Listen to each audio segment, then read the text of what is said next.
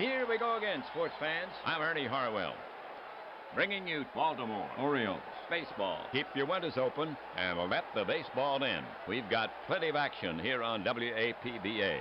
We're coming to you from out here at the park. Today, the visiting New York Yankees will test the Orioles at home. Their record now, 0-2. This is the third of a three-game set. The Orioles have been shut down by the Yankees so far. The Orioles take the field here in the first. Manager Weaver sends out his squad this way. Powell at first base. Johnson at second. Belanger, the shortstop. Robinson at third. Across the outfield, in left, it's Buford. In center, Blair. And over in right, Robinson. Hendricks is behind the plate and going today for Baltimore. Davis, the right-hander. He will be facing Yankees starter, left-hander Pennock. So settle in. We're ready to start this game.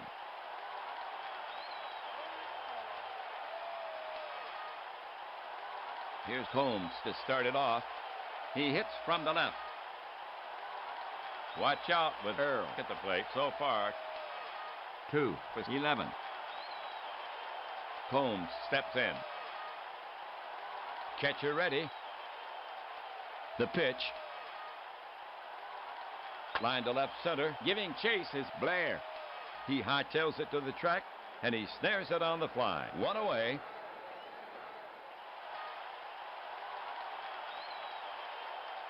Musial is now up. Excellent credentials with the stick. To date, batting 2 for 11. Bob can get on. Musial steadies his bat. Pitcher Davis set to go. Davis brings it. Grounded hard to Robinson. Backhand stab, and it is by him. Base hit. Buford is in. He'll hold Musial to a single.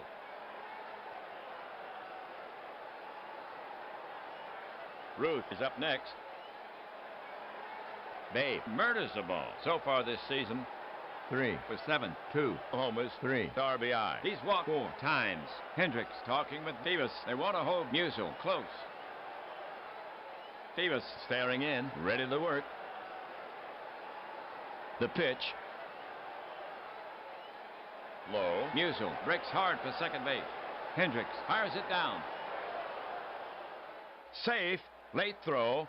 That's his first steal of the season. Ruth back in the box. Davis climbs a mound. Davis looking home. Musial moves another step away from second. Davis rocks and fires. Lined shot to right. Toward the gap. Robinson races back. Reaches over his shoulder. Hits over his head. Musial will score, and he will make second easily. Stand-up double for Ruth.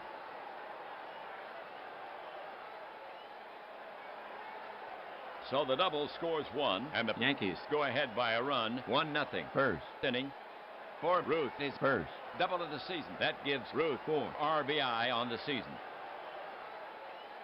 Garrett now walks out the bat. 1 down. Ruth on second. New can really kill the ball. To date, 3 for 6. 1 homer. He's walked 5 times. Pitcher Davis eyeing Garrett. Now he's ready. Ruth at second takes a big lead. Now the delivery. Garrett started the swing. Did he hold up? They check with the third base ump. A base on balls for Garrett, and that sets up the double play. 2 on, the top of the first inning. Azari up to bat. A trusty bat. To date at bat, only 1 for 11. He's due. Tony waits. Davis climbs a mound. Right-hander Davis goes to the set position. The runners take their lead. The pitch, grounded hard to short. Could be 2. Belanger fields it. Flips to Johnson at second. Over to first. Yes. 2 for the price of 1. And they get out of the inning.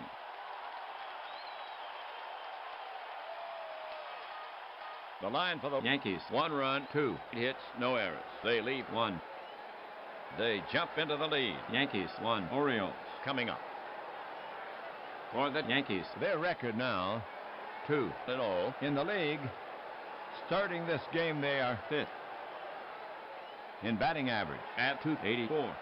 Number 2 in home runs with 3.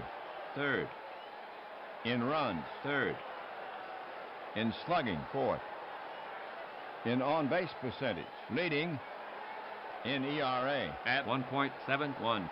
The Yankees take the field here in the first. Mack has set his opening slate. Garrett at first base. Lazari at second. Koenig, the shortstop. Dugan at third. The outfield consists of Musial in left field, Combs in center field, and Ruth over in right. Collins is behind the plate and on the mound for the Yankees. The left-hander, Pennock. To get it going for the Orioles. Here, Buford. Don can be dangerous. Looking for his first hit. 0 for 9. Left-hander Pennock ready. The delivery from Pennock. Hit in the air to center. Combs takes 3 steps to his right, and he covers it. 1 down.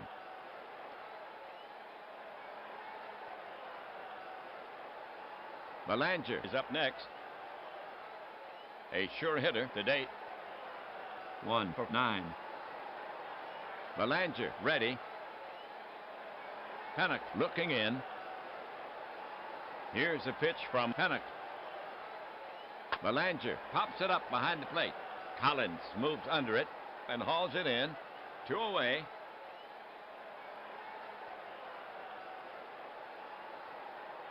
Next to bat for Baltimore is a left-hand hitting Powell. Boog can pound the ball. On the year, 2 for 9. 1 homer. Powell waiting for Pennock. Pennock focuses in on the target. He brings it home. Cut on, way out in front. That's 3 away.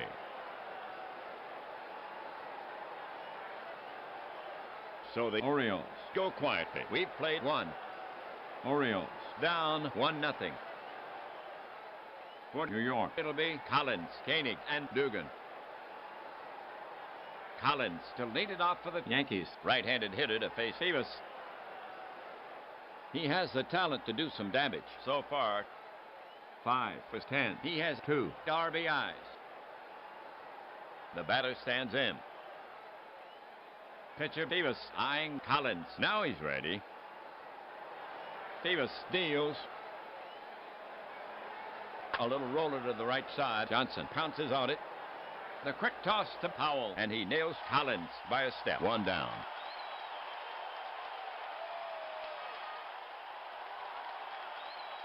Next to bat for New York is Koenig, hitting from the left side here.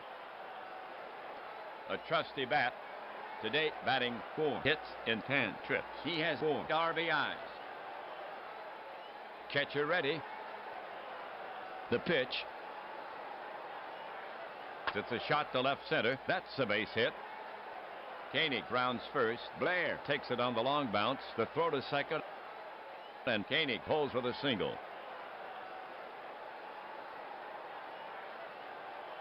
One on. Dugan will bat next for New York. A right-sider.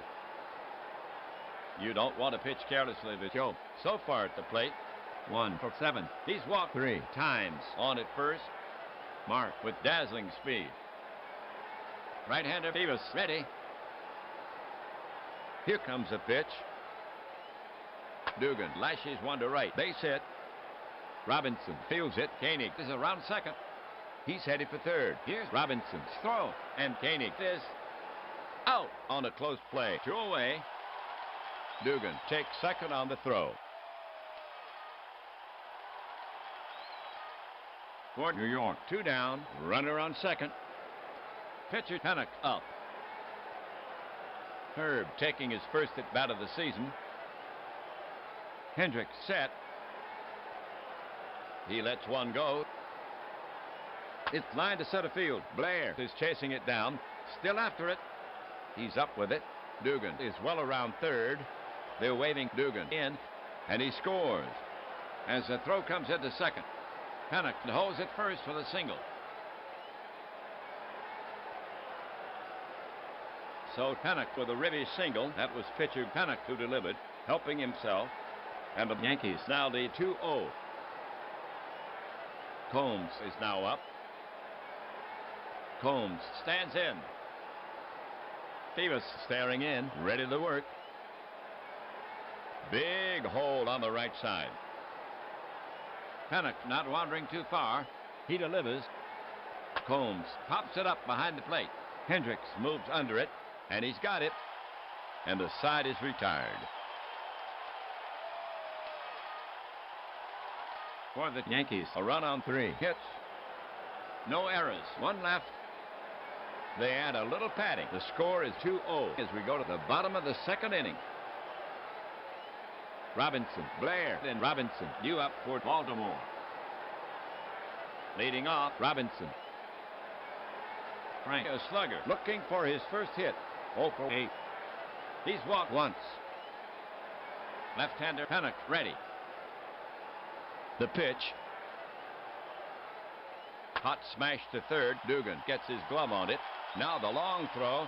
Gehrig scoops it on 1 hop, but he bobbles it. He's safe. And they give Robinson the hit. And that's his first hit this season. Next up, Baltimore hitter Blair. Paul is a tough out so far at the plate. 1 for 8. He's walked once. Blair now ready. Now Pennock ready. Pennock brings it home. The ball is lifted into right center. Not deep. Ruth drifts into the gap and takes it in. 1 away. And Robinson gets back safely as the throw comes in.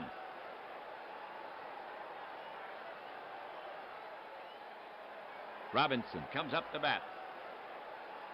Brooks, a modest hitter to date. 1 for 7. He's walked once. Robinson steps up to the plate. Catcher ready. Space on the right. The delivery. Drill toward third. Dugan fields a short hop to second for the 4th. Back to Gehrig at first. Double play. And they get out of the inning.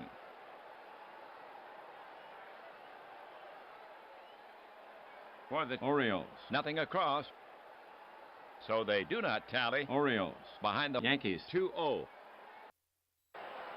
Baltimore will now face the New York string. Musial, Ruth, and Gehrig. To get it going, Musial. Musial waits. Pitcher Davis eyeing Musial. Now he's ready. Now Davis comes home with it. Hit deep. It's going. But it won't make it. Buford hauls it in. 1 away.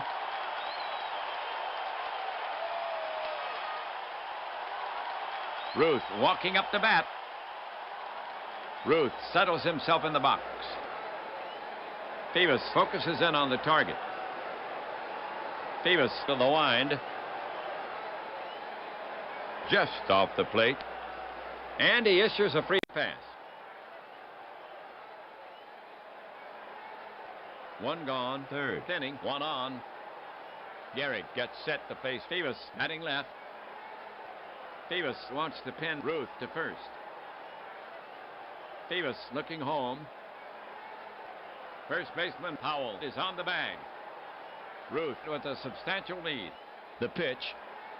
Bouncer to Johnson. He flips to Belanger at second. And they get him. And that's all they'll get. The toss to Belanger tied him up. Gehrig reaches on the fielder's choice.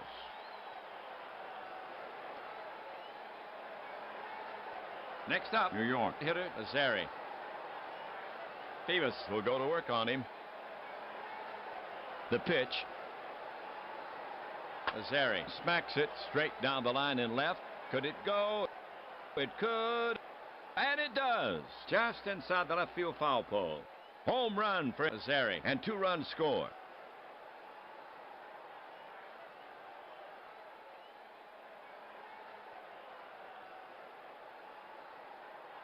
So Azari pops a 2-run dinger, his first home run of the season, and the Yankees now lead 4-0. That gives Azari 3 RBI on the season. Collins is the next hitter. Pitcher Davis set to go. The pitch. Pulled sharply to Robinson. Room service bounce. The long throw to first. And they get him. And the side is retired. For the Yankees, 2-1-0. So the Yankees now with a safer margin. Orioles down 4-0. And they have plenty of time to get back in this game as they come to bat. The Orioles will send out the bottom of the lineup. Johnson, Hendricks, and Davis. Johnson leading it off. A sure hitter to date at bat. 2 for 6. He's walked twice. Johnson now ready. Pennock looking in. The pitch from Pennock. Poke to left center. It's playable. Musial and Combs converge. Combs calls him off, and he pulls it in. He closed that gap in a hurry. 1 down.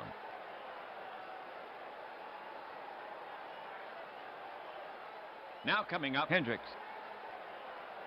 He has not been a hitter of late to date at bat.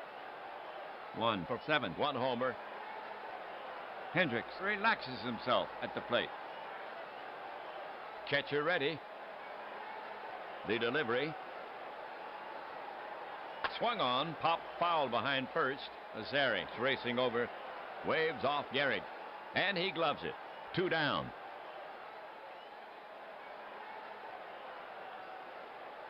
Davis up.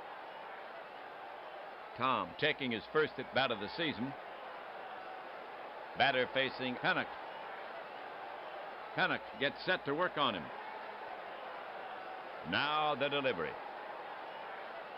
Swung on, lined a shot to center. Combs runs straight back. He got a quick start. Turns and reaches and brings it down. He made that look easy. 3 down.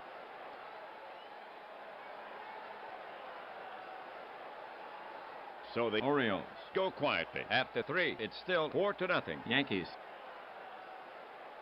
The Yankees will send out the bottom of the lineup. Koenig, Dugan, and Pennock. Here's Koenig to start it off. In the box now. Davis focuses in on the target. The offering. Routine grounder to second. He's up with it. He flips to Powell, and they get him. 1 away. Now coming to bat for the Yankees, Dugan. Davis looking in. Davis into the wind. Dugan blasts the drive to right center. It might have the distance. It rattles the wall. Blair plays the carom. Dugan is going for 2. Here's the throw. And Dugan pulls into second with a long double. Second safety for Dugan. For Dugan, his first double of the season. Pennock is now up. Davis comes set. Pitcher steps off. Davis is back on the rubber. The offering from Davis just off the corner. A base on balls. That was Pennock's first walk of the season. Next up, New York hitter Combs. Davis set. Davis brings it. Spanked hard to the hole on the right side. It skips past Johnson and onto the right field for a hit. Robinson racing over. Dugan is around third. Pennock is around second. They're waving Dugan in. Pennock is headed for third. Dugan will score as the throw comes into Johnson. And Pennock gets into third.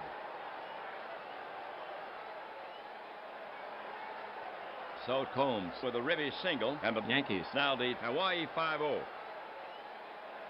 Yankees hitter Musial. And here comes Orioles manager Weaver. He's asking Davis for the ball. They'll go to Harden, the right-hander. So Davis is yanked early. He goes only 3 1/3. He yielded 5 runs so far on 8 hits. A homer. Walk 3. He's responsible for the runners. He can only lose it. For Harden, this is his first appearance. He's a right-handed pitcher. He'll try to hold him to let the Orioles get back in it. Harden takes a few warm-up pitches. He's rubbing up the ball. We're ready to go. Batter up. Harden is ready to fire it in. Infield deep. The offering from Harden. Musial hits a frozen rope. Straightaway center. Blair backs up a couple of steps, and he reaches up and grabs it for the putout. Pennock is tagging. They're holding Pennock at third as he fires the ball back in. Combs retreats to first. Ruth up. Right-hander Harden ready. The runners take their lead. Harden kicks and deals. Ruth started to go round, but he checks his swing in time. He takes a walk to first. That will load him up.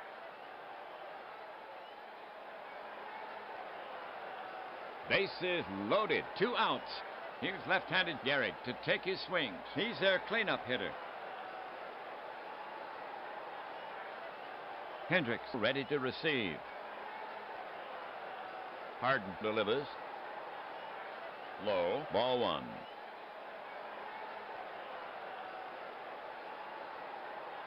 Garrick stands in again. Catcher Hendricks sets his target. The runners take their lead. Harden to the wind. Garrick tomahawks it into the gap. Blair hustles after it. Pennock scores easily. Combs comes around third and scores. Ruth is around third. They're waving Ruth in, and he scores. Garrick holds at second with a double as the throw comes back in.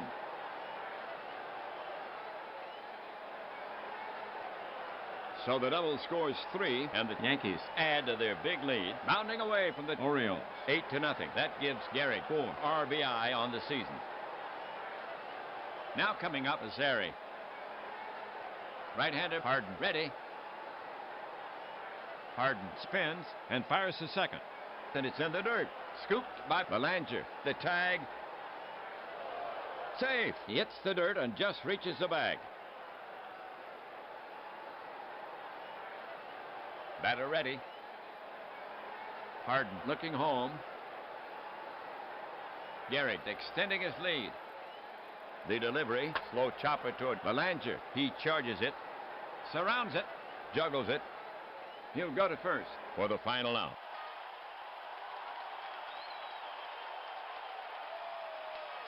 That'll do it for New York. 4 runs on 3 hits. There were no errors. A very persistent bunch. The score is hungry because I ate nothing as we go to the bottom of the 4th inning. The Yankees will face the top of the order here in the 4th. Buford, Belanger, and Powell. Here's Buford to start it off.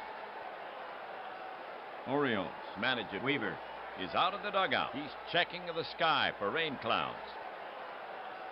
Pennock will go to work on him. The pitch. Buford waves at one in the dirt, and he's a strikeout victim. 1 away.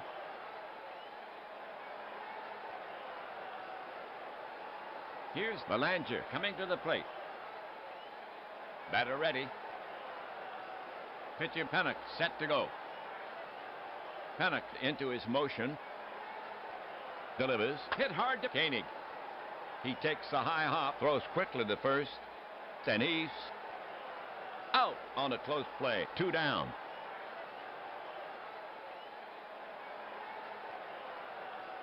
Powell up there. Pennock will go to work on him. The pitch from Pennock. Fastball. It's a number to the left of the mound. Koenig charges. Picks up the ball barehanded and bounces it in the dirt. Safe. Garrick can't dig it out. So the Orioles have a runner on the air. Score that E6 on Koenig.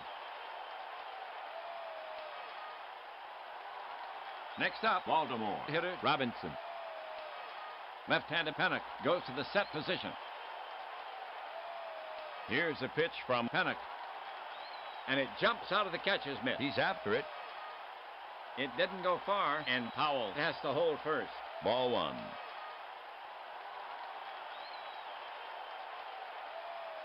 Robinson stands in again. Catcher Collins sets his target. The pitch. Robinson swings. It's hard and long. Sending Musial back. Will it be deep enough? No. Musial is there. He squeezes it. Orioles go down. For the Orioles, no runs, no hits, and one Yankees error. They leave one.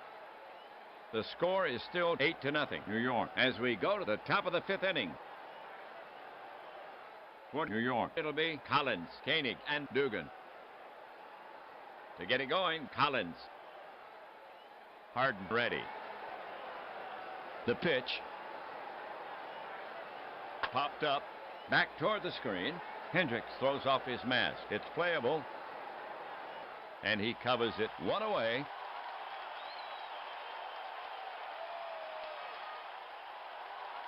Next batter, Koenig. Batter ready. Right-hander, Harden ready. Harden delivers.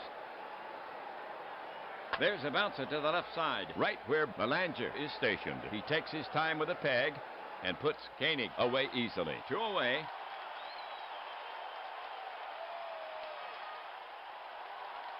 Dugan to face Harden. Batter up. Right-hander, Harden ready. The pitch. Check swing and a roller back to the mound. Harden is up with it. Takes his time and tosses it to Powell for the putout. So the Yankees go down 1-2-3. Orioles still down by 8. For Baltimore, it'll be Blair, Robinson, and Johnson. Blair will lead it off. A reliable power hitter. Catcher Collins sets his target. Now he comes home with it. Way outside. Blair draws a base on balls, and that's the first walk issued by Panik. Robinson is the next hitter. Panik comes set. First baseman Garrett holding the runner on. He comes home. It's back to him at the mound. Panik turns and throws to second in time for the out. And Robinson is on at first. Notch one.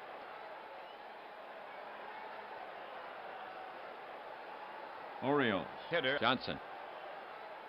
Panik comes set. Panik brings it. Swing and a miss. Hang up a K for Panik. 2 gone.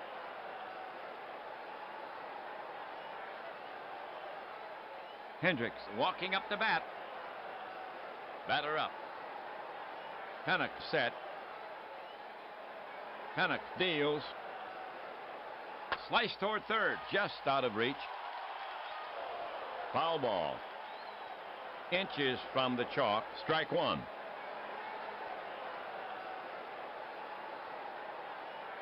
Hendricks ready to take on Panik again. Panik gets set to pitch. Panik cranks it up. Swung on, and it's pulled hard to right. Goodbye, Mr. Spaulding. It's gone. A 2-run dinger.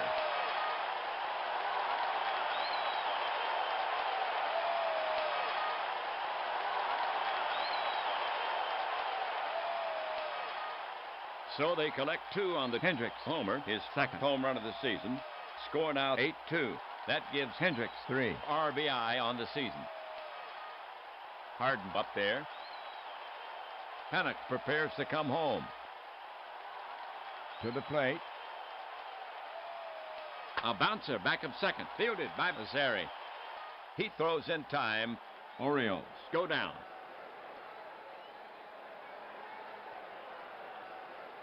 For the Orioles, 2 runs on 1 hit. No errors. They score, but still trailed by 6. Orioles on the short end, 8-2. For New York, here in the 6th, Panik, Combs, and Musial. Here's Panik to start it off. Pitcher Harden eyeing Panik. Now he's ready. The pitch comes in. Panik stirs a breeze. Down on strikes. 1 down. Here comes Combs to take his cuts. Right-hander, Harden, ready. Harden with the pitch. And it's chopped down the first base line. Howell covers it and touches the bag. 2 away.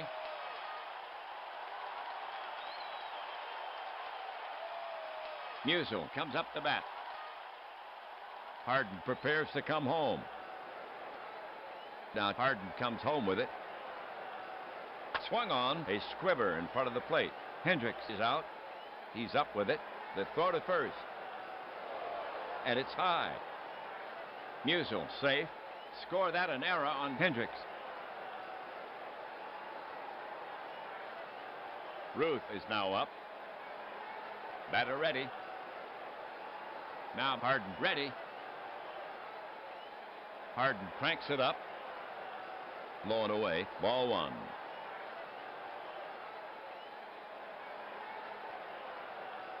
Ruth ready to take on Harden again. Pitch him. Harden set to go. Musial 2 full strides off first. He cranks and fires. Ruth strokes this one. Oh, forget about it. Goodbye. Home run for Ruth. And 2 runs score.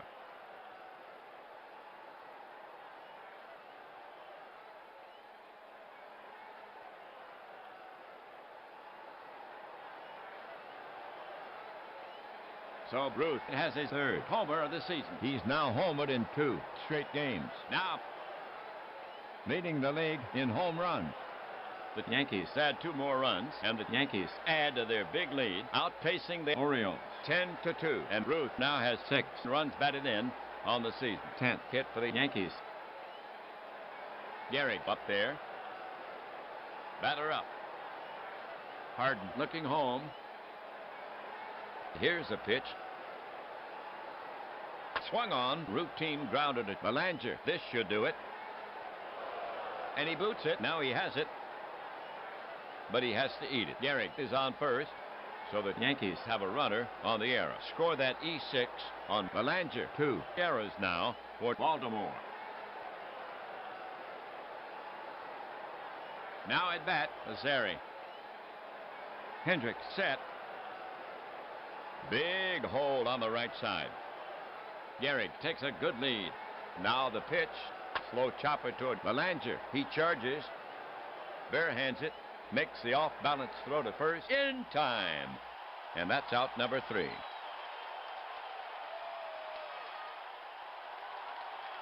For the Yankees, 2 runs, 1 hit, 2 errors. They leave 1. So the force is with the Yankees. Orioles down 10 runs to 2. Baltimore due up. The Yankees will face the top of the order here in the 6th. Buford, Belanger, and Powell. Here's Buford to start it off. Don can get on. Buford ready to bat. Pennock prepared to work. The pitch to Buford. Swung on, smashed toward the gap in right center. Combs is racing back. Hits over his head, off the wall. He's chasing it down. Buford hits second on a full steam, and he puts on the brakes. The coach is holding him up. Double for Buford. For Buford, his first double of the season, and that's his first hit this season. Here comes Belanger to take his cuts. Pennock prepared to work. Buford edges a bit more off second. He doubled to lead it off. The pitch. Base hit right field. It drops in front of Ruth. He has to play the long bounce. Buford rounds third. The throw comes into Gehrig, and they're holding Buford at third.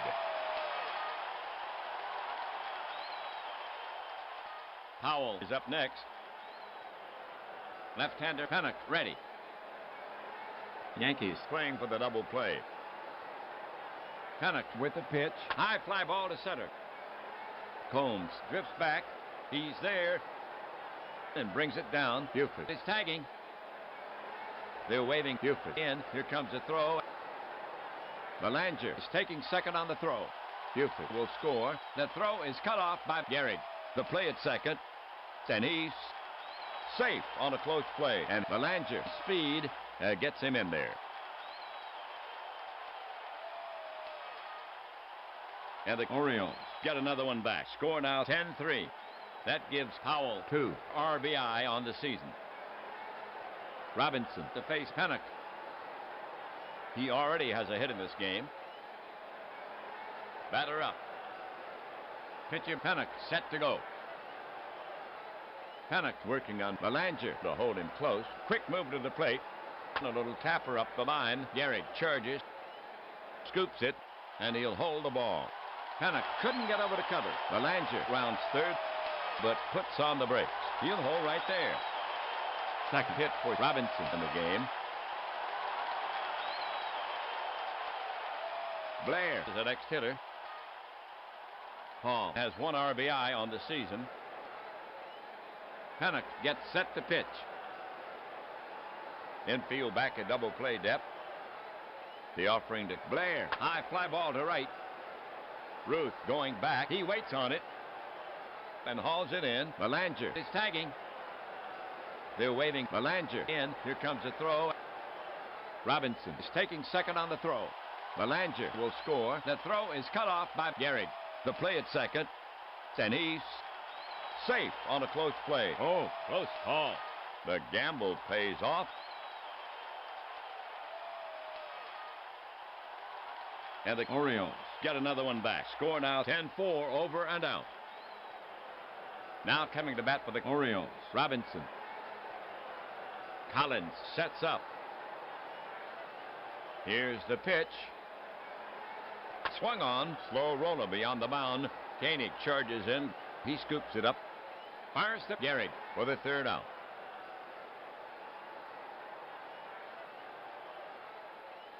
The half for the Orioles. 2 runs, 3 hits, no errors. They lead 1.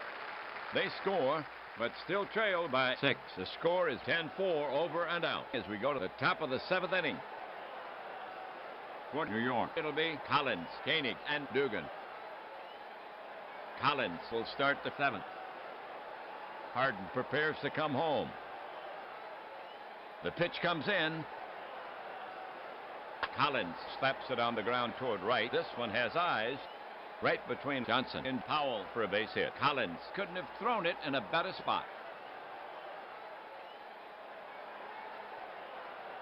Koenig up there. Harden set. Harden brings it home. Strike called, and Collins is off the bag. Hendricks throws down, and they get him. Picked off. 1 away. So Koenig will get back in there. Hendricks ready to receive. The pitch. Swung on. A squiver in front of the plate. Harden is in. Picks it up. Spins. Fires to first. In time.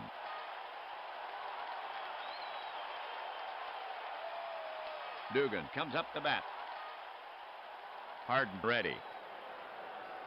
Harden brings it to the plate. Dugan drills one by Robinson. Backed up by Belanger. The long off-balance throw. The stretch by Powell. Out at first. And that retires the side. For the Yankees, nothing across. We've played 6.5. Orioles still down by 6. Okay, folks, on your feet. Take a break for the 7th inning stretch.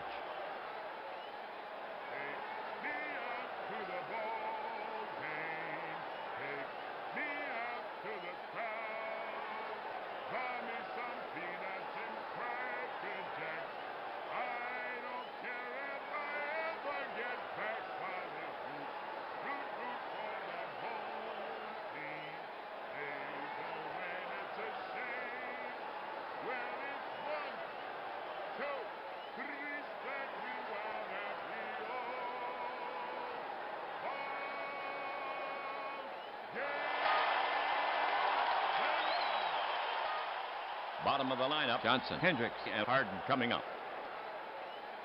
Here's Johnson to lead it off. Decent power. Batter up. Pennock will go to work on him. Pennock into the wind. Fly ball left field. It's playable. Musial moves under it, and he's got it. One away. Hendricks to face Pennock. Pennock prepared to work. The pitch. Low. Ball 4. And he hustles down to first, and that's only the second walk issued by Pennock. That was Hendricks' first walk of the season. Harden is the next hitter.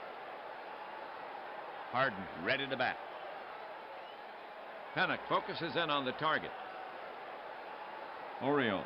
Skipper Weaver walking down the bench. Weaver is recalling pitcher Harden. Rettenman will pinch hit for him. That's right. He shoulders the bat. Heads out. Harden pitched 3 2/3. He leaves with 3 runs. 1 earned. On 3 hits. A homer. Rettenman to face Pennock. Pennock gets set to pitch. The pitch. Rettenman pounds it on the ground. Azari stops it on one hop. Shovels to Koenig for the force. And he leaps over Hendricks and guns it to first. In time for the double dipper. For the Orioles, no runs, no hits, no errors. So they do not tally. We've played 7. Orioles down 10-4. Pennock, Combs, and Musial to bat next. Adamson is coming on in relief for Baltimore. For Adamson, this is his first appearance. He's a right-handed pitcher. With this game pretty well decided, Earl will give him some work. Pennock will lead it off. Adamson is finished with his warm-up pitches. The umpire is brushing off the plate. We're ready to go. Pitcher Adamson set to go. Here comes the pitch. Routine grounded to second. He's up with it. He flips the Powell, and they get him. 1 away. Now coming up, Combs. Adamson focuses in on the target. And the pitch. Grounded weakly to Powell. And he steps on first for the out. 2 gone.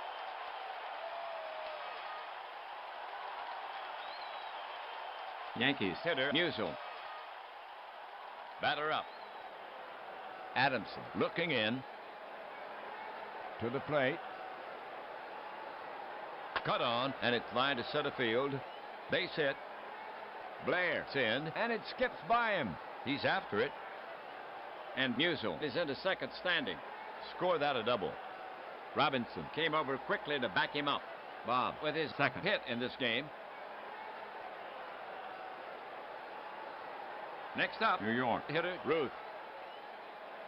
Adamson looking home. Musial moves quietly toward third. The pitch just off the corner. A base on balls. Gehrig is up next. Hendricks crouched down now. The runners take their lead. The pitch comes in. Cut on. Bag to right. It's in there. They were off with a hit. Musial is around third.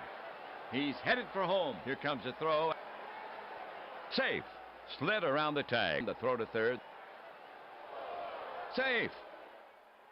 And Gehrig holds it first. Single and an RBI.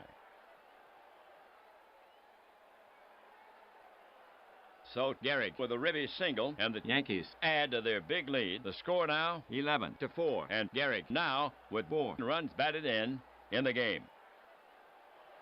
Now at bat, Azari. Pitcher Adamson eyeing Azari. Now he's ready. He comes home. Wild pitch, and it goes back to the screen. Ruth scores. Gehrig is heading for third. The throw. Not in time. Good heads-up base running.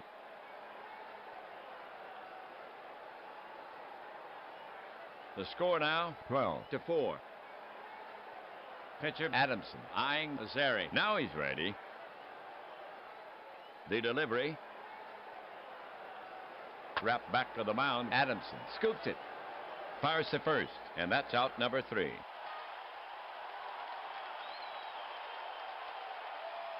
For the Yankees, 2 runs, 2 hits, no errors. They leave 1. So the force is with the Yankees. Orioles down 12-4. Baltimore due up. Here's one for you figure fillers. The Yankees are on top in secondary average. Strong in walks. Stolen bases. Extra base hit. Baltimore now will send out the top of the order. Buford, Belanger, and Powell. Leading off, Buford. The Orioles need something biblical here.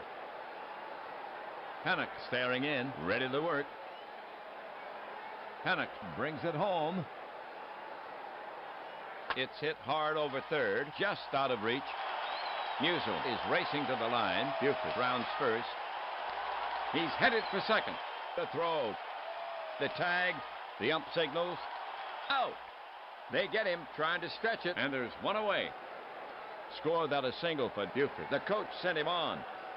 What was he thinking about? They lose a valuable runner. I hope Weaver has a long-term contract. Belanger is now up. Pennock staring in, ready to work. Here's the pitch. Belanger lashes one to right toward the gap. Ruth races over, but he won't get it. Belanger is going for 2, and there will be a play at second. The tag, safe on a very close play. Double for Belanger. Mark with his second hit in this game for Belanger. His first double of the season. Next up, Baltimore. Hitter Powell. Catcher Collins sets his target. Speedy Belanger edging toward third. The pitch. Powell skies it to left. Should be no trouble. Musial drifts over for it and records the putout. Belanger is tagging, but they're holding him at second as the throw comes in.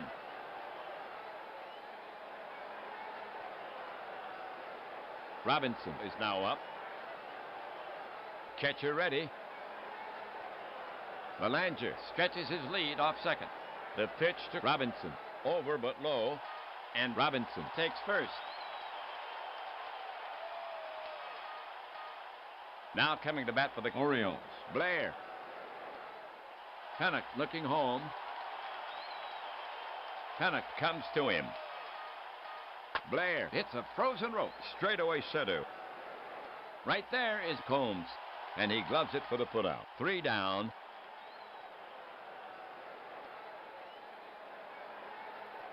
For the Orioles, no runs, 2 hits, and no errors. They leave 2. They had a good chance, but did not cash in. The score still 12-4. Orioles trail. The Yankees will have Collins, Koenig, and Dugan here in the 9th. Collins to lead it off. Collins ready to bat. Catcher Hendricks sets his target. Now the delivery. That's high and deep by Collins. Blair is on the run. On the run. It's starting to tail away from him. He makes a catch. 1 away.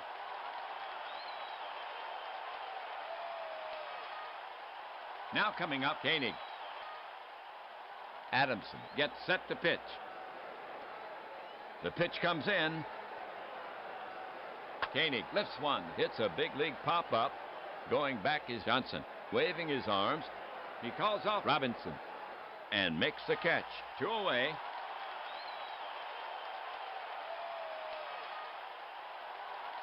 Dugan's up. Catcher Hendricks sets his target. Now Adamson pitches. Scorched back through the box. It caroms off his leg. Belanger charges over. Bang, bang play at first. Dugan is out. Adamson shakes it off. He'll be all right. Side retired.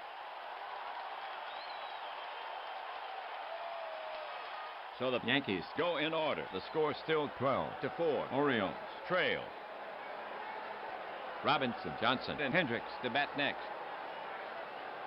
To get it going, Robinson. Collins sets up.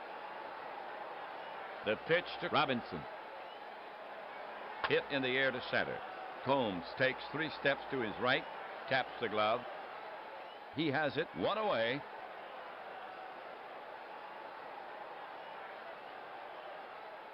Now coming to bat for the Orioles, Johnson. Pennock looking in at the target. Now the pitch. Taken. Ball. Johnson walked.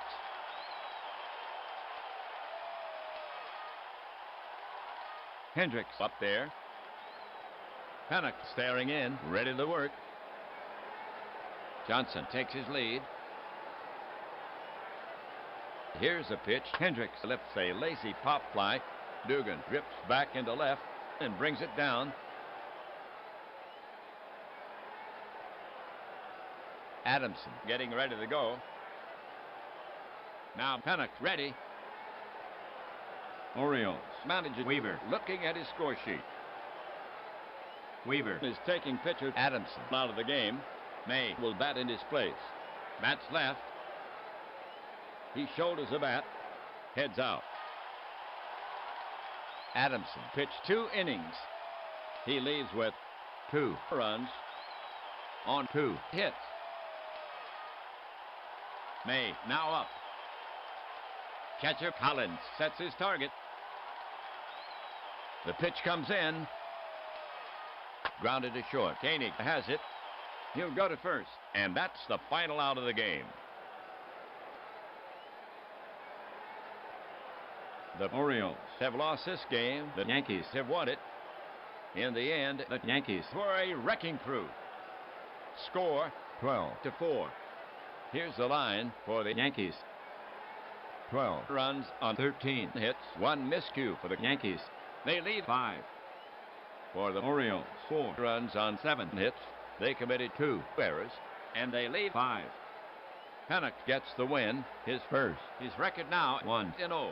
Davis takes the loss, his first. His record now 0-1. So that winds up this 3-game series. Yankees Take the series. 3 zip for the Yankees. They have been playing very well. Now with 3 straight wins. That's a fine start to this season. For the Yankees. Overall, they now stand at 3-0. With this win, they move into undisputed first place. The Orioles. Now with 3 losses in a row. Bye for now, everybody. Ernie Harwell and WAPBA leaving you from Baltimore. Final score? New York Yankees 12. Baltimore Orioles 4.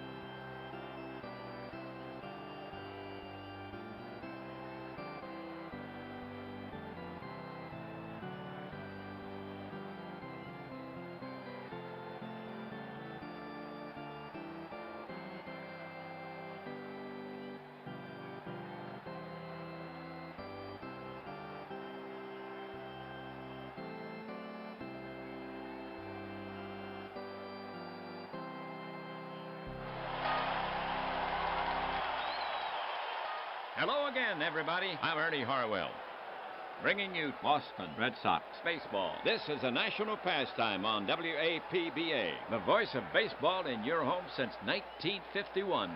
We're coming to you from out here at the park where the Red Sox will host the visiting Washington Nationals. Their record now, 2-0. This is the third game in this three-game series. The Red Sox Have snookered the Nationals. so far. The Red Sox take the field here in the first. Let's see. Manager McCarthy sends out his squad this way. York at first base. Dorr at second. Pesky, the shortstop. Russell at third. The outfield consists of Metkovich in left field, DiMaggio in center field, and Williams over in right. Wagner is behind the plate, and today the Nationals will try to solve the lefty, Harris. He can get that big strikeout for you when you need it. He will be facing Nationals starter, left-hander Whitehill. So settle in. We're ready to start this game.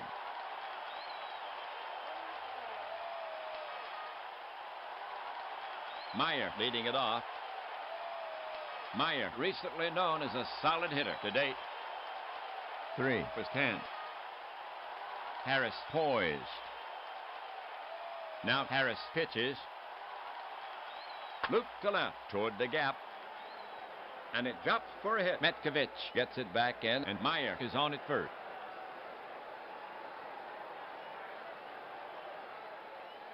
Nobody out. First Inning, 1 on. Washington now sends Manouche to bat, hitting from the left side. A bat to watch. On the season, 2 hits in 9 trips. Meyer at first has wings. Manouche steps up to the plate. Harris looking in. Here he comes. Manouche pounds it on the ground. Dorr stops it on one hop.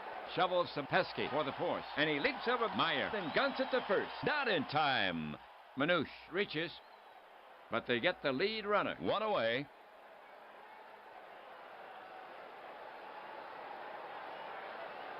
Kuehl getting ready to go. A force to be reckoned with on the year. 2 hits in 8 trips. He's walked twice. Harris steps off to bring Manouche back to the bag. Now he's back on the rubber, still eyeing Manouche. The hitter stands in. Pitcher Harris eyeing Kuehl. Now he's ready. First baseman York is on the bag. Manouche with a substantial lead. The pitch. Lifted down the right field line. That could be trouble. Williams races over into the corner. He leaps. Just out of reach. It's gone. A 2-run shot.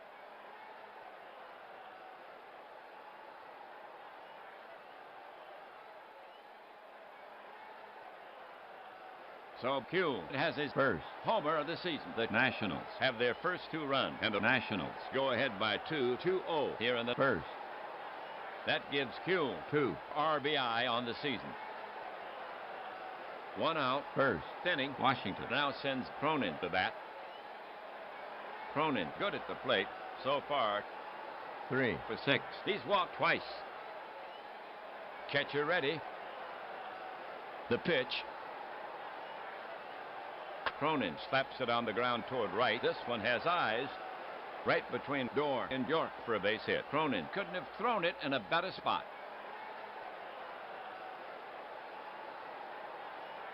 Washington now sends Goslin to bat, hitting from the left side. The Nationals have 1 down. Cronin down at first. Goose can be dangerous. So far this season, 1 for 8. Cronin is fast enough to be a factor here. Harris is ready to fire it in. He delivers. Half swing. Yes. Goslin went too far. Out on strikes. 2 gone.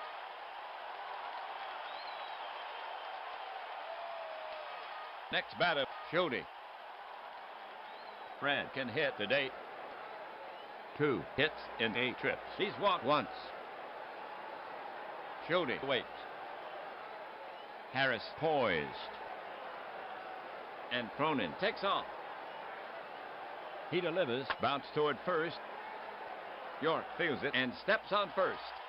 to retire the side. The half for the Nationals, 2. runs, 3. hits, no errors. They leave 1. And they go ahead in the game. Nationals, 2. Red Sox Coming up for the Nationals. Overall, they now stand at 0-2. In the league, they're 5th in batting average at .294. 3rd in stolen bases with 1. The Nationals take the field here in the first. Get your scorecard. Here's how it lines up defensively for the Nationals. Hugh at first base. Meyer at second. Cronin the shortstop. Bluegey at third. The trio in the outfield. In left, it's Schulte. In center, Manouche. And over in right, Goslin. Sewell is behind the plate. And today, the Red Sox will try to solve the port-sided Whitehill. This is Whitehill's second start of the season. No wins, 1 loss. He lost his last start. After 1 game, his ERA at 9. Pesky will get it started for the Red Sox. Excellent credentials with the stick. To date, batting 3 for 8. He's walked once. Left-hander Whitehill ready. Here he comes. High and tight. The ump says ball 4. And Johnny will get down to first.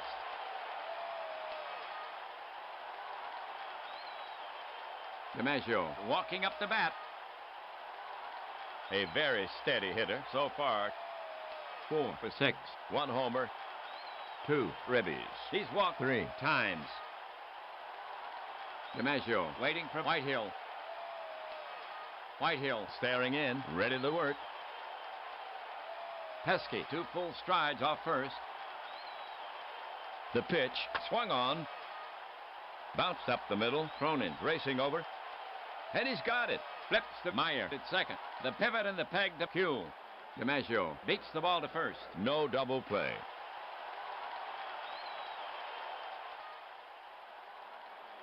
All right. Williams is stepping up to hit against Whitehill. He bats left-handed. 1 out. Runner on first. Awesome power. Way awesome. So far this season, 4 for 8. 2 homers, 3 RBI. Williams steadies his bat. Whitehill prepared to work. First baseman Kuhl right on the bag. Here's a pitch from Whitehill. Misses the strike zone.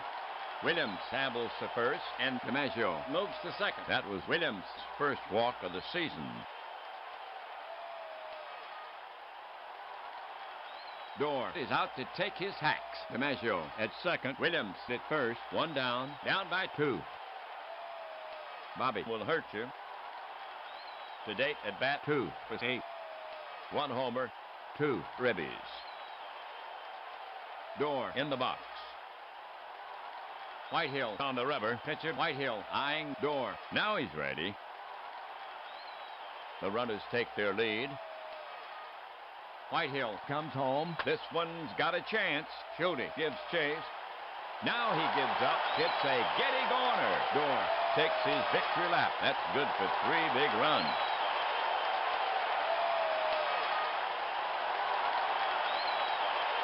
Bobby trots around the bases.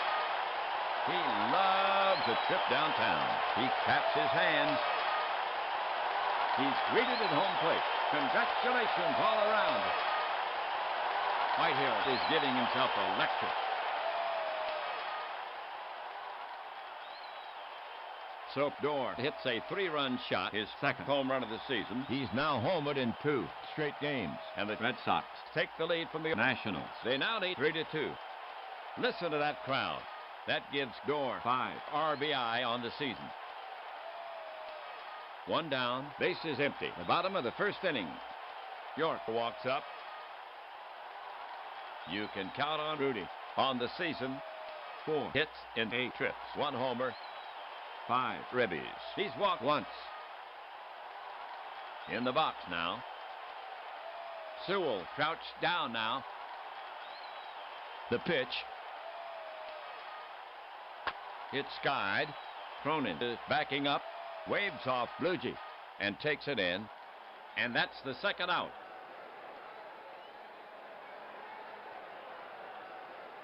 Now coming up, Metkovich. A trusty bat looking for his first hit. 0 for 8. Whitehill poised. Here's the pitch. Metkovich sends this ball airmail to left. Schulte lopes for it. Should be an easy play, and he makes the catch. That's 3 away.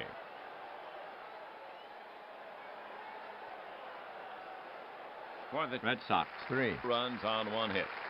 Boston goes out in front. Red Sox up 3-2. Harrison will now face the bottom of the Nationals lineup. Sewell, Bluegee, and Whitehill coming up. Sewell leading off the second. He'll take advantage of your mistakes. So far, 3 for 8. Harris looking in. Harris into the wind. Chopper back to the mound. Harris up with it. Flips the first for the out.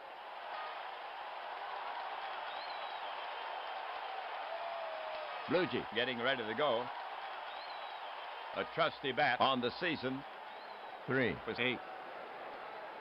Wagner sets up. He wheels and deals. Swung on, line to short. And he spears it. Bluegee is gone for the second out.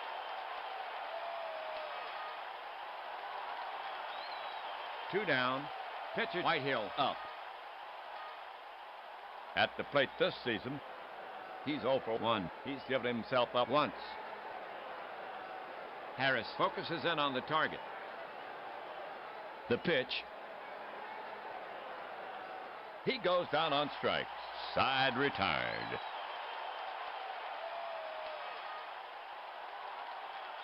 So the Nationals are retired in order. The score is still 3-2. Boston as we go to the bottom of the second inning. Bottom of the lineup, Wagner, Russell, and Harris coming up. Here's Wagner to lead it off. He bats left. Wagner not a threat for average. On the year, 1 for 6. He's walked twice. Wagner stands in. Whitehill ready. Whitehill winds and fires. Fisted to right by Wagner. Goslin will have to hustle. He's there and hauls it in. 1 away. Red Sox hitter Russell. Let's see if he can outperform his advanced billing. So far, 1 for 8. Russell relaxes himself at the plate. Whitehill looking home. The pitch. Russell dribbles one down the first baseline, but Whitehill is able to reach it. Shovels the fuel, hustling back, and that's all for Russell.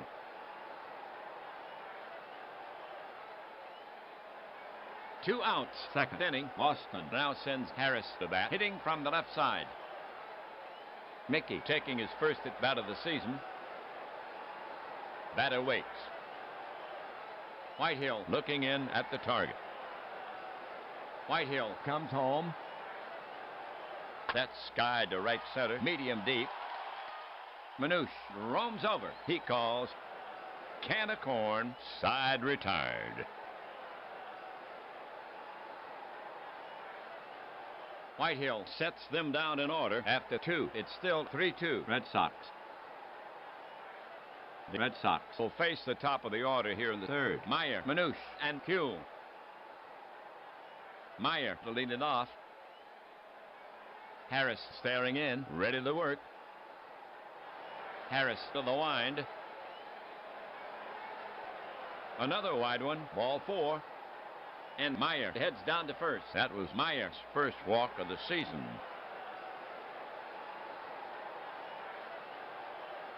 Manouche getting ready to go. Meyer pawing the ground at first.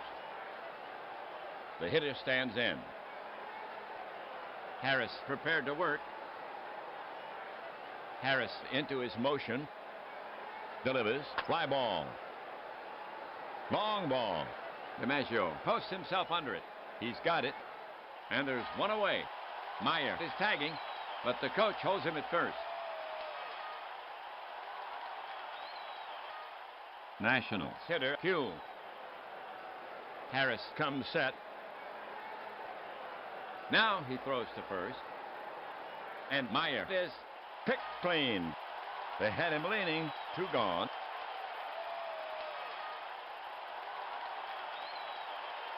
Hugh settles himself in the box. Harris looking in at the target. The pitch. Hit in the air to center. DiMaggio takes 3 steps to his right, and he covers it.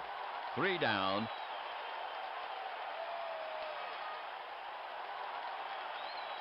That'll do it for Washington. No runs on no hits. So they do not tally after 2.5. Red Sox Up by 1. Boston now will send out the top of the order. Pesky, DiMaggio, and Williams. Leading off, Pesky. Sewell sets up. Whitehill winds up. Popped high in front of the plate. Sewell tosses it mask away. Waves off Bluegee, and he's got it. 1 down.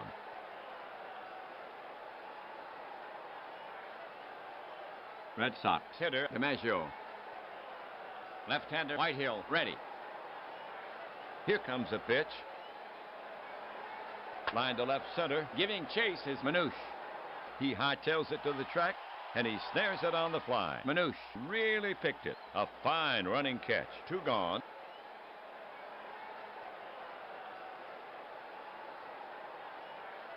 It's now Williams the bat. Pitcher Whitehill eyeing Williams. Now he's ready. The delivery. Swung on and lined. Base hit into center. Manouche picks it up and keeps Williams at first. So he's on with a single. 2 down, 3rd inning, 1 on. Next up, Dorr. Left-hander Whitehill ready. Whitehill with the pitch. Bout sharply to the left side. Cronin covers it. Flips it to Meyer to retire the side.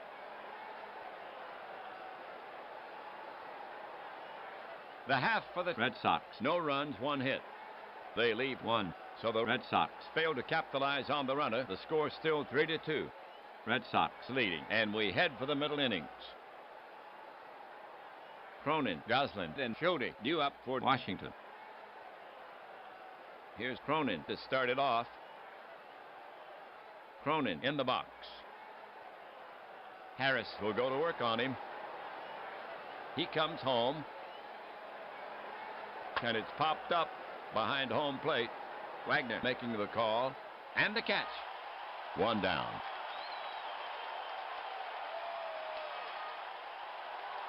Next up, Goslin. 1 gone, none on. The hitter stands in. Harris looking in. Harris with the pitch. That's batted to the right side. York fields it. And he runs to first ahead of Goslin. And that's out number 2.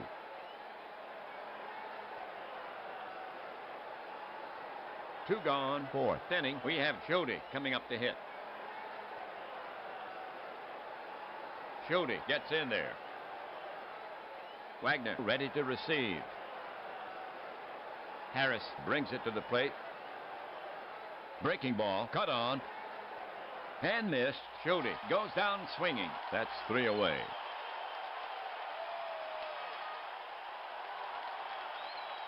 So the Nationals go quietly. The score still stands 3-2. Red Sox as we head for the bottom of the 4th inning. York, Metkovich, and Wagner due up for Boston. York leading it off. Whitehill looking home. The pitch. York laces it into the gap in right. It's a tweener to the walls. And York pulls into second base, standing up. For York is first. Double of the season.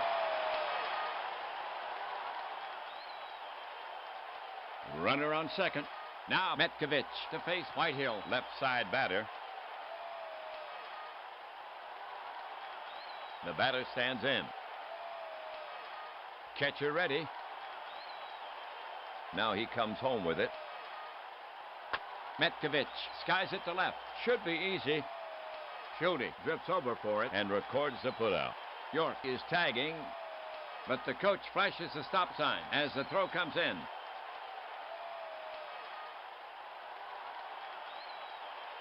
Well, one out. York on second. For Boston, we have Wagner to bat for the Red Sox. He bats from the left side. Wagner takes his stance. Catcher ready. The pitch. Wagner doesn't offer, and he draws a free pass, and that sets up the double play. All right, Russell is stepping up to hit against Whitehill. He's a right-handed batter. Runners at first and second. One gone. Russell relaxes himself at the plate. Whitehill climbs the mound. Whitehill staring in, ready to work. The runners take their lead. Pitcher steps off. Now Whitehill is set again. Whitehill cranks it up. Grounded hard at Bluegee. He's up with it. He goes to second for one. Back to first. Double play. And they get out of the inning.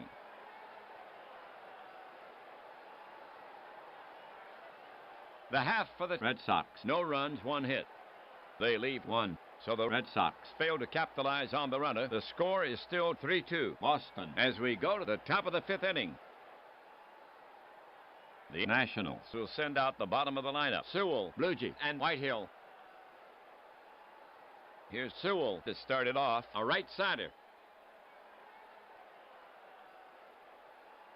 Sewell ready.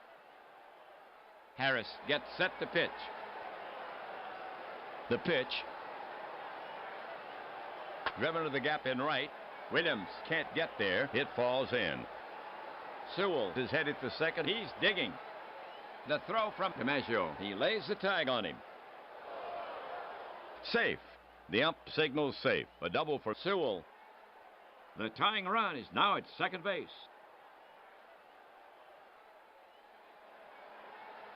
Right-handed hitter Bluegee gets set to bat against Harris for Washington. No outs. One on. Down by one. Bluegee 0 for 1. Harris stretches his arms above his head. Bluegee steps up to the plate, straightens his shoulder. Glances down at the plate. Waits. Harris sets up on the rubber again. Left-hander Harris ready. Now Harris comes home with it. Off-speed pitch. Misses. Bluegee draws a walk, and that sets up the double play. That was Bluegee's first walk of the season.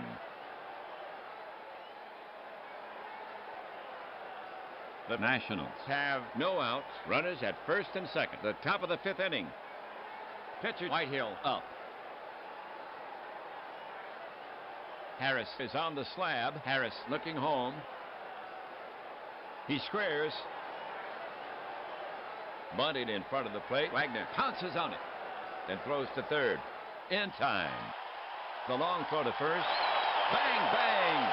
Double play. And the Red Sox have a chance to get out of a nasty situation, but they must still face Meyer. On the downside, the Nationals tied for first in grounding into double play with 5.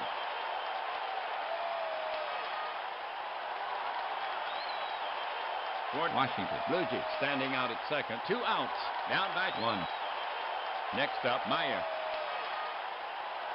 Meyer, 1 hit, 1 walk. Average speed at second. He scores, and we're tied up.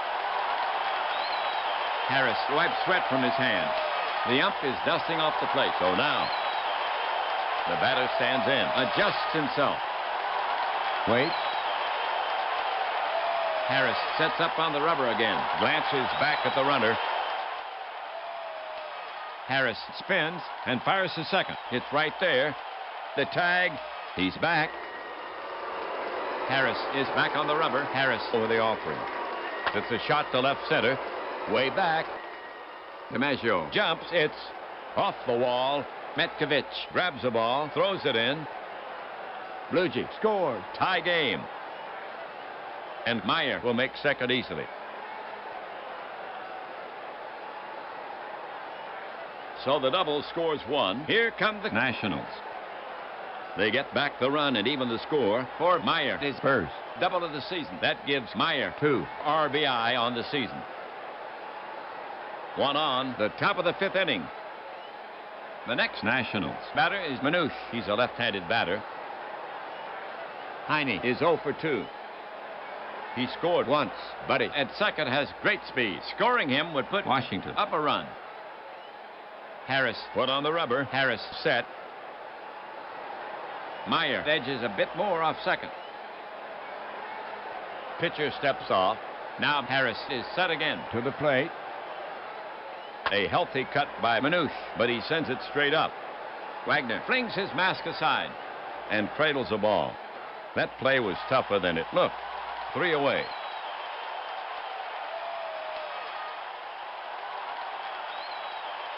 The half for the Nationals. 1 run, 2 hits, no errors. They leave 1. They have tied this game. Score knotted at 3. For Boston, it'll be Harris, Pesky, and DiMaggio.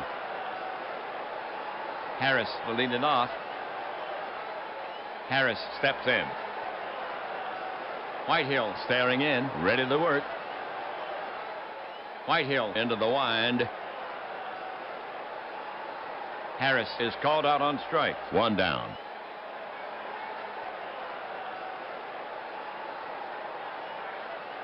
One gone. Pesky steps up to face Whitehill. He swings from the left side. Pesky walked and made out once. Johnny can get on. Pesky waiting. Sewell sets up. Whitehill into the wind. Soft liner to right toward the gap. It drops in front of Goslin, and Pesky is aboard with a single. The go-ahead run has reached. DiMaggio walking up the bat. DiMaggio is 0 for 2. He scored once. Pesky will take a big lead. He has the speed. Whitehill is on the slab. Now glances at Pesky. Pesky well off first. Now he throws to first, and Pesky gets back. Not his best move. Now Whitehill is back on the rubber. The pitch. Routine fly ball, center field. Manouche backs, and he makes the catch, and they are now 2 away. Pesky is tagging, but he holds first. 2 down, 5th inning, 1 on. Williams up. Ted, 1 hit, 1 walk, and he scored once. Whitehill now set. The pitch. Chopper back to the mound, and Whitehill bobbles it. No throw. Both runners are safe. Williams reaches on the error.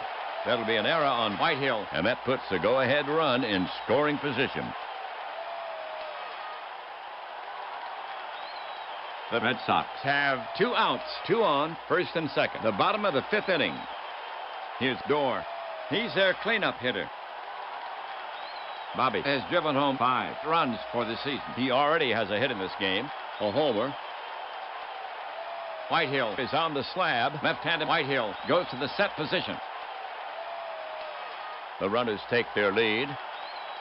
Whitehill brings it to the plate, popped high to the right side. Meyer drifts back. The runners are moving. He's under it and makes the catch.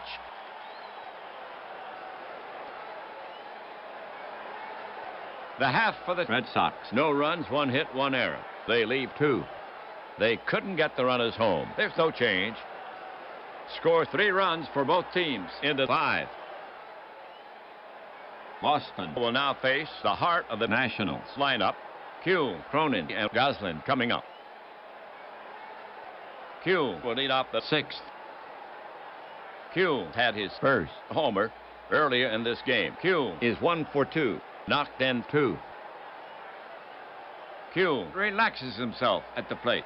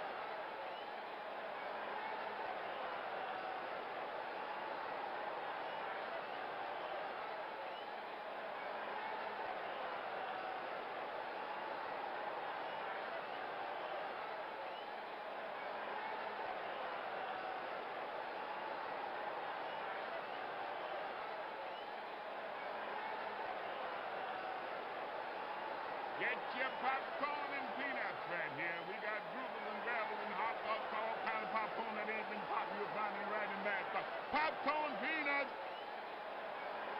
Wagner sets up. Here's a pitch. A bouncer back of second. Fielded by Dorr. He throws in time. One down.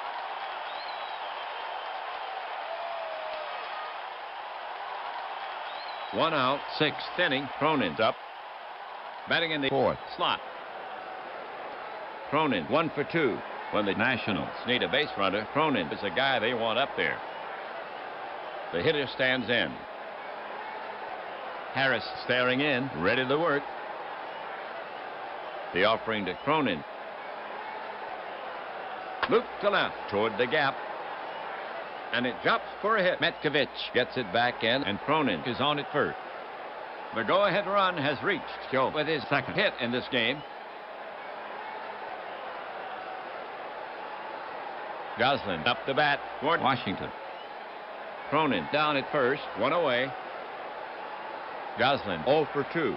Cronin has some speed. Harris climbs a mound. Harris set. And the pitch. Half swing. It's popped up. Wagner is out. York is in. Wagner calls him off, and he covers it. 2 away.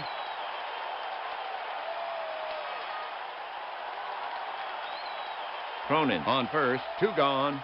Next up, Schulte. Schulte is hitless in 2 at-bats.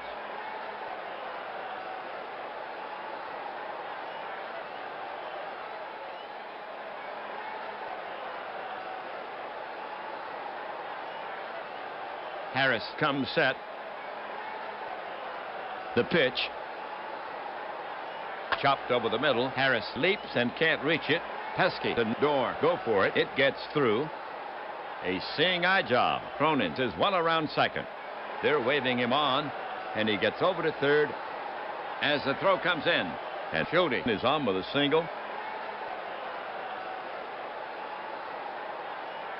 2 on. The top of the 6th inning. Here's Sewell. He already has a hit in this game, a double. Harris is on the slab. Now Harris ready. A little glistening on his upper lip. Cronin down the line some at third. The delivery from Harris wide of the strike zone. Ball 4. And Sewell shots down to first. Harris is upset with himself. His control has deserted him for the moment. That fills the bases. That was Sewell's first walk of the season.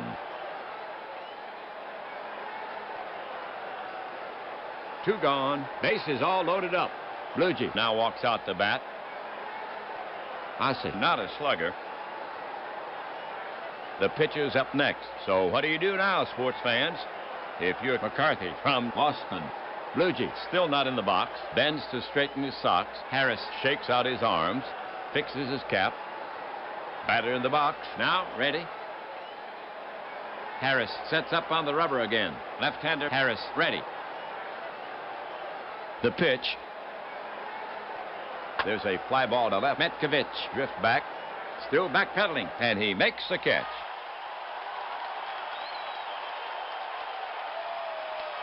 The half for the Nationals. No runs, 2 hits, and no errors. They lead 3.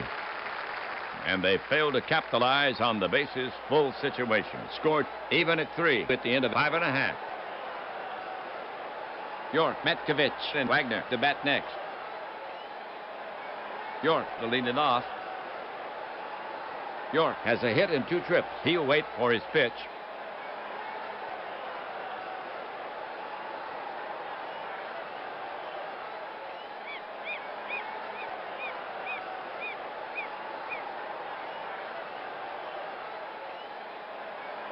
Sewell sets up. The offering from Whitehill. A skyscraper to deep left. Schulte races back. He turns left, and he stabs at the ball and has it. 1 down.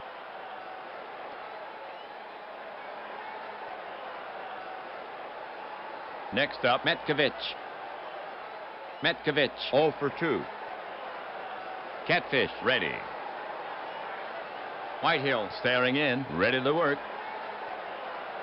And the pitch comes in. Squibber in front of the plate. Sewell grabs it. Fires to first. And Metkovich is retired. 2 away.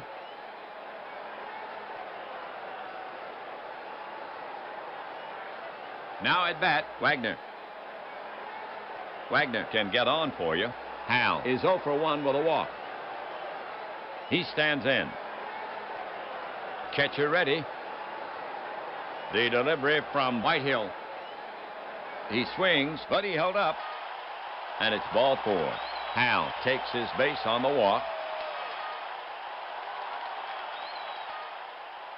2 gone, 6th inning, 1 on. Here's Russell to take his swings.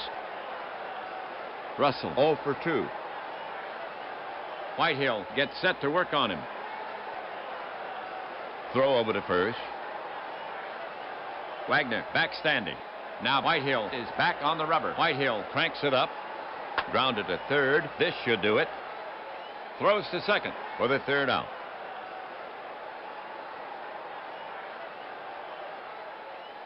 For the Red Sox, no runs, no hits, no errors.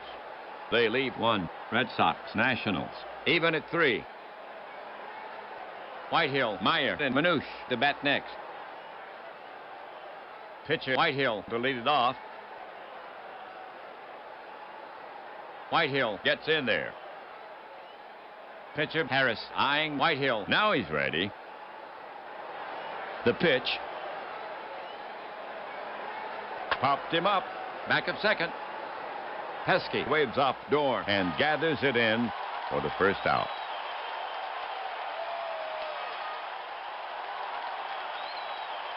The next Nationals batter is Meyer. He's a left-handed batter. Meyer has been on 3 times with 2 hits and a walk. He's driven in a run. Meyer has patience. Wagner ready to receive. The offering to Meyer. Hot shot to the right side. Door to his left. Pedal bounce. Juggles it. Throws quickly to first and gets him by a hair. And that's out number 2.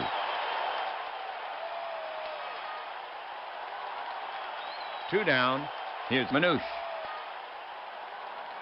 A reliable power hitter. Manouche is hitless in 3 at-bats. He scored once. Manouche relaxes himself at the plate. Left-handed Harris goes to the set position. The delivery from Harris. He goes the other way. Blooper to left center. Toward the gap. DiMaggio runs in on it. Pesky is backing up. It drops in, and Manouche is on at first with a base hit. Hugh to face Harris. Already has a homer in this game, his first. Joe 1 for 3, 2 ribbies. Harris stretches his arms above his head. Wagner crouched down now. First baseman York holding the runner on. A toss over to first, and Manouche steps back to the bag. Now Harris is back on the rubber. Harris comes to him. Hugh pops it up behind the plate. Wagner moves under it, and he's got it for the 3rd out.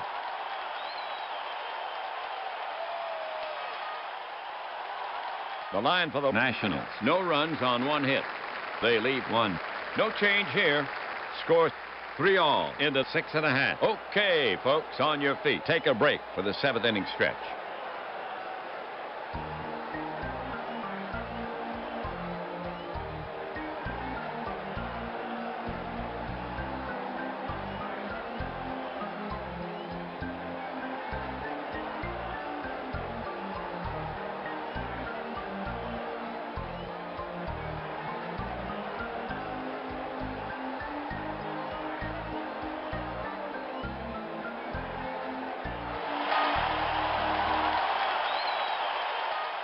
Harris, Pesky, and DiMaggio due up for Boston. Here's Harris to lead it off. He stands in. Catcher ready. The delivery. Harris dribbles one down the first baseline, but Whitehill is able to reach it. Shovels the fuel, hustling back, and that's all for Harris.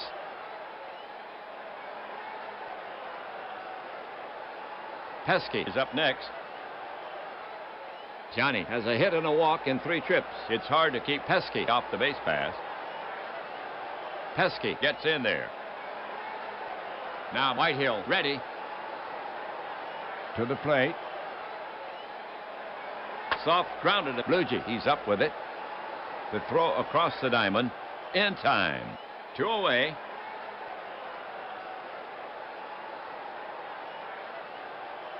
DiMaggio is now up. Dom has a good eye. DiMaggio 0 for 3. He scored once. Dom waits. Sewell set. The pitch. DiMaggio swings. It's a high bouncer to third. Bluegee gloves it. Sets. Long throw to first, and he gets him. 3 down. So the Red Sox go in order. Score even at 3. Cronin, Goslin, and Schulte due up for Washington. Cronin to lead it off for the Nationals. Cronin has 2 hits and 3 trips. Harris positions his mitt. Batter in the box. Now ready. Harris climbs the mound, shakes off the sign. Now he has one he likes. Lefty against righty. Wagner sets up. The pitch comes in. Upstairs, and Cronin isn't tempted. Ball number 4. And he takes his base. All right, Goslin up the bat. For Washington, Cronin on at first. No one out. Goslin is hitless in 3 at-bats. Goose can do some damage. He's not much of a risk to bunt. Cronin has some speed. He would be the go-ahead tally. Goslin wipes his left sleeve across his forehead. Harris shakes out his arms. Combs his hair with his hand. Harris works the ball with his hand. So what do you do now, sports fans, if you're McCarthy from Boston? Goslin stands in, waits for the pitch. Harris is on the slab, shakes off the sign. Now Wagner is running out to the mound. They're talking it over. And now Wagner is trotting back. Here we go. His mitt steady. Schulte stretches in the on-deck circle, checks the runner. The delivery from Harris. Goslin lifts a lazy pop fly. Russell drips back into left and brings it down.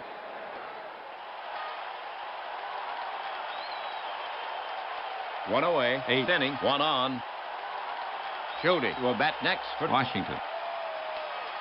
Schulte has been up 3 times with 1 hit. Respectable power. Schulte. Harris works the ball with his hand. Harris shakes out his arms. Schulte steps up to the plate, waits for the pitch.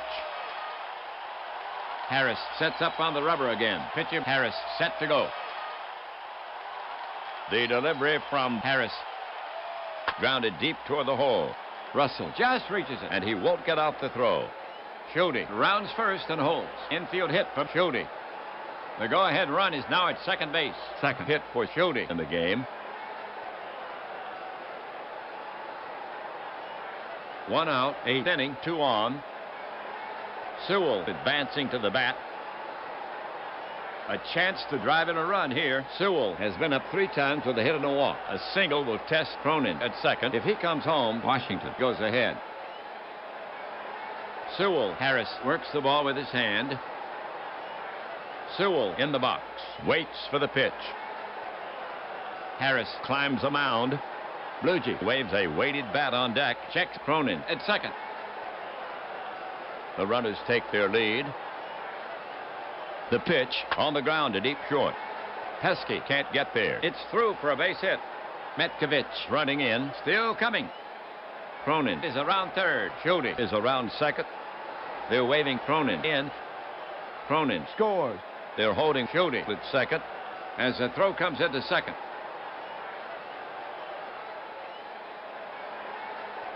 So the single drives in 1 big run, and the Nationals break the tie and now lead 4-3. 8th inning.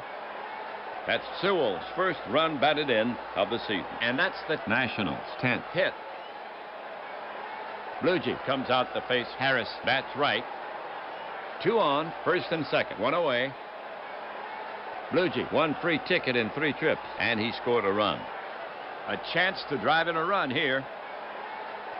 And here comes Red Sox manager McCarthy.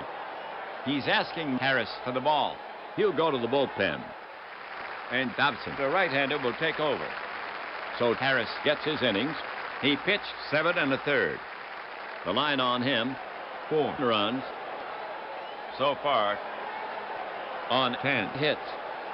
A homer, 4 walks. He struck out 3. He's responsible for the runners. He can only lose it. For Dobson, this is his first appearance. He's a right-handed pitcher. He'll be looking for the double play. Dobson is finished with his warm-up pitches. The umpire is brushing off the plate. We're ready to go. He has a task ahead of him here. Bluejay waiting. Bat stirring slightly. Dobson is on the slab, shakes off the sign. Now he has one he likes. Unlikely that Whitehill will bat next. Dobson focuses in on the target. The runners take their lead. He delivers high and inside. And the steal is on. Schulte breaks for third. Wagner guns it down. And Schulte is out. They nail him. That's 2. Sewell holds it first. So Bluejay steps back in. Catcher Wagner sets his target. Now the pitch. High and inside. Sewell breaks for second. The peg tags him. And this race goes to Sewell. That's his first steal of the season. So Bluejay steps back in. Now Dobson ready. The pitch from Dobson. Swing and a miss, and Bluejay is out. Side retired. The half for the Nationals. 1 run on 2 hits, no errors. They lead 1. 1 notch could be enough. Red Sox on the short end, 4-3. The Red Sox now send up the heart of their order to face Whitehill, the 3, 4, 5 hitters. Williams, Dorr, and York. Okay. Here's Williams to start it off. He hits from the left. Williams 1 for 2 with a walk. And he scored once. Whitehill sets up on the rubber again. The right-handed hitter, Dorr, on deck. The pitch. Check swing. Ball 4. And he trots down to first. And Whitehill has walked the tying run. And that's 5 free tickets by Whitehill. No outs. 8th inning. 1 on. Dorr up to hit. Dorr had his second homer earlier in this game. Dorr has been up 3 times with 1 hit. He's driven in 3. Williams will have to hustle on a ground ball. Unlikely to bunt here. Williams is fast enough to be a factor here. He's a tying run. Dorr pulls at his sleeve. Whitehill works the ball with his hand. Fixes his cap. Dorr in the batter's box. Waits. Whitehill put on the rubber. He shakes off the sign. Again, he shakes it off. Now he has one he likes. Whitehill set. Dorr squares. Here's the pitch. Bunted weakly in front of the plate. Sewell pounces on it. Guns it to second for 1. The relay to first. In time. Beautiful double play. All those spring training drills on bunting, and they still have trouble executing.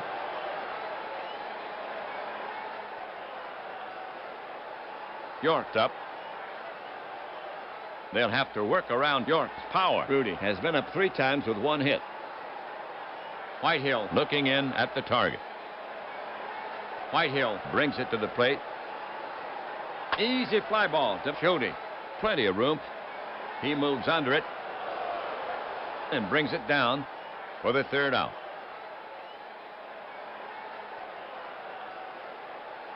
The half for the Red Sox. No runs, no hits, no errors. So they do not tally. Red Sox still with a 1-run deficit.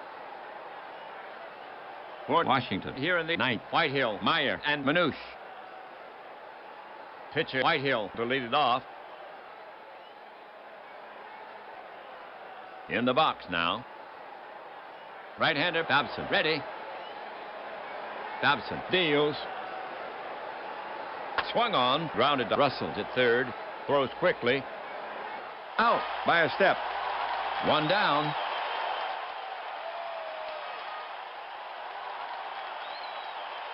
Here's Meyer to take his swings. Meyer with dependable power. Meyer is 2 for 3 with a walk. Has a ribby. Dobson gets set to pitch. The pitch. Hit in the air to left field. Metkovich is over. He's there. And he takes it in. 2 away.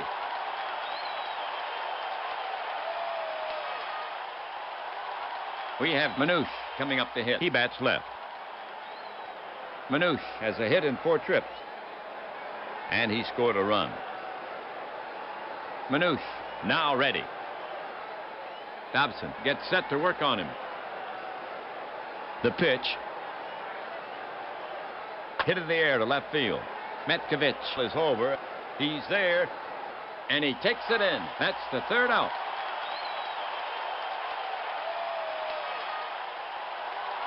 For the Nationals, 3 up, 3 down. The score still stands 4-3. Red Sox down as we head for the bottom of the 9th inning. The Red Sox will have Metkovich, Wagner, and Russell here in the 9th. Metkovich will get it started for the Red Sox. He's a port sider. Catfish is hitless in 3 at-bats. Whitehill inspects the ball. Batter in the box. Waits. Whitehill sets up on the rubber again. Wagner to bat next. Sewell crouched down now. Mack, the smiling Buddha. Whitehill into his motion. Delivers. Chopper back to the mound. Whitehill up with it. Flips to first for the out.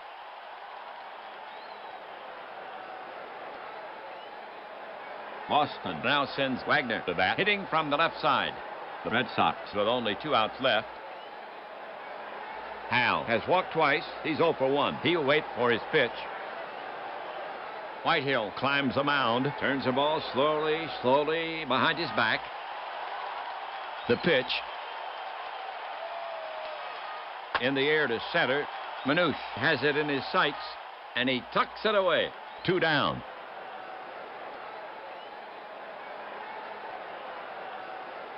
Right-handed hitter Russell gets set to bat against Whitehill.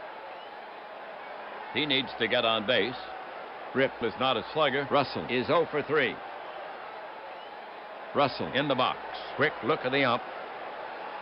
Again focused on Whitehill. Waits. Whitehill put on the rubber. Unlikely that Dobson will bat next. Whitehill with the pitch. And Russell takes Whitehill for a ride. Going back is Jody. He'll look, but he won't touch it. It's long gone. Rip ties it up.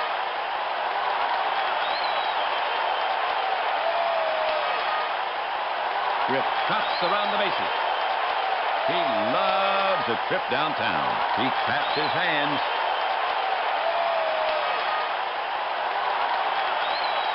So they collect a big 2-out solo homer. His first home run of the season, and the Red Sox tied up. They have matched the Nationals. All tied up at 4. Just listen to that crowd. That's Russell's first run batted in of the season. Dobson is scheduled to hit. We'll have to see if he stays in the game. Here comes Dobson to take his cuts. Joe taking his first at bat of the season. Whitehill climbs the mound. Pesky waves a weighted bat on deck. Sewell ready to receive. Now the delivery. Sliced down the line in right. Foul. Strike 1.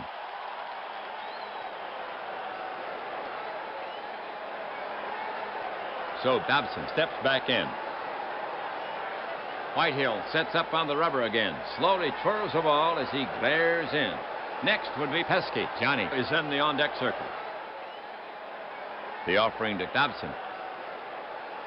A whiff. That's 3 away.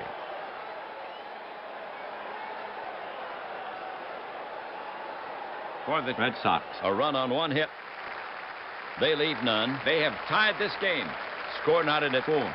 Make yourselves comfortable, folks. We could be here a while yet. We're going to extra innings.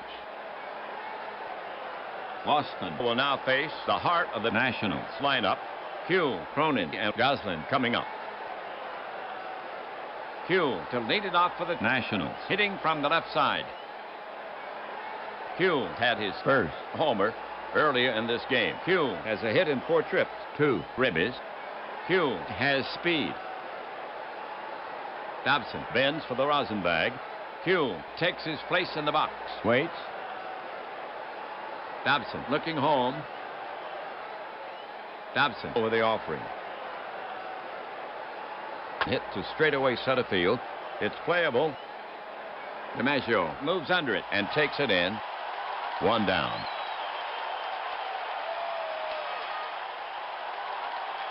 Okay, we have right-handed Cronin to bat for the Nationals. Joe has a good eye. Cronin, with 4 tries, he has 2 hits and a walk, and he scored a run. Dobson, his job is to keep Cronin from reaching base. Cronin in the batter's box. Quick look at the ump.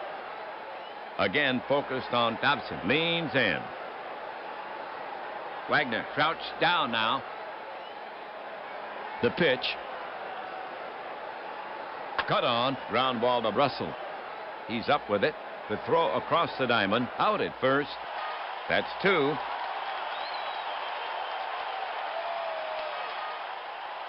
Well, 2 down, none on. Goslin gets set to face Dobson.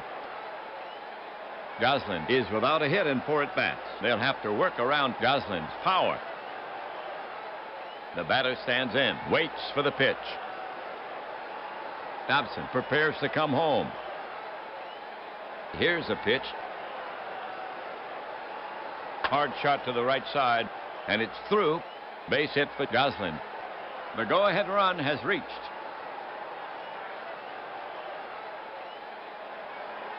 Two outs, 10th inning, 1 on. Schulte is out to get his licks. He bats right. Schulte, 2 for 4. Goslin at first has wheel. Schulte, Dobson works the ball with his hand. Schulte in the box, touches his cap, sets his hands, leans in. Dobson on the rubber. Righty against righty. Catcher Wagner sets his target. Space on the right. Goslin leading off. And they've got Goslin off first. Dobson fires. He's back standing. Dobson gets the ball back. Now he's set again. The pitch comes in. Popped up in foul territory. Wagner scrambles. Back toward the screen. It's playable. And he makes the catch. Nationals gone.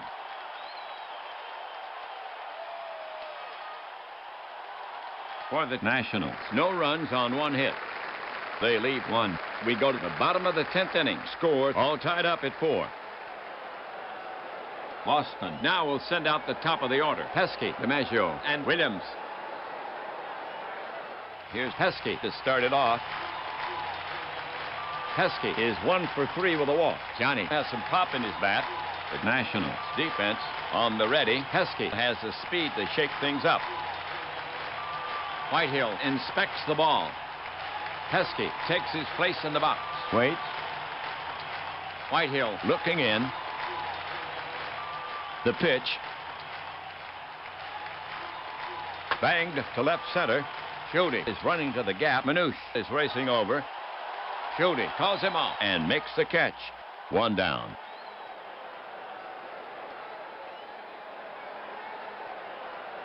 DiMaggio is stepping up to hit against Whitehill. 1 away.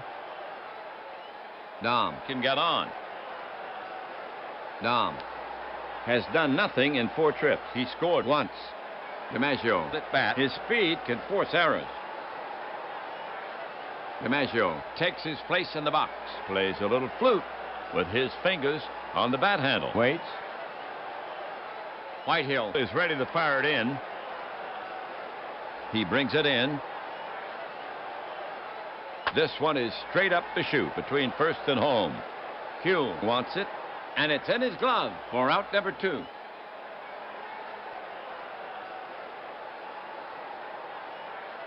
Two outs. 10th inning. Williams steps up to face Whitehill. Williams, 4 trips to the plate, 1 hit and 2 walks, and he scored a run. A hero in the bleachers. Williams steps up to the plate. Lowers the bat an inch or 2. Waits. Sewell set. Whitehill brings it to the plate. Whitehill loses him, and he trots down to first. And Whitehill has walked the winning run. And Whitehill has given up 6 free rides to first.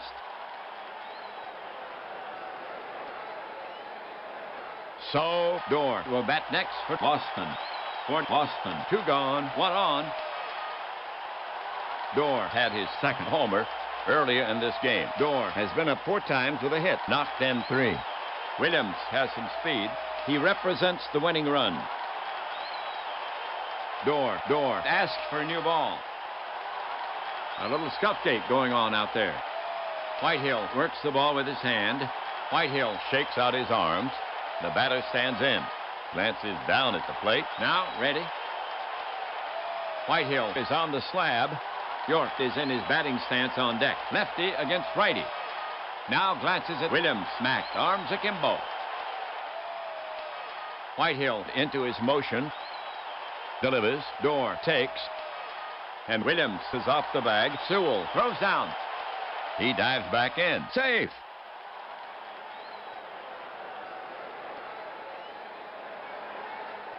Bobby at the plate. Now ready. Whitehill put on the rubber. Works the ball in his glove. Lefty against righty. Checks the runner. The pitch. Dorr turns the bat loose, but comes up empty. He's out of there. Side retired. The half for the Red Sox. 0-0-0. They leave 1. There's no change. Red Sox. Nationals. Tied at 4-all. The Nationals will send out the bottom of the lineup. Sewell, Bluegee, and Whitehill. Sewell to lead it off for the Nationals. Luke has 2 hits and 1 free pass and 4 trips. Has a ribby. Stole a base. Dobson, his job is to keep Sewell from reaching base. Dobson works the ball with his hand. Sewell steps up to the plate. Now ready. Dobson staring in. Ready to work. To the plate.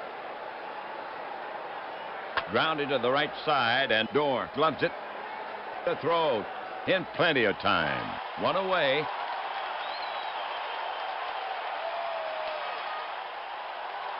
Washington now sends Bluegee to bat.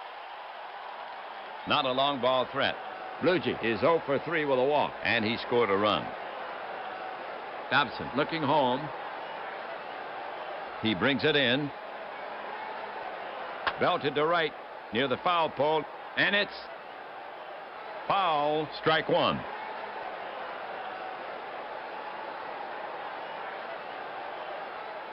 Bluegee ready to take on Dobson again. Dobson prepared to work. Here's the delivery. Swing and a miss. Hang up a K for Dobson. 2 gone.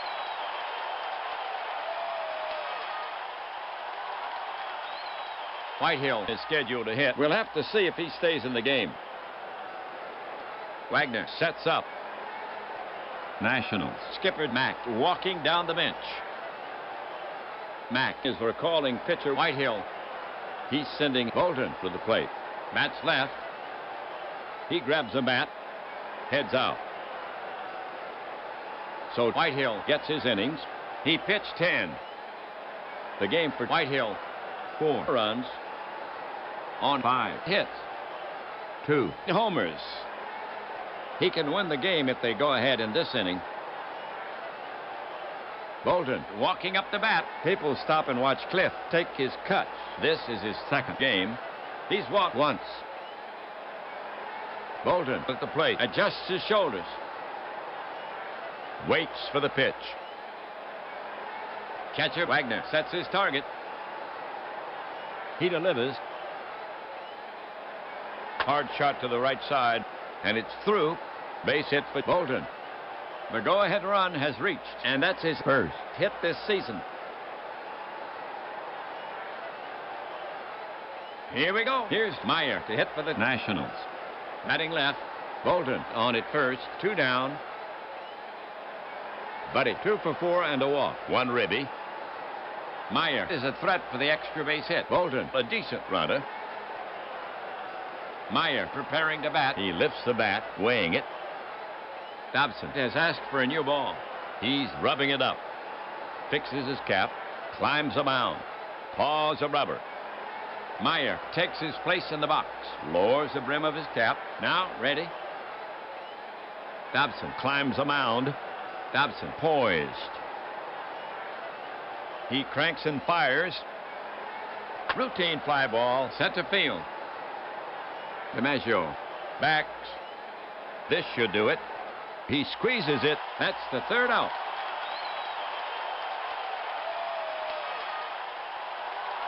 The half for the Nationals. No runs on 1 hit. They leave 1. This game is all tied up at 4 after 10 1/2. For Boston, it'll be York, Metcavich, and Wagner. Russell is coming on to pitch for the Nationals. For Russell, this is his first appearance. He's a right-handed pitcher. It's his game to win. To get it going for the Red Sox here, York bats from the right. York 1 for 4. Rudy can do some damage. If York gets on, he has a good chance of scoring. Russell bends for the rosin bag. Does some landscaping on the mound. Batter in the box. He rubs out a little chalk at the back of the box. Leans in. Sewell set. The pitch comes in. Lined hard to right. Toward the gap. Goslin cuts it off on the bounce. York has to hold first. So the Red Sox have an opening. The game winner is now at first. That's York's second hit of the game. Well, here we go. York on first. No one out. Score tied. Metcavich gets set to bat against Russell. Catfish is without a hit in 4 at-bats. The Red Sox will not be bunting here. York at first has legs. Metcavich preparing to bat. Russell positions his mitt. Catfish at the plate. Turns his shoulder in. Waits. Russell put on the rubber. Russell focuses in on the target. First baseman Kuhl holding the runner on. Now the pitch. He squares. Fouled off. Again, he squares to bunt. The pitch. It's bunted down the third baseline. Rolling foul. Strike 2.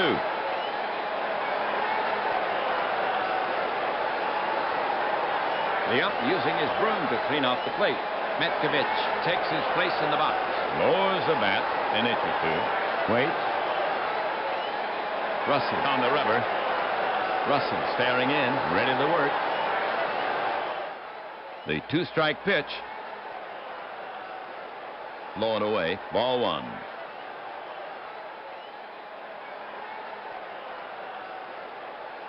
Metcavich takes his place in the box. Now ready. Russell sets up on the rubber. His mitt steady. Checks York on first. Metcavich squares. Russell brings it. It's bunted toward third. Bluegey grabs it. His only play is at first. And he goes there for the out. And York moves up. So the Red Sox have an opening. The winning run is now on second.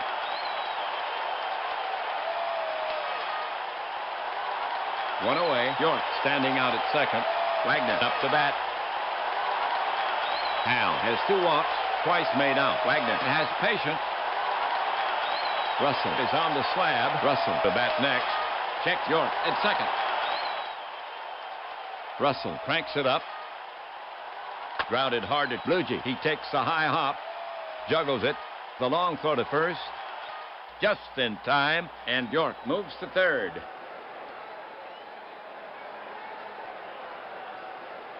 The Red Sox have 2 outs. 1 on at third. Russell Gets set to face Russell had his first homer earlier in this game. Russell Has been up 4 times with a hit. Rip has 1 RBI on the season. Russell Pulls at his sleeve. Tightens a shoelace on his right foot. Russell Shakes out his arms. The batter stands in. He rubs out a little chalk at the back of the box. Bends his shoulders. Glances down at the plate. Leans in. Russell On the rubber. Unlikely that Dobson will bat next. Right-hander Russell ready. Red Sox skipper McCarthy walking down the bench. He's calling on his reserves. Looks like Russell is coming out. Culberson will pinch hit for him. That's right. He shoulders a bat. Walks confidently before the crowd. Red Sox hitter Culberson, recently known as a solid hitter. Culberson preparing to bat. Takes a quick glance at the scoreboard. Russell Works the ball with his hand. Fiddle hitches out there. Fixes a cleat. Batter in the box. Lowers the brim of his cap. waits. Sewell sets up. And they are putting Culberson on. Free pass to Leon. Mack will let Russell take his chances with Dobson.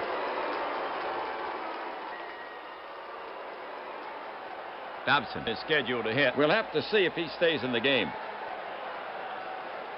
Russell Climbs a mound.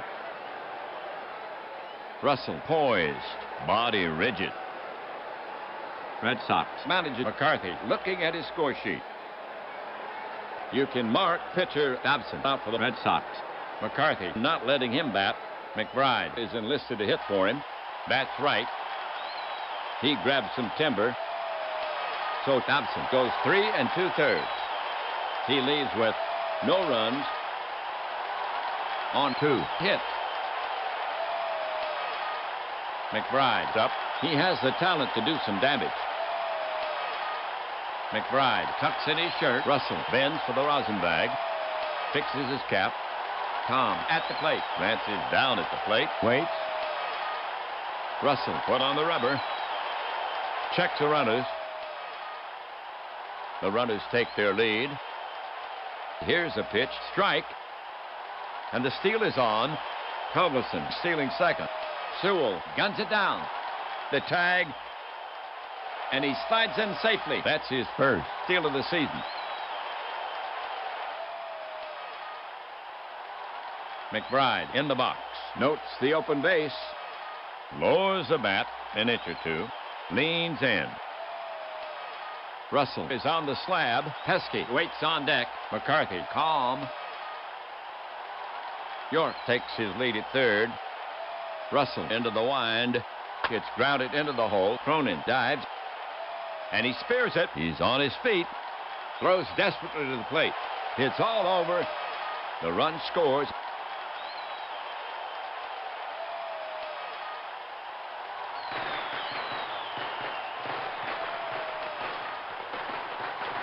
And that's it. The Red Sox have won it. Spurred on by the disciplined leadership of McCarthy. Our apprehension is released. Finish with 2 outs here in the 11th inning. The Nationals Have fallen to the Red Sox 5-4. Here's the line for the Red Sox 5 runs on 6 hits, no errors. They lead 8 for the Nationals 4 runs on 12 hits, 1 miscue for the Nationals and they leave 9 Dobson gets his first win. His record now 1-0. Russell takes his first loss. His record now 0-1. So that winds up this 3-game series. Red Sox take the series 3 Zip for the Red Sox. They have been playing very well. Now with 3 straight wins. That's a fine start to this season for the Red Sox. Overall, they now stand at 3-0. That's it for this time. Until next time, this is WAPBA and Ernie Harwell saying so long from Boston Red Sox. Take this one from the Nationals. 5-4.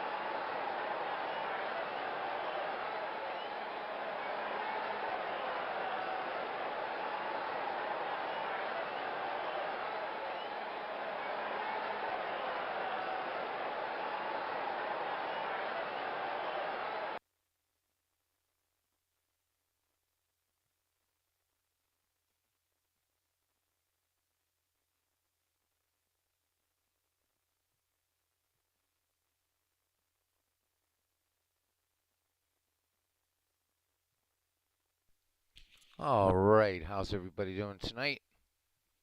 Hope you had fun. Little doubleheader action on a very sort of cold, snowy, yucky day, blah day, whatever you want to call it.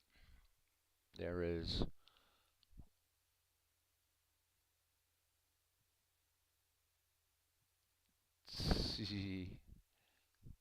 yeah, no, it's just waiting to. Baseball for Windows does some weird stuff. There's Aaron, there's Big Clue,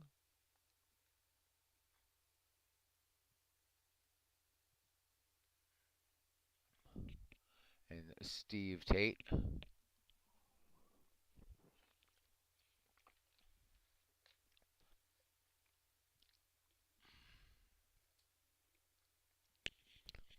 Yeah, it looks like. Let me see something here. There we go. All right. Yeah, I'm awake. I had to go take care of something. Of course, I'm awake. Had to go take care of something there, Robert Wardberg.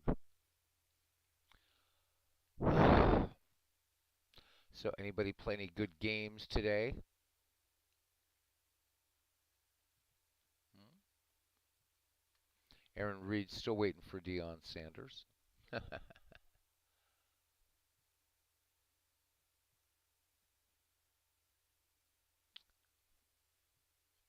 And big clue with tonight's heresy. Aaron says he's doing all right.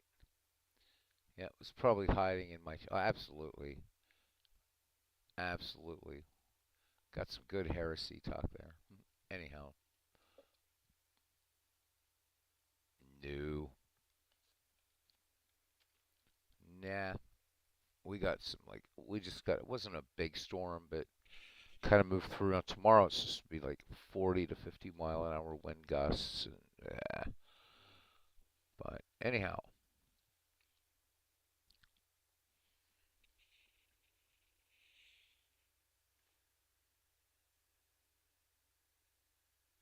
Steve is, yes, absolutely. Steve Tate is definitely the Gnostic. He's probably thinking, I resemble that remark. So,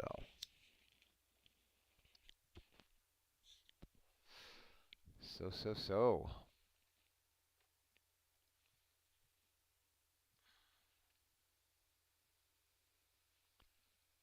And let me see. There's a truck race series going on YouTube. Anyhow,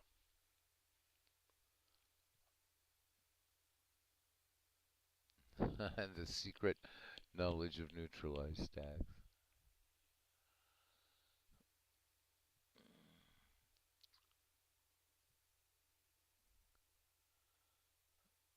Clinton Park says got the chicken chokers against the Red Bulls 5-0 or 5-3 Bellingham after 4.5. All right, we got 10 people tonight. Wow, 10 people. So what should we do? We're not doing 7 hours tonight. That's for sure. Oh, I don't even know what were we thinking last night. So let's see. Steve Tate did a video earlier today showing player creation. Then did another little 1 hour thing. Invited me over and chatted a bit, and he showed some really neat thing about some neat things about going a bit more into detail about how Action PC Baseball, the engine sort of needs to know where the player's coming from, and like why you don't have to worry about when you're playing across eras and stuff. That's kind of built into the game, which is really cool. It's something that the game it needs to know, but will take into account, which I think is cool. So hopefully, I do want to catch the one that I missed today.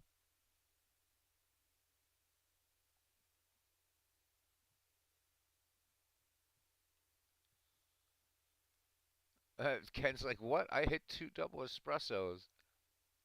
Hmm.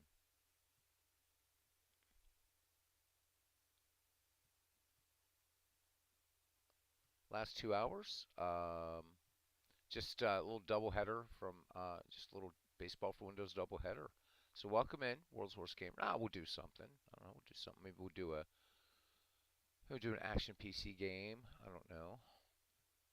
Let's see what you guys are up for. Adjust those ladies for the Park Factory. So,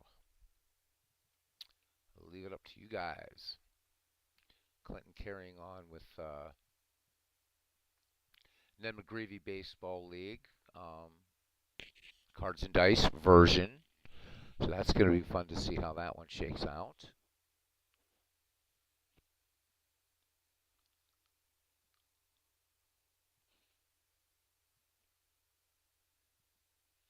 Oh, there we go. Yeah. With Steve's mad skills, you ought to create an online dating profile for Robbie. He doesn't even have to neutralize those stats. Hey, that's right. I think that's work. I think that's yeah. Steve says, thinking of something more like a weird science Kelly LeBrock thing for Robbie. Yeah, definitely. I think that would be really be good. Anyhow, so what are we doing? Are we doing a game? Or are we just gonna sit and chat? What do we want to do? Cousin Ken did 2 double espressos, so we have to do something. Looks like Steve's going to be neutralizing stats for lots of folks there. Something more like a weird science, right? Oh, Steve, you could actually just cut to the chase and find out, just some wizardry to get like Powerball numbers in advance or something. That'd be cool. Robbie says he's up for anything. He's awake and alert. All right. That's good. Let me just get somebody here. So,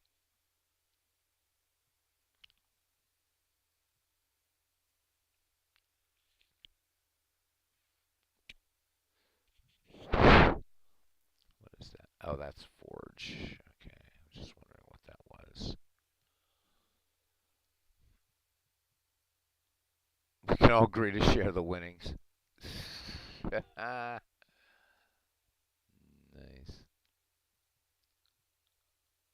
Well, it's better than being neutered, Robbie. Robbie's asking if it's good that he's neutralized. It's better than being neutered.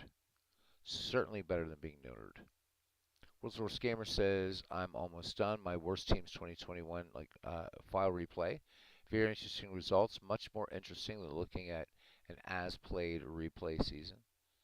Cool. Yeah, what if leagues are just such a blast? They really are. So neutralized, naturalized, and notarized. So are we doing a game or are we just going to chin wag some baseball, guys? I'm curious. Got about an hour or so. Tomorrow night could be a little bit different. Friday night, all good. Off Saturday. Might not be doing music Saturday. Maybe we'll do some baseball if folks are going to be around. We can do that. We can definitely do that. So the Red Sox Senators game was certainly better than that Yankee Baltimore game. Wow. So put a game on with no volume. You can still talk, whatever. And press the mouse button. Yeah, because I don't want to do one of these without sound. They're weird. Too bad we can't just restream. Somebody's doing. What are they doing on YouTube? I have no idea. We could check on the 1998 Truck Series race, or we could do whatever. Anyhow, we don't want to do that. We don't want to do that.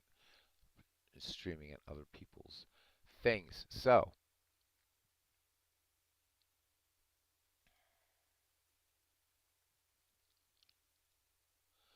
while Steve crunches numbers on your perfect woman, Robbie. Robbie. We did a lot of talking last night, that's for sure. Let's mess around with Action PC Baseball. We'll do something from the state file or something. Yeah, we'll bring that up and we'll see. We haven't done anything with that yet here.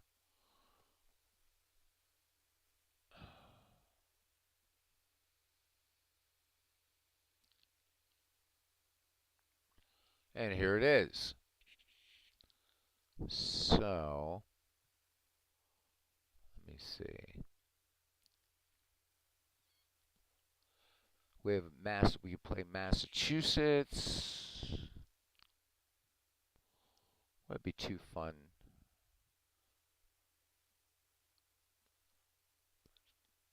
I don't know.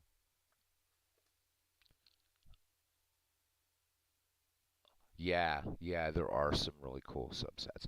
I tell you what we'll do. We'll do one of the subsets. I'm not sure if they do anymore. Let's just pick one and we'll do a little. I don't think that I have this set up for a league, but let's do something with the decade teams. Those are fun, if I can find it. It's been a while.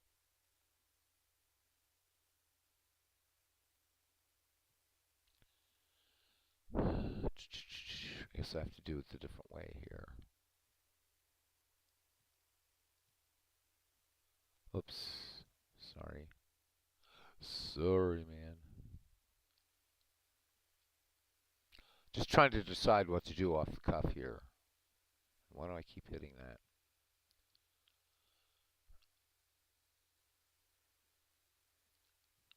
God, I'm like so rusty. All right, let me see. Let's see what. I mean, I have a bunch of other. I have so much stuff I don't even have installed on here.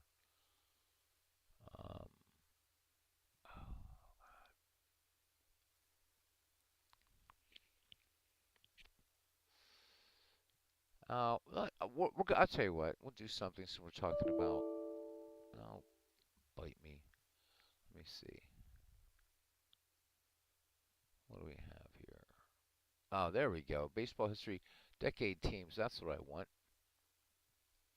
All right. So, well, 1800s baseball is hard to do. Period. Because you had so many rapid rule changes. All right, so we have 1900, 1910, 1920, 1930, 40, 50, all the way. So let's pick 2 decades and play them against each other. There's no parks or anything assigned to any of these. We can assign somebody to a park.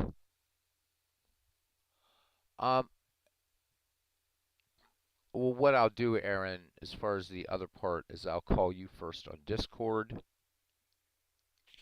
And we basically go live. As far as the time, it's really, really hard to say. I wish I could give you a firm time. I'm not sure yet what tomorrow will bring. But we're definitely going to probably, maybe around this time is when we'll come on, around there, something like that. Okay. All right, so big clue. All right, he's picking a 1910s. All right, so who's going to play against players from the 1910s? So we can do, we won't do 19th century. No knock on 19th century. I love it.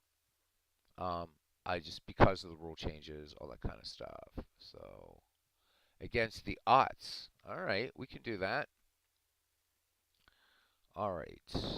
Okay, I will definitely get that, Aaron. Thank you.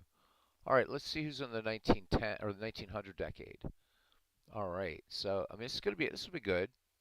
This would be Ned McGreevy without being Ned McGreevy. So in the 1900 decade, we've got people like Hannes Wagner, Jimmy Sheckard, Elmer Flick, Dan McGann, John Anderson, Roy Thomas, George Stone, Nap Lajoie, Jimmy Barrett, Fred Tenney. Some good players here. Bobby Wallace, Jimmy Collins, Johnny Kling, Buck Freeman. Pitchers: Mordecai Brown, Christy Mathewson, Addie Joss, Rube Waddell, Eddie Plank, Nap Rucker. And then let's look at the 1910s, since there seems to be some love for dead ball. Ty Cobb, Eddie Collins, Donnie Bush, Sherry McGee, Larry Doyle, Tris Speaker. So this ought to be fun. All right, who wants to be 1900 versus 1910 appropriate for the channel? Absolutely, World's Worst Gamer. We would do. Ken says he had 20 errors in an 1886 game today. All right, let's do that, and we'll make the 1910 guys the home team, but we need to put them in a ballpark. So let's go ahead and put them in a ballpark. Da, da, da. Where do we want to put these guys? Boy, we haven't seen old Baker Bowl in a while. How about if we do Baker Bowl? Does that sound like fun? We haven't seen Baker Bowl in a while. We'll put this in Baker Bowl. And let me just find a good Baker Bowl over here.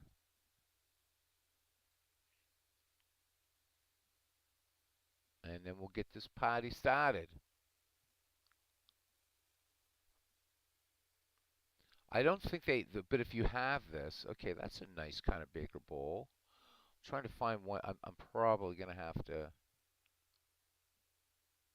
Well, this one isn't too bad. Let me do some shuffling about here. And this is going to be what Baker Bowl 2 is the one that I want to use. For Baker Bowl. Yeah, let me fix these fences and stuff, and we'll do it. So little tiny Baker Bowl. We're all used to Shibe Park. Let's play in tiny Baker Bowl.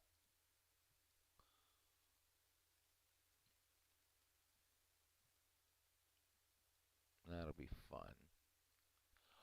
Why not? Why the hell not? Let's move the fielders in a little bit. Just for aesthetics. Fences look good. Let's get this guy right on second. Get over here, you. This must be some little grid or something that works here. I don't know. All right. Oh, bloody hell. I hate when they get uneven like that. I don't think we're going to get any better. No. Ah, that looks all right. Okay, Baker Bowl. That is a nice Baker Bowl image, isn't it? That's pretty cool. And I love it right here, outright in right field. The Phillies use Lifebuoy. All right, everything looks pretty cool here. So that's Baker Bowl 2. All right, let's go back in here for ballparks data.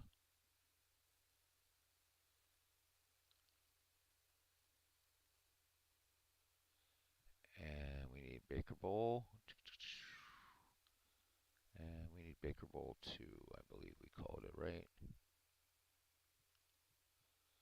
There we go. And I'm just going to put it all 3. Doesn't matter. Make sure 1910 is set to that, and we'll play. We'll play some dead ball, man. There it is. Okay, here we go. Tell you what, I'm gonna let you guys. Actually pick the lineups for each team. Okay. So let's do this. Let's do it. Let's do it. Let's do it. I'm gonna switch so that way we have in-game sound. So I like to listen to the Ernie games without the headphones. So, all right, good. Exhibition. All right. So, the visiting team will be 1900. Oh my God. Wait, I'm sorry, but I have to fix those team colors. Holy hell. That looks really bad. All right.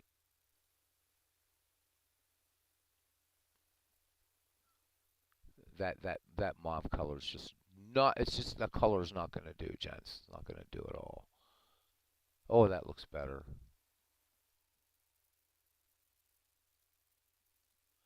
There, I think that will look much nicer. Okay. All right, let's set a lineup for 1900. Let's do it. Who's leading off? You guys hopefully will be able to see the. There we go.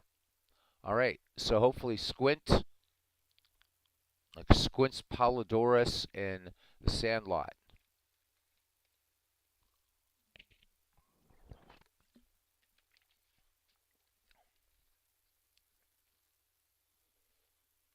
and then we'll let the computer basically whatever, and we'll just have fun. We'll wing it, but let's go.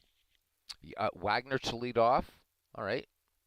Whatever you put out there, man, that's what it's going to be. So Hannes Wagner will lead off. And then, well, you guys, I'll tell you what, let's, we don't have an opposing pitcher yet. Oh, yeah, we do. Looks like we have a lefty. I mean, we have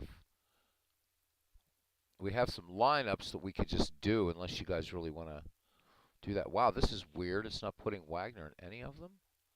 Hey. Well, we're going to fix that. All right, so we're going to do, let's clear this lineup. All right, we're going to do Hannes Wagner. We'll pick our pitcher last. Let's go against baseball, whatever. We're not platooning and any of that crazy stuff. Jimmy Sheckard to bat second. All right, cool. All right, Sheckard is second. Okay, who's batting third? Who's batting third? The community picks the lineups. Napoleon Lajoie batting third. You guys good? It is Hannes. It is Hannes. That's right. Where's Lajoie? There you are, Knapp. All right, good. Need a cleanup hitter.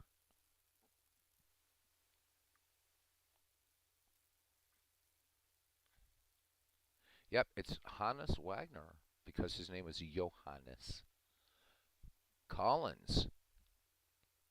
Jimmy Collins. All right, Jimmy Collins and cleanup. All right, who's our 5-hitter? Elmer Flick. Oh, wait. Oh, hey, now we have some. We'll get the lineup, and then we can make any quick changes. All right, Elmer Flick. All right, you want Chickstall? Where? All right, we can bring in Chickstall. We'll put him in center. We'll put the guys up there, and then we can flip them around. All right. Bresnahan. Yeah, gotta have the Duke of Tralee in the game. All right. Still need a number 8 hitter, and then we'll pick our pitcher in a second. Buck Freeman. All right. I think we should have all the. Hopefully, we have everything set here. I don't know why you guys want to listen to me after Ernie. Holy shit. Okay, so what are we? A short, left, blah, blah, blah. What am I missing here, man? First baseman? So, Freeman's rated only a 4 at first, but okay. All right, let's go to our pitchers. Do you guys like the lineup? So we have Hannes Wagner, Jimmy Sheckard, Napoleon Lajoie, Jimmy Collins, Elmer Flick, Chickstall, Roger Bresnahan, Buck Freeman. So we had a little bit of question about where you wanted Elmer Flick. Calling the game keeps me out of trouble. You'd be surprised, mate. Oh, we got to put these photos back up here. There we go. Don't have one for Dan McGann, obviously, but got to find one. My picture file is so out of date, it's ridiculous. All right, so we got Flick batting 5th. Is that where you guys want him? I'm going to guess so. Let's go to pitchers. So we got Brown, Mathewson, Joss, Waddell, Plank. Oh, my God. I mean, it's whoever.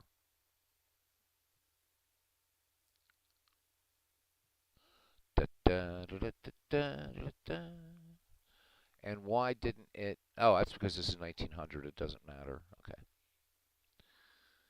All right. We need. That is a nice lineup. That is a nice lineup. So, and this is an older one, an older subset of the baseball history collection, guys. So, if you have the baseball history collection, you may have it. I don't know if Dave still does this one, but I think it's really cool. Clinton wants Addie Joss to start. And, oh, now, okay. So we have one vote for Joss. We have to have a vote for pitcher. Okay, so we have one vote for Addie Joss, one vote for Rube Waddell. Keep them coming, gents. Keep them coming.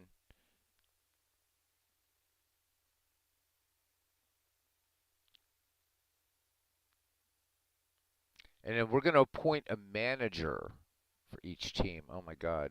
All right, so we have 2 for Rube Waddell. And we got 1 for Joss. So 2 for Waddell, 1 for Joss. Okay, so Waddell and Joss. It looks like Waddell is going to be our starter, unless Cousin Ken, you with us? I think Cousin Ken's like studying deeply here. But it looks like the Ruben's going to get from, he is going to get the start from Punxsutawney, PA. Got two great PA pitchers in here, Christy Mathewson and Rube Waddell. Eddie Plank, also a Pennsylvanian. All right, Rube Waddell it is. Let's just go with Rube. All right.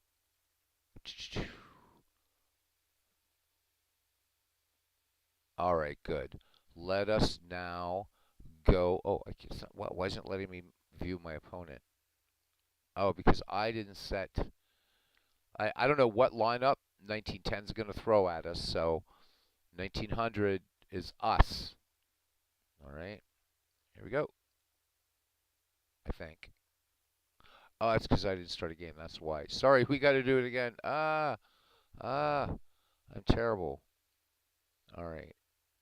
So our visiting team is 1900. Our home team is 1910. And Baker Bowl play. Well, did we just waste some time here? Let's do human. All right. So once again, let me see if I can remember this. Is this Wagner? Damn it. Sheckard. I've got to go back up again here. Sorry, guys. Wagner, Sheckard, Lajoie. All right. Jimmy Collins. Jimmy, we hardly knew you. Where are you? There you go. I think we have Flick batting fifth. I'm glad somebody else likes Elmer Flick too. Forgotten Hall of Famer. Chick Stahl. We had Chick Stahl, I think, next. Okay. Roger Bresnahan, the Duke of Tralee. Buck Freeman. Does anybody have Buck Freeman in the in our league? I don't even remember. Where'd he go?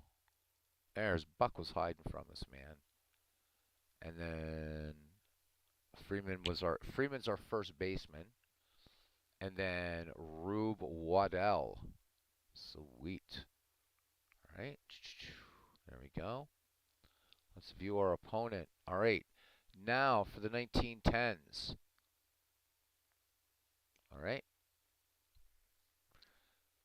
1910s. Let's start with our hitter. Well, first, who do you want Waddell to face? We'll pick the starting pitcher for 1910. So 1910. So we got Walter Johnson, Ed Walsh, Pete Alexander. Whatever you guys want. Walter Johnson. Okay, there's one vote for Johnson. One vote for Hippo Vaughn.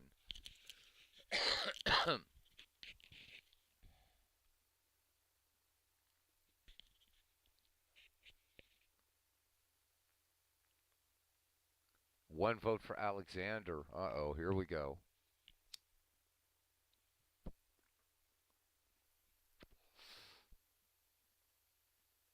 Yes, it does, Big Clue. How'd you know that? He is buck wild.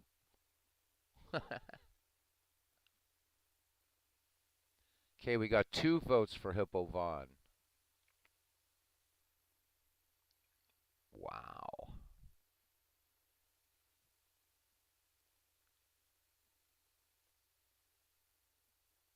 All right. Looks like it's Vaughn over Johnson. I'm surprised. Okay. Now, wait. Now we got 2. All right, so now it's down to Hippo Vaughn and Pete Alexander. We need a tiebreaker. Watch Robbie come in with Walter Johnson.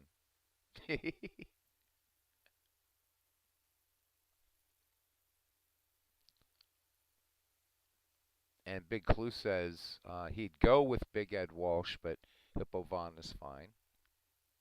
All right, Hippo Vaughn is your starter. Lefty versus lefty. All right, gents, let's create a lineup. Another vote for old Pete. Oh my God, you guys are killing me over here. Are you gonna make me? Don't make me make a poll. Make me make a poll. All right, here we go. All right, I'm gonna start a poll, and it's gonna be 2. All right. So, and then you guys will have like a couple minutes or a minute or so to vote. So it will either be Alexander or Vaughn, and bang. Okay. Go ahead and vote, guys.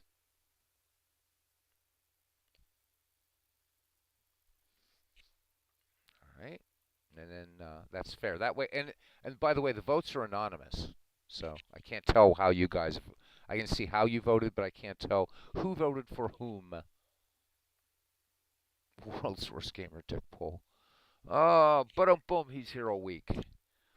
All right, try the tofu. All right, let's give it about another minute. Who was that NASCAR driver? There was Dick Trickle.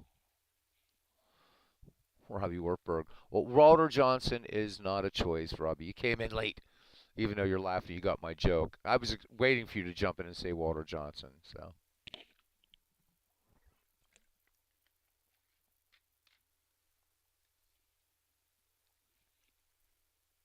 Dick Trickle, Dick Poll. Should make a team with a guy. We should have like John Thomas, Rod Peters. We'll get Steve to do our all phallic team. Anyhow. All right. Let's end this poll. Yep. Yeah, we don't have many people watching tonight. And the poll just went away. Ah, damn it. There we go. All right. And Hippo Vaughn. 57% voted for Vaughn, 42 for Alexander. So Hippo Vaughn it is. All right. Ben Dover, thank you very, yeah. Oh, I can't say. So Michael Hunt. Anyhow, all right. And I'll let you guys work on that one. Pib 99, good to see you, Paisan. No, you didn't. Tonight was the world's worst gamer, and awesome. Way to go. This is a good thing. World's worst gamer. It's always good to see who's the first to grade the chat. You did well, my friend. All right, who's leading off, gents? Let's go to the batters and let's do this. This 1910 team is, well, they're both great teams, so obviously. All right, world's worst gamer. Very happy about that. That was close, though, man. That's good. Good. All right, Sherry McGee. First name I see is who's going to go in. Sherry McGee will lead it off. Okay. Ty Cobb to bat second. All right. Who's next? We already have McGee and Cobb, so you want Speaker third. But we already have Cobb as your center fielder, so that means we've got to play the Great Eagle out of position. Let's turn off the photos for a second so I can see everybody.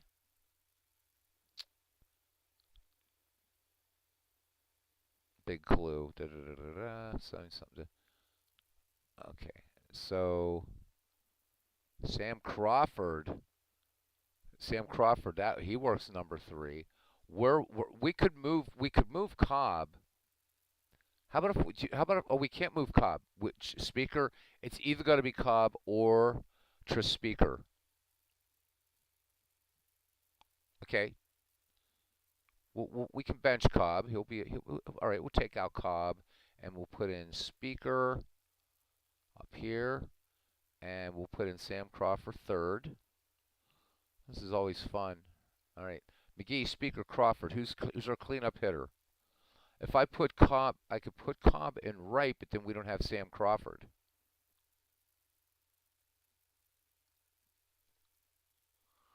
So you guys want to bench Crawford for Cobb?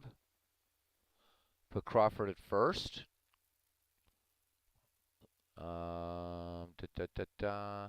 Yeah, because he's rated a 4.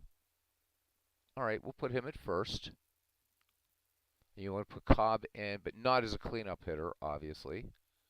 And we'll make him our right fielder. And do we want Cobb? Where do we want Cobb? Okay, so now we're going. So you want Shoeless Joe Jackson and left. So then that means Sherry McGee sits down. Oh my God. That's all right. We're having fun. This is the fun part about it, right? Making a lineup is an art. All right, so what do we got? Jackson in left, Speaker in center, Cobb in right. Okay. Sherry McGee will see some playing time. All right, who's leading off, though? Who's leading off? Of those three guys, who's going to lead off? Okay, so now, all right, we'll fight it out here. We'll let you guys fight it out.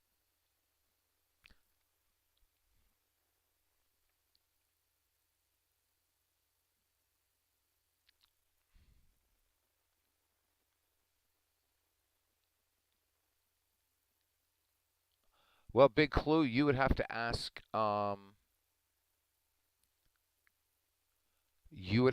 Dave Cook. Okay, so Clinton Park says Ty Cobb to lead off. Cobb is in the leadoff spot. You guys want Speaker behind Cobb, or are we taking Speaker out? Because we have Cobb as our right fielder, but if we're going to change that, so Cobb is in right field. Let's decide on our center fielder, please. What do you guys think here? Center field, Speaker in center, cool. And then our left fielder is going to be Joe Jackson, but now people are saying leave McGee in. I'd say Crawford's a good number 3 hitter. Cobb good, or Crawford good number 3 hitter. Now we need our cleanup hitter. Do you guys want Shoeless Joe in there instead of Sherry McGee, or what?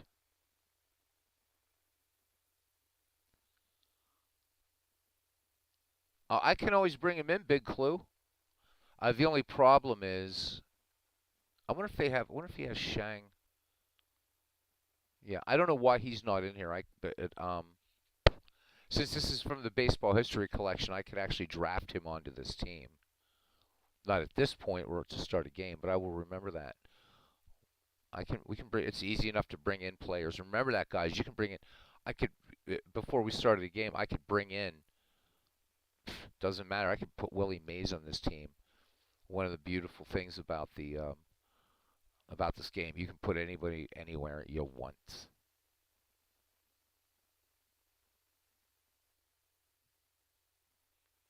Okay, right now we got Sherry McGee hitting cleanup. Do we really want that, or I would want Shoeless Joe in the cleanup.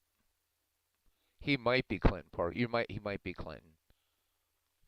Wally Shang. He could be.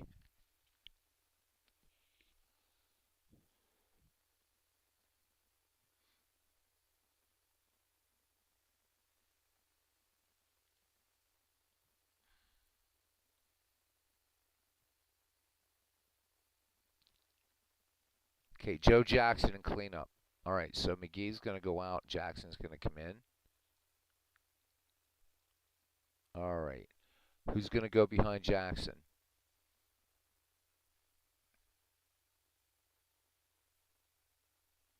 Yeah, we can use him as a pinch hitter. Absolutely. No DH in this league, so, but yeah. I mean, I didn't turn on DH on purpose. So. Home run Baker. All right. Baker. Where'd you go? There you are. Okay. All right. After Baker, Eddie Collins. Oh, no. Whoa. We got. World's Worst Gamer says he can never vote yes for Black Sox players. All right. You guys want Eddie Collins 5th instead? We'll get started at midnight. We'll be good. All right. All right. After Collins.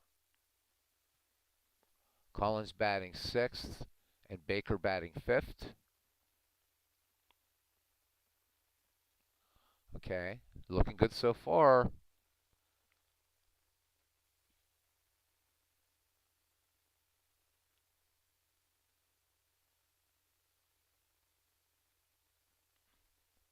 So Collins batting 6th. Okay, think we got it so far. We got Cobb, Speaker, Crawford, Jackson, Baker, Collins, and we need a 7 and 8 hitter, and we're ready to rock. Ray Schalk in the number 7 spot.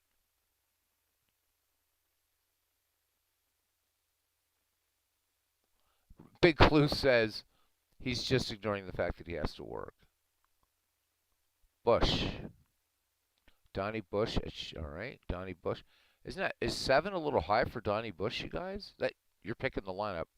Might be a little high for him, but okay. Who's 8? You want McGee? Okay, now we got. We're gonna have a McGee. McGee plays short, so no Donnie Bush. Gentlemen, we have Bush. Okay, Ray Schalk is going to be our catcher. We know that.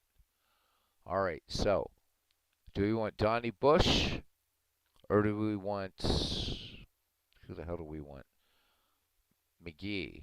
How's he rated at short? He's rated a 5 at short.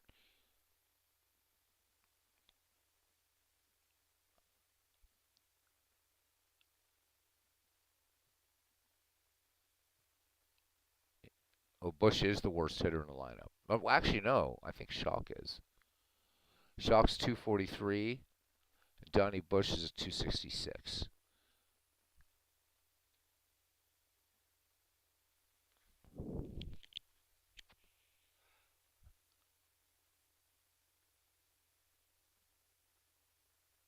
Yeah, Chief Myers, yeah. You got a better bat than Myers, but he'd be good off the bench.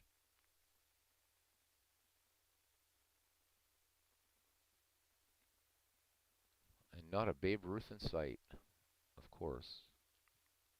Yeah, Bush will probably go 4 for 5. All right.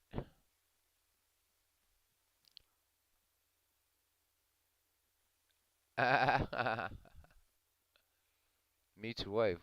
Why are you in bed? It's 7:15. Replies, it's 10 p.m., you dumbass. You need to get off that channel for a minute.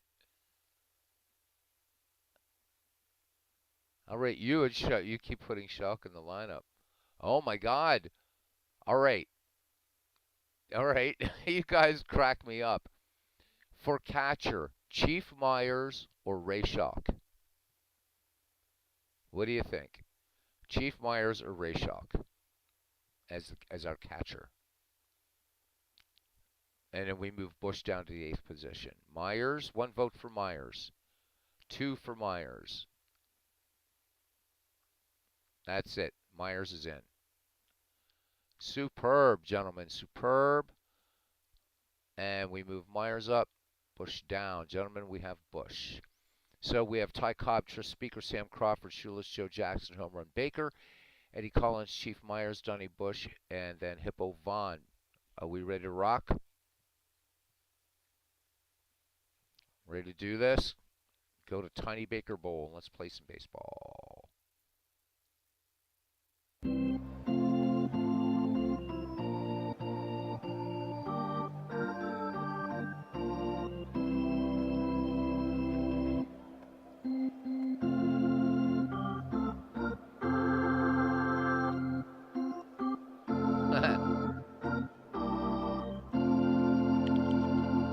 All right, welcome Scallywags, Ne'er-Do-Wells, Scoundrels, and Robbie Wartburg to Baker Bowl for today's game between the 1900 All-Stars and the 1910 All-Stars.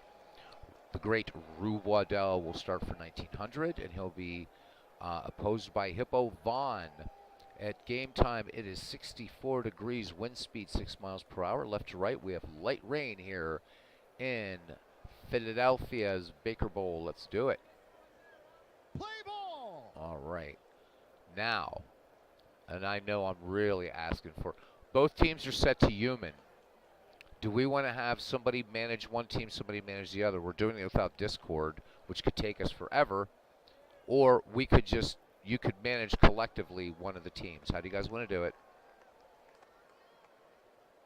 Christopher Slovic, I really wonder which decade had the base players. Just strength, conditioning, lifting weights doesn't mean everything in baseball. Absolutely. Welcome in, Christopher. Chris Slovic in here. Best baseball broadcaster in the community, bar none.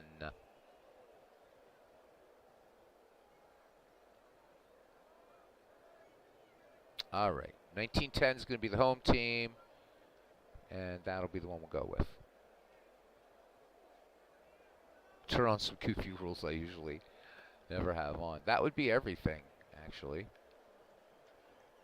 That would be everything. All right, here we go. All right, so the chat is managing 1910. The computer's managing 1900. One team managed by human, the other managed by Beatles eternally. As if I'm not human. Thanks, Big Clue.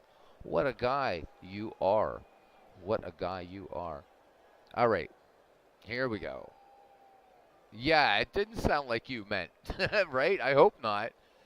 Guys, this is one team managed by a human, the other managed by Beatles eternally. God, I'm Mr. Data in Star Trek.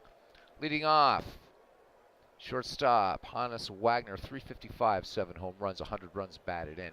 Dimensions here are tiny. You get that deep center field here, but otherwise this is almost a wiffle ball park. All right. Hippo Vaughn has finished his warm-up pitches. A little late rain going here in Philadelphia. Chief Myers sets the sign for Vaughn. I dare say we're gonna try a little experiment here. When we get runners on base, we'll go to pitch-by-pitch mode. All right, Vaughn winds and fires the 0-2 to the Flying Dutchman on its way. Wagner swings, and this one going all the way to the wall in left. Jackson giving chase. And Wagner into second with a stand-up double. And just like that, we're going to do two things. We're going to make this a little larger. All right. Play-by-play box is going to be large. Play. And we go to pitch mode. So Jimmy Sheckard steps in. Left fielder hitting .267, 3 home runs, 61 runs batted in. Remember, you guys are managing 1910. We don't have any Ray Schalk in the lineup. I should hope not. Captain, that's not logical. Vaughn into his motion, delivers to Sheckard. And Sheckard swinging on the first pitch, sends a fastball to center field. The Gray Eagle, Tris Speaker, coming in, making the grab. Hannes Wagner will return to second base. Far too shallow. You're not going to run on Baker. All right. Stepping in at number 3 position, Napoleon Lajoie. He is hitting .355, 7 home runs, 104 runs batted in. Yeah, it is, Robbie. This is a tiny, tiny ballpark. Vaughn checks the Flying Dutchman at second. He winds and fires. Lajoie takes called strike 1 on the outside corner. Vaughn rubs up the ball, peers in, has the sign once again from Chief Myers. Here's the wind in the 0-1 pitch. Fastball in there, called strike 2. Lajoie tried to hold up. Says he went around. Count 0-2 in Napoleon Lajoie. Vaughn, let's see if he gives him something to chase. Here's the 0-2 pitch. Fastball, Lajoie fouls this one away on the right side. Crawford giving chase. This one will make the stands. Lajoie back in. The 0-2 delivery from Hippo Vaughn. And that one outside and low. Ball 1. So the count 1-2 on Lajoie. Lajoie back in the box, adjusting his cap. Vaughn ready to deal. The 1-2 pitch. And big swing and a miss by Napoleon Lajoie. 2 down. Hang up a K for Hippo Vaughn. Jimmy Collins batting cleanup for 1900. Collins hitting .264, 16 home runs, 91 runs batted in. Good lead by the Flying Dutchman off of second base. Lefty Vaughn delivers. And Jimmy Collins, swing and a miss, strike 1. It's a little curveball action there by Hippo Vaughn. Vaughn with the leg kick and the 0-1 delivery. Fastball in the dirt and a little bit outside. Count 1 ball, 1 strike.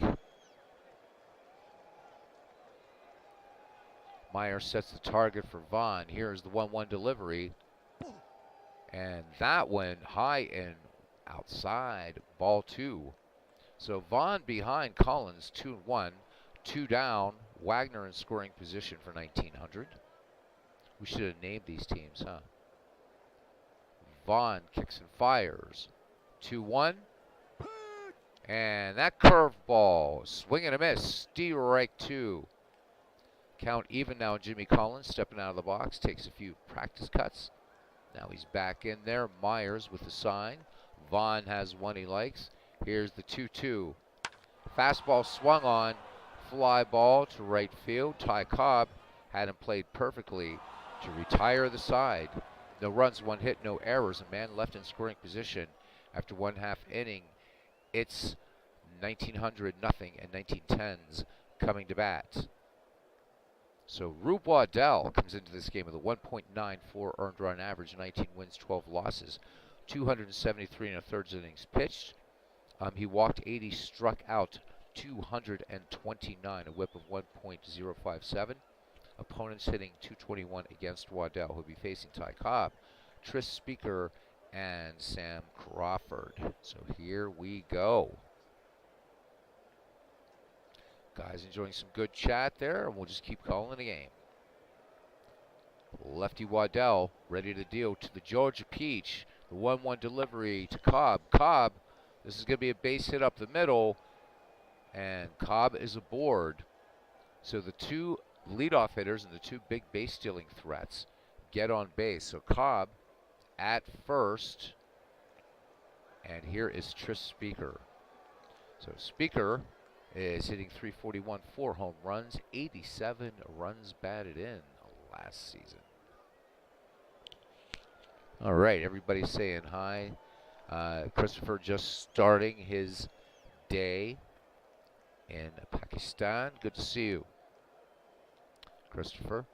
All right, the Duke of Tralee lays down the sign for Rube Waddell, and we go to pitch mode. Waddell winds and fires. And pitch out, but Cobb was not going. So ball 1. Here's the delivery again to Speaker. That one in there, catching the inside corner, strike 1. So 1-1 on Tris Speaker. Cobb at first. Good lead at first by Cobb. And Rube Waddell comes home, throws over. Cobb, that was close. Good move by Waddell to first. Freeman's tag just touching Cobb as he touches the base. Waddell peers home, checks Cobb at first. Here's the delivery. Speaker takes a fastball for ball 2. So Waddell behind, 2-1. World's Worst Gamer calling for a hit and run. It shall be. Waddell delivers now. The 2-1 pitch. There goes Cobb. And the hit and run, fly ball to center field. Chick Stahl ranging over to his right, makes the catch. Cobb will get back to first. So 1 down. Speaker will have a seat, and here is Sam Crawford. Sam Crawford tonight playing first base, hitting .352, 10 home runs, 93 runs batted in. All right. You guys feel like calling a play like World's Worst Gamer said for 1910? Please feel free. Waddell checks Cobb at first, and I forgot to go to pitch by pitch. There goes Cobb, foul back. 2-1 pitch, we'll just leave it at that. Waddell delivers, throws over. Cobb back just ahead of the tag. The Rube, the leg kick, and the 2-1. Crawford swings, fly ball down the left field line. It has distance. Sheckard in the corner makes the catch. Cobb will go back to first. So 2 away. And that brings up cleanup hitter Shoeless Joe Jackson. We'll go back to pitch mode. Cobb, good lead off first. Waddell checks the runner, winds and fires. And Cobb in motion. That ball in there, strike 1 called. Waddell now works the 0-1 pitch to Shoeless Joe. Fastball missed down and in. Count 1-1 on Jackson.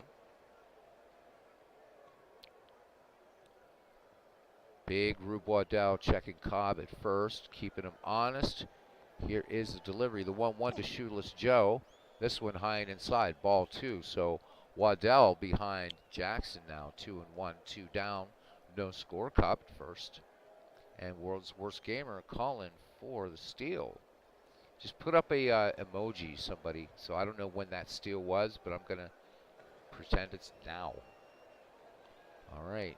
2-1 the count. Waddell delivers to Jackson. Cobb off to the races. The Duke of Trey Lee with a throw down. Wagner's tag right in the mouth of Cobb, just like the 1909 World Series. And the caught stealing ends the inning. No runs. One hit, no errors. We played one complete, and we are scoreless here at Baker Bowl. Due up, Elmer Flick, Chick Stahl, and Roger Bresnahan. So Flick hitting a 300 even, 5 home runs, 77 runs batted in. For anybody just tuning in, this is not the Ned McGreevy League, but just as fun. Two lefties tonight, Hippo Vaughn and Rube Waddell battling it out. We didn't talk about Vaughn's numbers, not as much of a strikeout pitcher. 217 earned run average. He's 18-12. A save last season. 265 and a third innings pitched. 71 walks. 139 strikeouts. A whip of 1.112. And opponents hitting 238 against Hippo Vaughn. Here we go. Yep. So World's Worst Gamer, you need to put up an emoji of some sort, or I won't see it. Okay? Because to me, it's just all chat. Just like we do in the Ned McGreevy League. Then as soon as I can see it in my peripheral vision, and then I can stop play. All right. Vaughn delivers to Flick. The 1-2 delivery. Infield in at the corners, and Elmer Flick, swing and a miss. One down. That's the second strikeout by Hippo Vaughn. All right. Thank you, World's Worst Gamer. Glad you heard me. All right, here's Chick Stahl, 313, 5 home runs, 66 ribbies. Vaughn into his motion. Here is the 1-0 pitch, and Stahl chops this one to short. Bush coming in, up with it. This is going to be close. Crawford with the stretch, but Chick Stahl beats it out. Infield single for Stahl will go to pitch mode, and that brings up the Duke of Trey Lee, Roger Bresnahan, hitting 274, a home run. 41 runs batted in. And Felipe Lima de Melo coming in saying, hi, lads. Good evening, everyone. Good to see you, Felipe. Always good to see you, my friend. All right.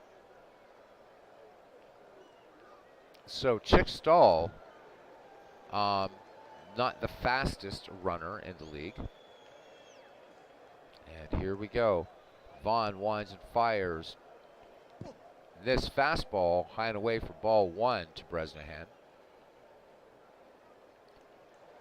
Interesting pitching mound here, very similar to the one found in Sportsman's Park, that sort of bullseye pitcher's mound. Vaughn works it now to Bresnahan. Here's the 1-0 delivery, and this one a ball high. So Vaughn behind two balls, no strikes. Meyer sets the target. Vaughn checks Stahl. Here's the delivery. Fastball in at the knees. Strike 1. Vaughn rubbing up the ball. Scuffing it up as well. Legal in this league.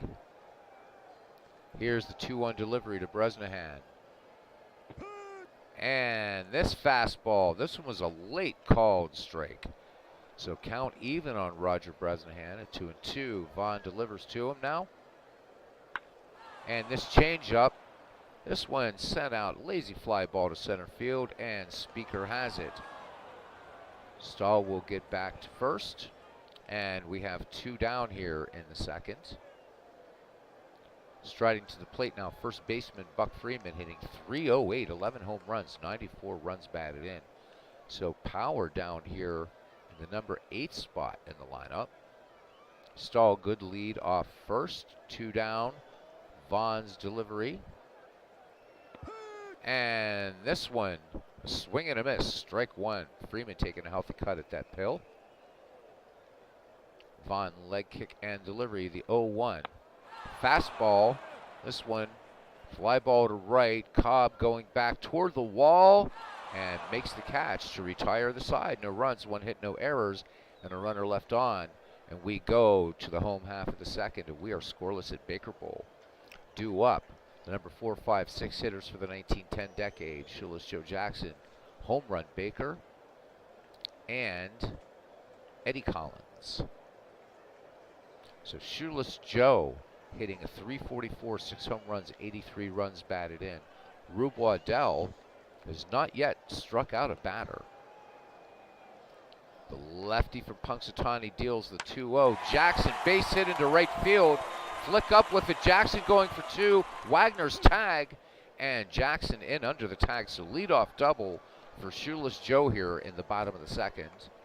As Frank Baker, home run Baker, steps in. .316, 8 home runs, 94 runs batted in. And again, anybody that wants to do any managerial things, just throw up an emoji and hopefully I will see it.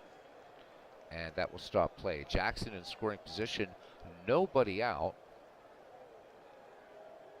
And Jackson with 22 steals last season. Waddell with a check of Jackson at first. Here's the wind and the delivery. Fastball taken for ball 1. This one in tight. Waddell trying to establish the plate. Waddell once again ready to work. The 1-0 delivery. Oh, a spin and throw back, and they miss. This one gets past Lajoie, and Shoeless Joe will get to third. So Rube Waddell with a quick spin around throw, and it's a throwing error. And Shoeless Joe Jackson now at third.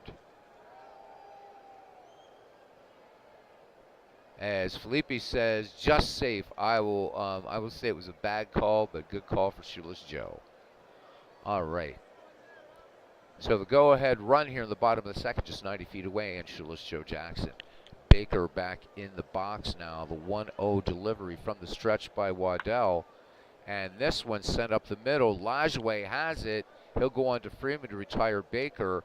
And in to score the first run of the game is Shoeless Joe Jackson. So the score stands 1-0, the 1910 decade.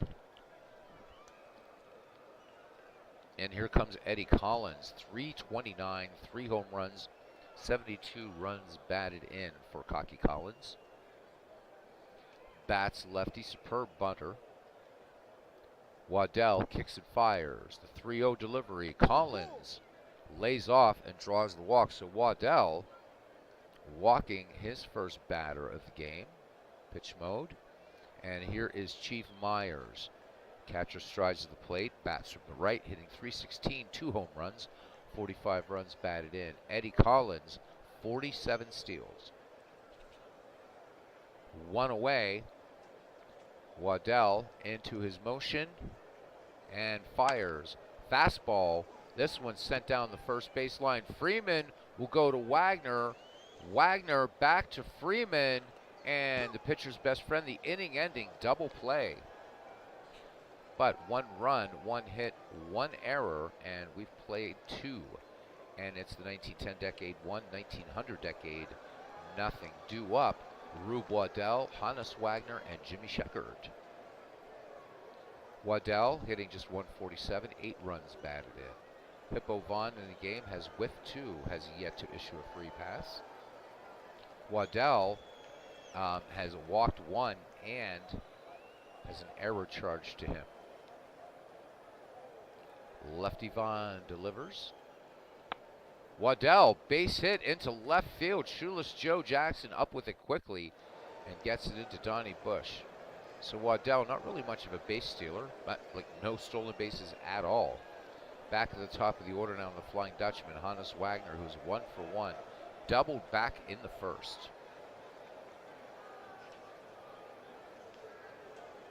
Vaughn toes the rubber and comes home with it. Pitch to Wagner. And late called third strike. Count 0-1 on the Flying Dutchman. Waddell staying very close to first. Not a lot of speed there. In fact, Crawford being able to play behind him a little bit. Vaughn's delivery to Wagner, the 0-1.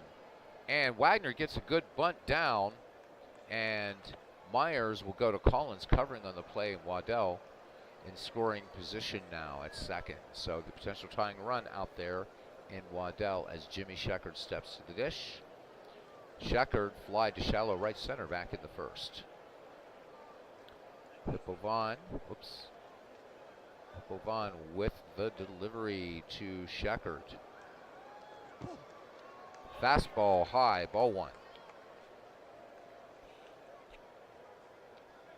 Little breeze has calmed down here. Light rain does continue to fall here in Philadelphia. 66 degrees. Vaughn winds and fires. And this one in there, swing and a miss. Strike one. So 1-1 on the left fielder for 1900. Hippo Vaughn into his motion, the 1-1 pitch. Fastball. This one a bit inside. Count 2-1 on Sheckard. Vaughn comes home with it again, the 2-1. Curveball. Taken for strike two, so count even on Jimmy Sheckard. Vaughn lets it go. And full count. So this one a little bit outside. Here comes the payoff pitch from Hippo Vaughn. Fastball chopped down the third base line. Baker up with it. Throw across the diamond. Crawford with the stretch. And Jimmy Sheckard is out. But Rube Waddell moving to third on the play. 2 away. And I think what we're going to do, since we're not getting a lot of managerial calls, is we'll just stay at bat mode unless we get something super, super critical. Hippo Vaughn works in the stretch to Napoleon Lajoie. 0 for 1 in the game. Full count on Lajoie. Lajoie pops this one behind the plate. Chief Myers flings aside the mask. Should have plenty of room here to make the third out. And that is it. No runs, 1 hit, no errors, a runner left. And we go to the bottom of the third. It's 1-0 in favor of 1910. Yep, got to be a little faster. You got to kind of sort of anticipate. But that's all right. We saw it, but we're good. All right. So Donnie Bush, Hippo Vaughn, and Ty Cobb do up. Because you got to remember, World's Worst Gamer, there's a, yeah, I don't know. I think they all went over to watch another channel. Anyhow, so because of the 10-second lag, it goes back and forth. Let's see where everybody went. Let's see what's going on in the rest of the world here tonight, YouTube. Oh, I think I know where everybody went.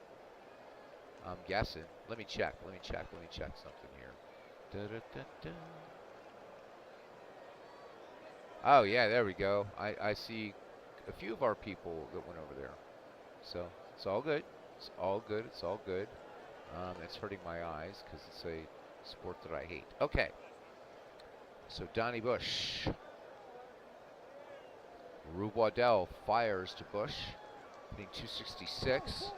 And Bush lays off and draws the walk. So runner aboard for 1910. Here we go again. Hippo Vaughn. Glad Robbie is still here. Hopefully the other guys rolling up a game. But I know there's a big going on another channel. So that's all good. Vaughn hitting just 173. 7 runs batted in. Infield looking bunt from Vaughn. And we'll try pitch mode one more time. Waddell delivers. Vaughn fouls this one off on the left-hand side. So not being able to get the bunt down. Clinton Park says the Chicken Chokers score 4 in the 11th to defeat the Red Butts 10-6. All right. Count 0-1 on Hippo Vaughn. Donnie Bush with 41 steals. Infield looking bunt.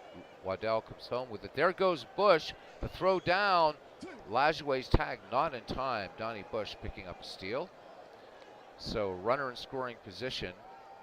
Vaughn back in the box to count no balls. 2 strikes. Waddell with the 0-2. And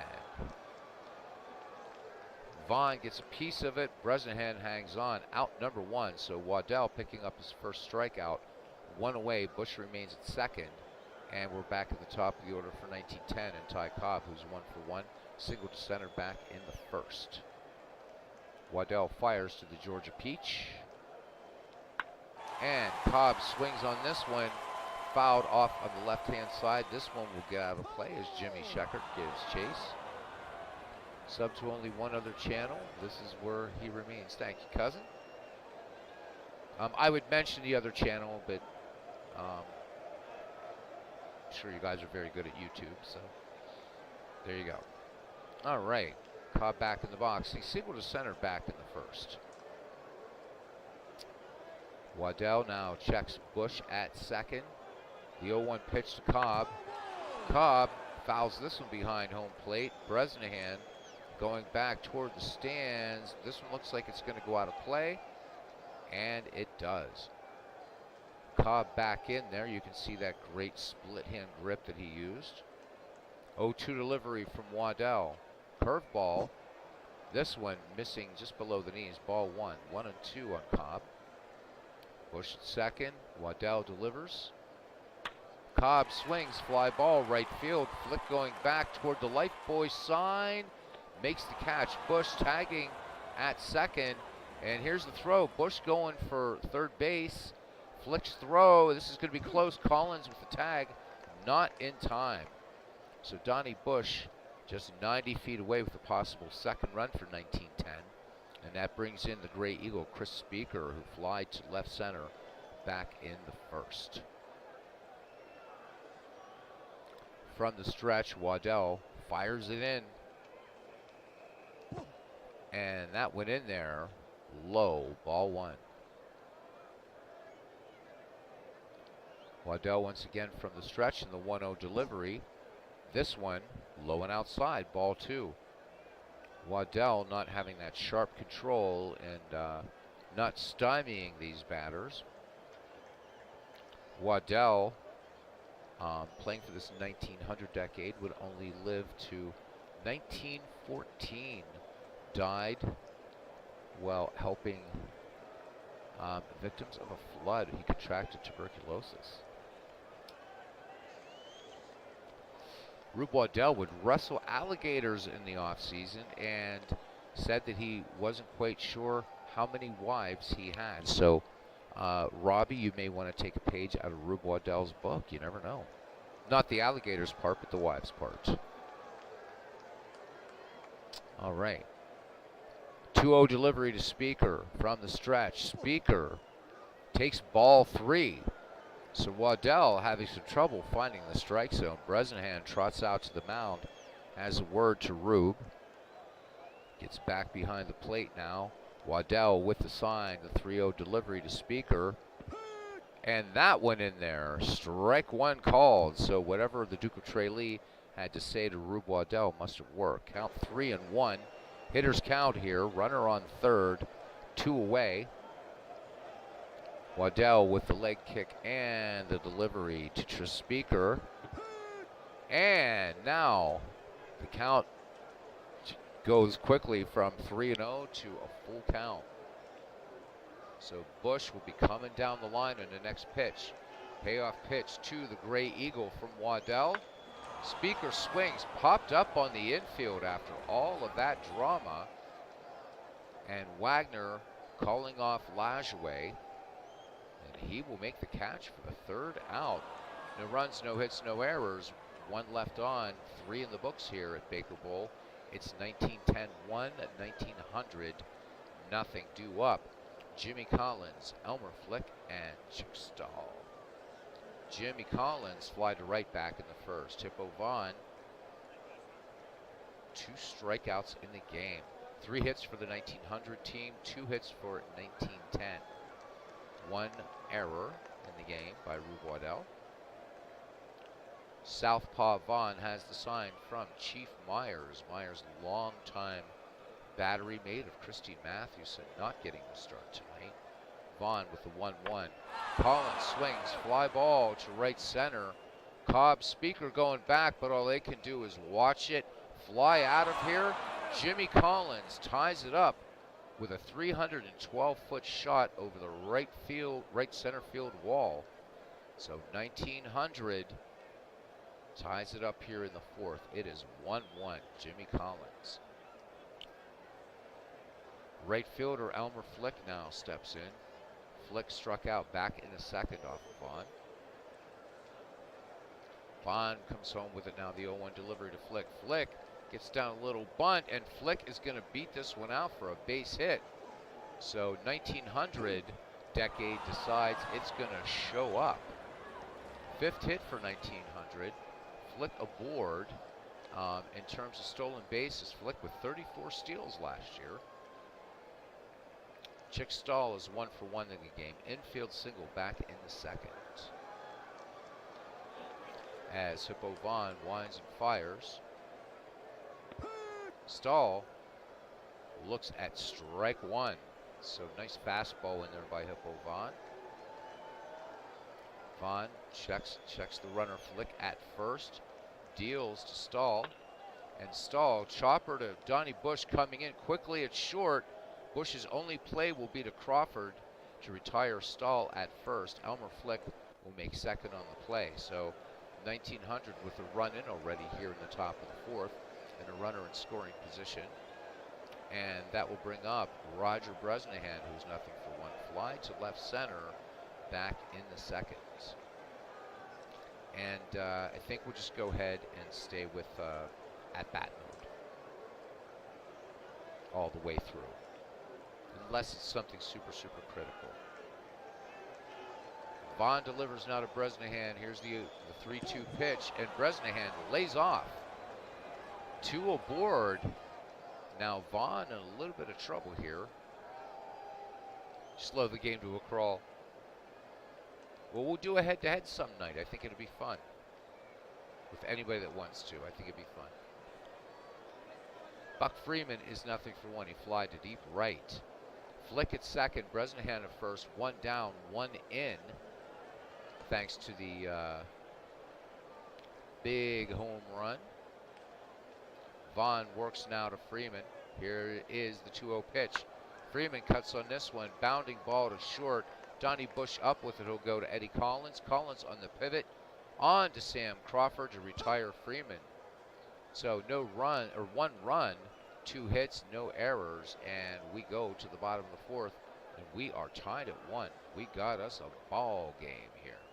Sam Crawford, Joe Jackson, and Frank Baker do up. Sam Crawford, Wahoo Sam, fly deep down the left field line.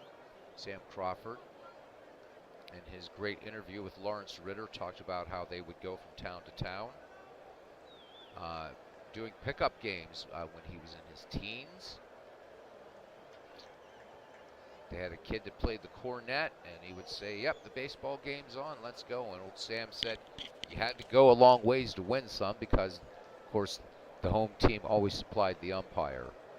Some good stuff. Waddell to face Crawford now. Waddell has struck out 1 and walked 2. Here's a delivery to Wahoo Sam. 2-0 delivery, and Crawford scorches this one to third. Jimmy Collins with a nice snag of that frozen rope. 1 down. And here's shoeless Joe Jackson. Doubled back in the 2nd. Waddell into his motion. The 1-1 delivery to shoeless Joe. Jackson swings. They were playing him to bunt. Weak little grounder to third. Jimmy Collins in on this. Jackson may have just beat this out. No, they get him by a step. Freeman able to keep his foot on the bag. So 2 down for a home run Baker, nothing for 1. He grounded to second, scoring Jackson, making it 1-0, 1910 at the time. This was back in the bottom of the 2nd. Waddell pitching with 2 down, bases empty. The delivery to Baker, the 0-2 pitch. And Baker sends this one down the line to left. Jimmy Sheckard in the corner, making the catch. That's it. No runs, no hits, no errors. We've played 4 at Baker Bowl, and we are tied at 1. Due up, Rube Waddell, Hannes Wagner, and Jimmy Sheckard. Waddell 1 for 1, so helping his own cause. Singled between third and short back in the 3rd. Hippo Vaughn lets it go.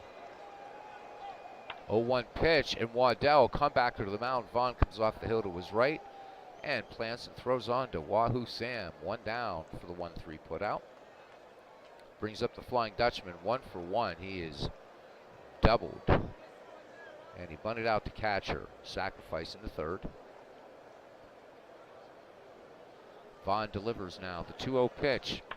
Wagner swings. Fly ball. Tris Speaker coming in and to his right to retire the Dutchman. 2 away for left fielder Jimmy Sheckard. Ken Castro says we have a good one here. Absolutely. We lost a bunch to a football game, but the baseball faithful staying in here. All right, Sheckard is nothing for 2. He has fly to shallow right and grounded to third. Nap Lajoie waits on deck. Vaughn delivers to Sheckard. Sheckard swings, chopper down the third base line. Room service bounce to home run Baker. Throw across the diamond in plenty of time to Sam Crawford to retire Sheckard and the side. 4.5 gone here at Philadelphia's Baker Bowl. We are still tied at 1. Todd B, another 3 hours, huh? Jerry Lewis will be proud, and this is even Labor Day weekend. Welcome in, Todd B. Yeah, this is not going to be a 7-hour. This is going to be, tomorrow night could be a little longer, but last night was a record for me, 7.5 hours. All right. Eddie Collins now. Collins walked back in the second. Base is empty as Collins, well, of course, because we're just starting off the inning. That's how tired I am tonight. Collins, Myers, and Bush to face Waddell. Rube Waddell has only struck out 1 batter right now in this game. So infield in at the corners, Freeman at first, Collins at third. Waddell into his motion, and the 1-2 to Eddie Collins. And Collins, strike 3 called, so crossed up by the great Waddell. Rube hanging up Kane, number 2. Oh, am I 300 subscribers? Damn, nice. Spartans! So we're going to be the Spartans from now on. Made it to 300 subs. Thank you, community. That means a lot. It really does. All right, Chief Myers is nothing for 1. I had no idea. All right, so Chief Myers nothing for 1. Grounded to first. Grounded into the double play. Waddell delivers to Myers. The 0-1 pitch. Myers cuts on this one. Fly ball. Right field. Elmer Flick coming in on it and makes the nice trotting catch for 2 down. Shortstop Donnie Bush. He walked in the third. Waddell seems to be settling down now. The delivery, the 2-2 pitch to Bush. Bush cuts on this one, and Lajoie ranging far to his right, making the off-balance peg down to Freeman to retire Bush and the side. No runs, no hits, no errors. 5 complete here at Baker Bowl. It is 1-1. And Carlos, yes, Carlos is home in time for some baseball. Thank you, Robbie. Thanks, guys. All right. Yeah, up to 300 subs. We are Sparta. Napoleon Lajoie, Jimmy Collins, and Elmer Flick due up for 1900 decade. Lajoie has struck out and popped to the catcher. Vaughn with 2 strikeouts and a walk. Kicks and fires. The 0-1 delivery to Lajoie. Lajoie scorches this one to left center. This is going to make the wall. Lajoie, easy leadoff double for him. And here comes 1900. Potential go-ahead run in scoring position. Jimmy Collins steps in, 1 for 2. Solo shot back in the 4th. This one over the right center field fence went 312 feet, tying this game at 1-1. Oh man, thank you, Todd B. Says don't forget to help feed the kiddies their treats. Hit the like button. Thank you, Todd. Vaughn checks Lajoie at second. Lajoie with 23 steals. Vaughn comes home with it now. It's Jimmy Collins, the 0-2 delivery. Collins swings, and Baker Bowl is going to hold this one as the Gray Eagle has it in his sights and brings it down. Lajoie tags at second. He's not going to run on Speaker. So 1 down for Hall of Famer Elmer Flick. He struck out in the second and bunt single in the 4th for Flick. The wind and the delivery. The 0-1 pitch to Elmer Flick. Flick swings and fly ball to right. This is a lazy one. Cobb camps under it, makes the catch. Lajoie will still hold second. Baker Bowl tiny, kind of shutting down the running game. We've had 1 caught stealing in this game. Chick Stahl, 1 for 2. Singled on the infield back in the second, grounded to short in the 4th. Yeah, it's done like that. Thank you, Clinton. Yeah, it's the big old bunch of emojis. So we can try once again to go to a bat mode, and anybody can call a play. It's fine. All right, we'll try pitch mode again. Lajoie at second. Vaughn comes home with it now to Stahl. Here's the pitch. And that went in there. So Stahl chasing one out of the strike zone. And strike one. All right. Stahl back in the box. The 0-1 delivery from Hippo Vaughn. And that one just low. Count 1-1 on Chick Stahl. Vaughn into his motion, delivers. And this one popped behind the plate. Chief Myers throws off the mask. This one could get out of play, however. Myers going back, giving chase. And a souvenir for a fan. So Myers back behind the dish. Stahl back in the box. And a trivia question for Todd from Clinton Parks coming up. Todd says, ruh-roh. The 1-2 pitch from Hippo Vaughn. Stahl swings, chopper to second. Eddie Collins takes it on a nice bounce over to Crawford to retire Chick Stahl and the side. No runs, one hit, no errors. A man left. We go to the bottom of the sixth. It's 1-1. And Hippo Vaughn deleted off here for the 1910 decade. And then back at the top of the order, Ty Cobb and Tris Speaker. Vaughn 0-1 in the contest, struck out against Waddell in the third. Waddell lets it go, 3-2 pitch. And Hippo Vaughn looks at a called third, strike three on the Waddell fastball. So Rube now up to 3 Ks.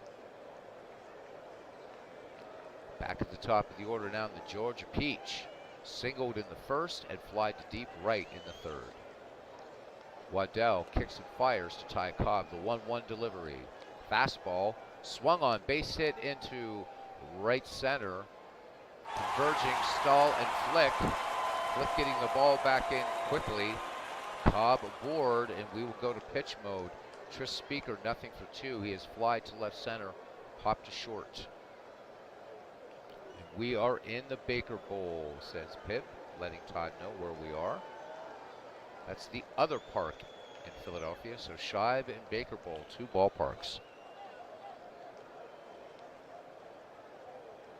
It is an interesting layout. Look at that deep sort of part, whatever you can call deep in Baker Bowl. It's like a tiny, compressed sort of polo grounds kind of jam there. That this is a small ballpark. All right. So Cobb at first. Waddell delivers to Speaker. Here's the pitch. Speaker sends this first ball foul down the first base side. Count 0-1.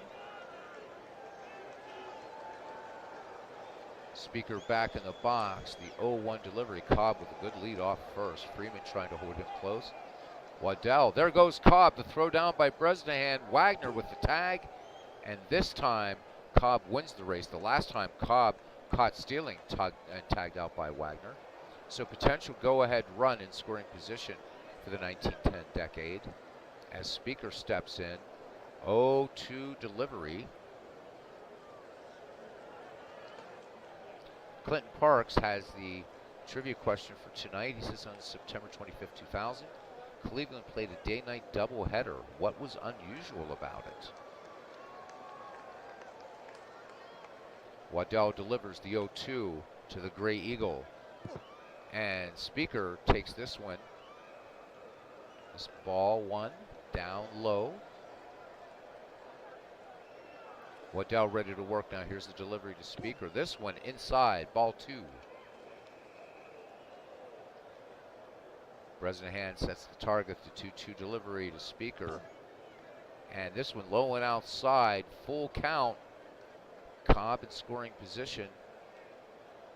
Here is the delivery, the 3-2 pitch to Speaker. And Speaker sends this one to left field. Sheckard making a lot of plays back there, but this one is out of here. No, this one off the fence. It looked like it went out of the park. Speaker with the RBI double, scoring Cobb, and it's now 2-1 in favor of 1910 decade as Sam Crawford steps in. And I realize what's wrong here. I'll have to change that. So I see why that was a double. All right. Crawford is nothing for two. He flied out and lined out. And Todd B says, so far reach could have been played in two different locations. How did that happen, Clinton, if you don't mind? Because I didn't know that. It was played in two locations?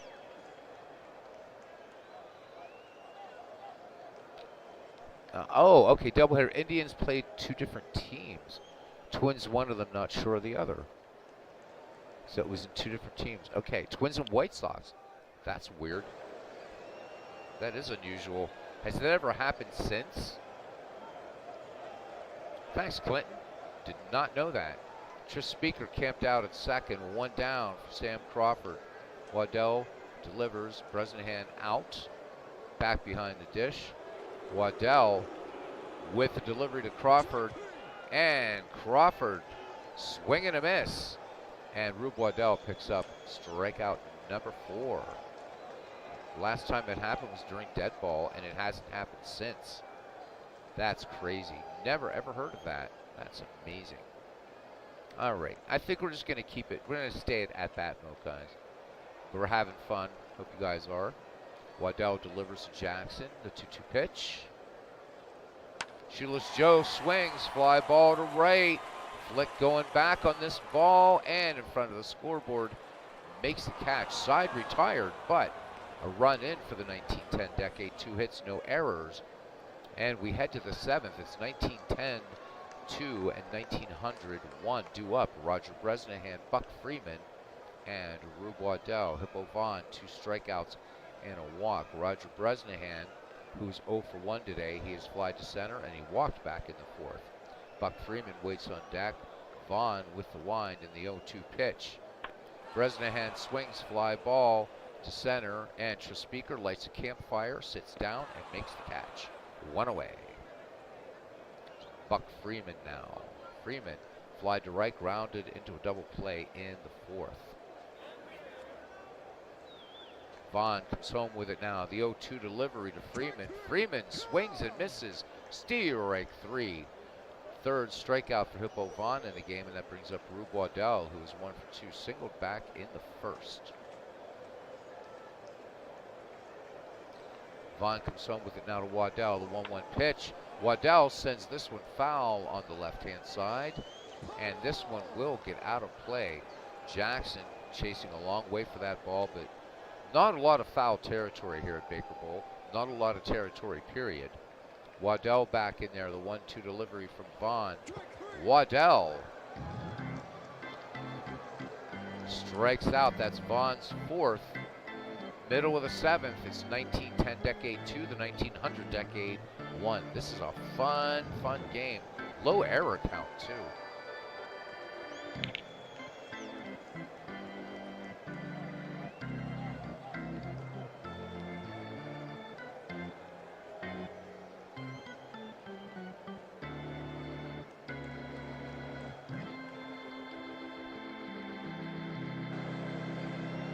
Okay, Todd B coming back with some trivia.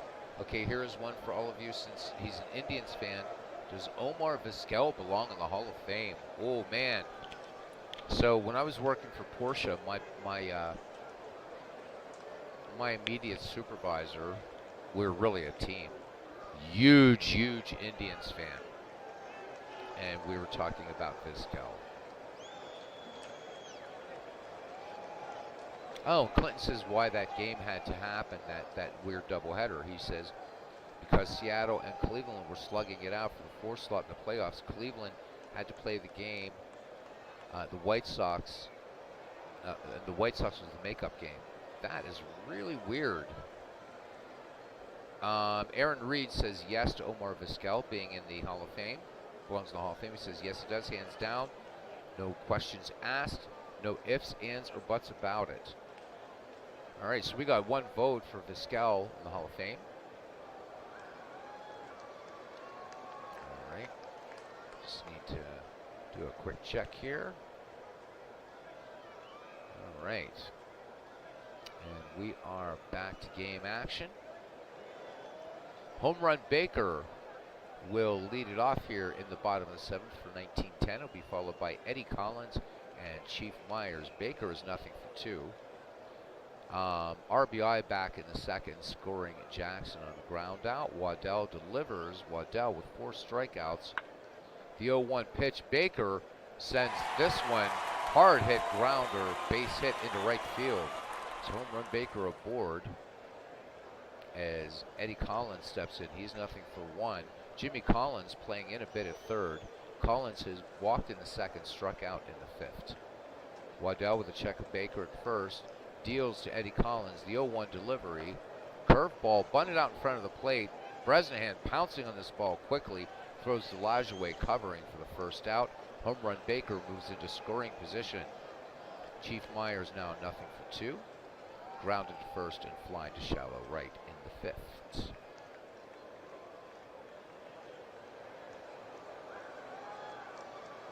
Stream with big crowd and fast play game, says Cousin Ken Castro. All right, once again, for you guys not familiar, in Action PC 2023, if you want to look over here, you can see the percentages of what can happen now of plays. It's there for the whole game. Once you get into late innings, it will start showing these. So there's a 22.4% chance that a run will score in this confrontation. Waddell with the 0-2 delivery to Myers. Fastball. Myers, this one a called 3rd, strike 3. Waddell picking up strikeout number 5. 2 down. Baker holding station at 2nd, and it brings up shortstop Donnie Bush. Donnie Bush has walked and grounded to 2nd. Bresnahan has the signs for Waddell. Waddell has one he likes, and here is the delivery, the 1-2 pitch. Bush swings, this one fouled behind the plate. Bresnahan should have enough room for this one. This one going way up, bringing a little bit more rain here in the city of brotherly love, and down into the glove of Roger Bresnahan. So side retired, no runs, 1 hit, no errors, 7 complete, and it's 2-1 in favor of 1910. Hannes Wagner will lead it off here, followed by Jimmy Sheckard and Appalachian, the number 1, 2, 3 hitters. Wagner in the game is 1 for 2. He doubled way back in the 1st, sacrificed in the 3rd, and flied to shallow center in the 5th. Vaughn comes home with it now to Wagner, the 0-1. Wagner scorches a base hit into left. Jackson up with that ball quickly. Wagner thought about 2nd, but he will hold 1st. Wagner with 48 steals as Jimmy Sheckard steps in. Sheckard nothing for 3.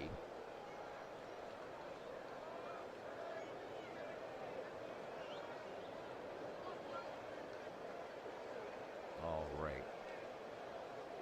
Vaughn comes home with it now. Throws over. Sheckard back ahead of Crawford's tag. Crawford holding Wagner close. Vaughn comes home with it. Nope. Throws over again. Wagner gets in under Crawford's tag. Vaughn doing everything he can to keep Wagner planted at 1st. Runner on, nobody out. 2-1 your score in the 8th here. Vaughn comes home with the Sheckard. And Sheckard on the full count. Swing and a miss. 1 down. Wagner holding 1st. It's good to be a member, says Clinton Parks about SABR, the Society for American Baseball Research. Indeed it is. Some of the deepest, most erudite baseball scholarship can be found at SABR. Check it out. Great resource. Great resource. All right, 1 out. Napoleon Lajoie is 1 for 3. He doubled back in the 6th. Vaughn checks Wagner, the 1-1 to Lajoie. There goes Wagner. The hit and run was on. Baker up with it, and his only play will be to 1st. Crawford has it to retire Lajoie, and Wagner will make 2nd. So tying run in scoring position for the 1900 decade as Jimmy Collins steps in. Of course, Collins tied this game back in the 4th with a solo shot over the right field wall. Vaughn checks Wagner at second. Wagner, pretty good lead out there. Here's the delivery. Nope, throw back. And Wagner getting back in ahead of Eddie Collins' tag. Wagner is a real threat out there at second. Vaughn with 3 pitches over to try to pick off Wagner, and then the spin around to try to get him at second. Wagner into another aggressive lead at second with 2 down. Here's the delivery to Collins. Collins swings, base it into right, and Cobb up with it. Wagner rounding third as Cobb comes up with the ball. Wagner will score easily, and the 1900 decade has just tied this game up in the top of the 8th. 2-2. Jimmy Collins moves to second, so Collins having a hell of a day at the plate. 2 RBI for Jimmy, and that brings in Elmer Flick, world's worst gamer. World's worst gamer. We already said that we were going to just stay. The next time we will get this more coordinated, and we'll do a manage. All right. I think Ken Castro's rooting for the 1900 squad. Yeah, no worries, world's worst gamer. And that way I'll be watching out for it. I think it's just, I missed a couple of those. I'm really tired today. More than last night, obviously. So sorry about that. And Cobb is charged with an error. So it was a bad throw. But Wagner, I think, unnerving Vaughn. Again, I think there were 3 pickoff throws to first, and a spin around to second, and Wagner scores on the Collins base hit. So Jimmy Collins with a home run and RBI single in this game. Elmer Flick 1 for 3. Vaughn. Myers goes out, has a quick word with Vaughn back behind the dish. Here's the delivery to Elmer Flick, the 1-1 pitch. Flick swings this one back up the middle. Eddie Collins, what a play. Hard to his right, diving stop, throws from his knees to retire Elmer Flick and the side, but 1 run, 2 hits, 1 error, a man left. We go to the bottom of the 8th, and we are knotted at 2. We have a great ball game here. So Rube Waddell has struck out 5, walked 2. He'll be facing his mound opponent, Hippo Vaughn, who is nothing 4-2 and has struck out twice against Rube. Waddell looking stronger and stronger as the innings go on. Here's the delivery to Vaughn, the 1-2. And this one a called strike 3. Strikeout number 6 for Rube Waddell. It's Waddell we've come to expect. Back at the top of the order now, Ty Cobb, who's 2 for 3. Including 2 singles. Waddell wasting no time. The leg kick and the 1-1 pitch to the Georgia Peach. Cobb swings. This one chopped to Wagner. Wagner up with it. Strong throw to Freeman. Cobb didn't even have a chance. 2 down. And here's Tris Speaker. Speaker, RBI double, scoring Cobb back in the 6th, making it 1910-2 and 1900-1. Waddell delivers to the Gray Eagle, 2-0 pitch. And we have a little rain delay. And Waddell looking like he's showing some fatigue, and that's an AI managed team, 1900, so not really a lot we can do about that. Actually, we can. Let's be fair here. All right, guys, so what we do need is we need a reliever for Rube Waddell. There's the numbers if you want to look and see how each pitcher is going to do. Left-handers, we got Eddie Plank, Knapp Rucker, Harry Suter, and Bill Foxton. Right-handers, we got Mordecai Brown, Christy Matheson, Andy Joss, Vic Willis, Jack Chesbro, George Mullen, Joe McGinnity, Fred Smith, and Tex Pruitt. And hopefully this is coming up. There we go. Oh, Ken, I get your little way back there. You were saying streaming big crowd and fast play game. Gotcha. World's Worst Gamer saying Harry Suter. Ken Castro saying Joe McGinnity. Clinton Park saying Addy Joss.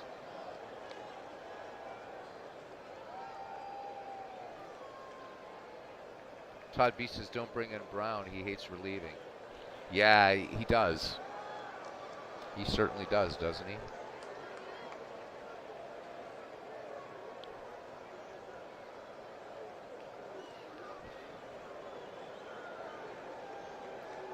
All right, we still don't have a decision yet from the cognoscenti here.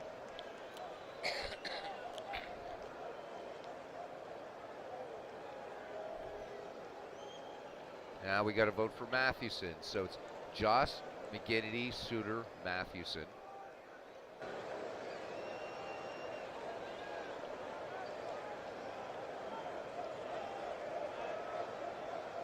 And one vote against Three-Finger Brown. 2 votes for Addy Joss. And Clinton Park says good strikeout to walk ratio. Those guys all stink, says Todd B. All right, Addy Joss will come in relief of Rube Waddell.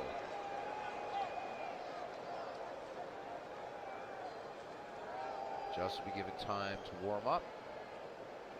Rube Waddell's day is done. Addy Joss's number 1.89 earned run average, 18 wins, 10 losses, a save, 257 and third innings pitched. He walked 40, struck out 100. His whip 9.56. Opponents hitting 229 against him. And we are ready to get underway. Or resume, I should say. This has been fun playing these two teams against each other. Trespeaker is 1 for 3. RBI double, scoring Cobb back in the 6th. 2-2 your score here in the bottom of the 8th, baseball fans. Joss delivers. Speaker swings. This one popped high on the infield on the right-hand side. Buck Freeman and Lajoie converging flick, kind of sneaking in. Freeman waving everybody off and makes the catch to retire Speaker and the side. No runs, no hits, no errors. We go to the 9th. Hippo Vaughn may be tired. So once again, now gents, for your team, we need a reliever for Hippo Vaughn. Here we go again.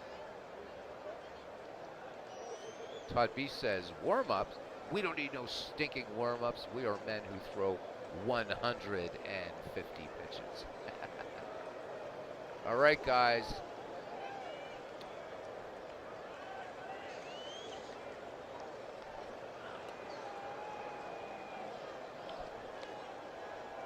We are manly men who served aboard the Raging Queen, says Clinton Parks.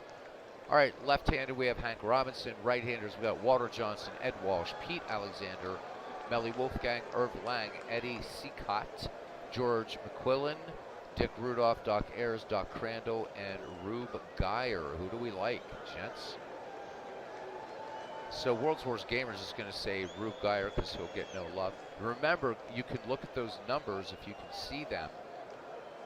How they can be expected to do right now. Okay, we've got 1 for Big Ed Walsh, who had a great tenor voice by all accounts. 2 for Ed Walsh. Going once. Going twice. Ed Walsh will come in, the great Ed Walsh. I rushed that one because Walsh is an Irishman. All right, Ed Walsh, a 1.72 earned run average, 24 wins, 16 losses, 5 saves, 361 innings pitched. He walked 71 and struck out 222. Walsh and Waddell would have been a great matchup too. But as it is, we got a hell of a ball game. All right, guys. Chick Stahl to lead it off here. He'll be followed by Roger Bresnahan and Buck Freeman. Stahl 1 for 3 in the contest. Singled, infield single back in the 2nd, and then he's grounded out twice. Once in the 4th, once in the 6th. Walsh has finished his warm-up pitches. And the big Irishman winds and fires the 1-2 delivery to Stahl. And Walsh promptly strikes out Chick Stahl. 1 down. And that brings in Roger Bresnahan. Bresnahan has flied out twice and walked. Bats from the right. Walsh fires it in, the 0-1. And Bresnahan, chopper to Bush at short. Bush on the outfield grass, but making the strong peg to Sam Crawford to retire Bresnahan. 2 down. And here is Buck Freeman. Todd B says that Walsh was like a 28 pitcher in the APBA Master game out of 30. Holy hell. That's amazing. Walsh was such a great pitcher. Famous for his spitball in an era of spitballers. Hitters said the ball disintegrated and then just reintegrated as it hit the catcher's glove. All right, 2 down, Walsh to face Freeman. Here's the wind into delivery by Big Ed, the 0-2 delivery. And Freeman, hard ground ball to short. Bush up with it. Over to Crawford and plenty of time to retire Freeman. We go to the bottom of the 9th. We are tied at 2. The number 3, 4, 5 hitters coming up for the 1910 decade. Sam Crawford, Joe Jackson, and Frank Baker. And if you guys are interested, we can always play these 2 teams against each other again, or maybe take the winner of this to play against the 1920 decade another time. I really forgot how fun this one is. It really is. And we can work through the decades of baseball. Clinton Parks is throwing up a whole bunch of hands. I think he wants to do something here. All right, Clinton.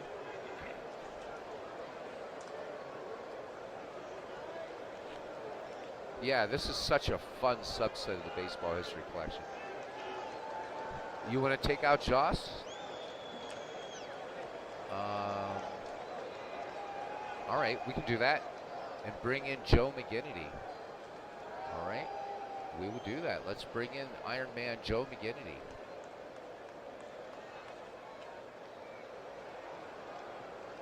Where are you, Joe? There you are. Let's bring in another Irishman. All right. All right, here we go. So Joe McGinnity's numbers look like this: a 2.53 under on average. He is 24-13 last season with 2 saves and 320 innings pitched. He walked 73, struck out 96, a whip of 1.106, and opponents hitting 245. Against him, World's Worst Gamer says just finished his worst teams of all time league. And the 2004 Diamondbacks went 125 and 37. Oh my God. Man, oh man. If they, I don't even want to know who had the worst record in the league. Gotta know, World's Worst Gamer. All right. McGinnity has finished his warm-up pitch as Iron Man. Given that name, McGinnity could pitch complete double headers. Both ends of a doubleheader. He didn't care, would pitch on a day's rest. McGinnity was an absolute beast. And here we go. McGinnity winds and fires to Sam Crawford. Crawford, first pitch swinging, fly ball down the right field line. Flick giving chase against the wall and makes a fine catch. 1 down.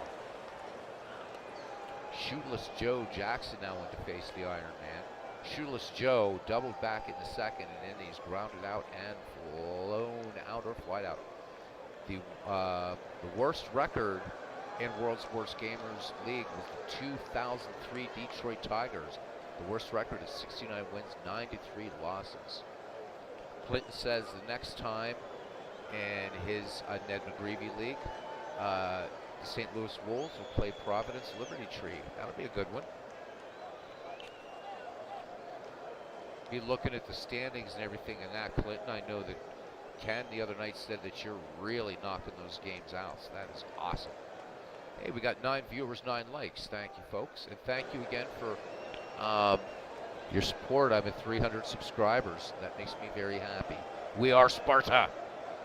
McGinnity delivers the 1-1 pitch to Jackson. Jackson swings. Chopper to the Dutchman at short. Wagner up with it. And along with a bunch of pebbles, throws out Jackson. The 6-3 put out. 2 down here in the bottom of the ninth. Home run Baker is 1 for 3. RBI back in the second, singled in the seventh, flied out in the fourth. McGinnity winds and fires the 2-0 to Baker. Baker swings, fly ball to center field. Stahl going back on this ball and at the wall. Makes a great catch. And we have free baseball. We go to the top of the 10th. And it's the 1910 decade and the 1900 decade tied at 2. This league is an older subset of the baseball history collection. Dave switches it up a lot, so don't know if this one's still available, but it's easy to make. It's very, very easy to make this league. It's comprised from the 19th century into the 2000s, so wonderful league. All right. So it's still threatening some rain. Sun trying to peek through here in Philadelphia as we begin the top of the 10th. And I think, I'm pretty sure we need a, well, nope, this is computer manager, so I guess McGinnity's going to stay in. So Ed Walsh has 1 strikeout. He is on in relief for Hippo Vaughn. Walsh kicks and deals, and I'm sorry, Jimmy Barrett into pinch hit and promptly base hit into right. Cobb up with it, so the AI making the quick decision. Let's look at Jimmy Barrett's numbers. Not drafted by anybody. 305 hitter with 40 runs batted in, 23 steals. So we did miss some guys in our dead ball league. Todd B says it's always sunny in Philadelphia. Ed Walsh checks Barrett at first. Crawford holding him close to the bag. Here's the delivery to Wagner. His 2 for 3. The 1-2 delivery from Walsh to Wagner. And Wagner missing that fastball. Crossed up. This one below the belt. Ed Walsh picking up strikeout number 2. Barnett holds first as Jimmy Sheckard, a frustrated 0 for 4 in the game. Walsh fires it in now. Sheckard on the first pitch. There goes Barrett to throw down. The tag by Bush. And the pitch out works. Barrett is caught stealing. 2 down. Bases empty. Sheckard back in the box. Todd B wishes to be known as the Emote King. And indeed you are, Todd B. You are crowned. Remember, uneasy lies the crown on the head, right? Walsh delivers to Sheckard. The 1-0 delivery. Sheckard sends this one to right field. Cobb looks up. And this one is history. Jimmy Sheckard knocks it down the right field line over the Lifebuoy sign. This one 326 feet. And 1900 goes ahead here in the top of the 10th. 3-2. And that one coming at 2 outs. And here's Napoleon Lajoie. Second baseman is 1 for 4, doubled back in the 6th. Yeah, a lot of Federal League. And absolutely, yeah, you're right, Clinton. We missed a lot in the dead ball era, and some good guys in the 19th century, too. Walsh delivers to Lajoie, the 0-2. Lajoie, who's hard to struck out, just whiffed against Ed Walsh. Harry Suter now pitching for 1900. Interesting AI choice. So 1900 picks up a run on the Jimmy Sheckard homer. There were 2 hits, no errors. We go to the bottom of the 10th. It's the 1900 decade 3 and the 1910 decade 2. Yeah, Ken Castro does have Benny Koff, great star of the Federal League.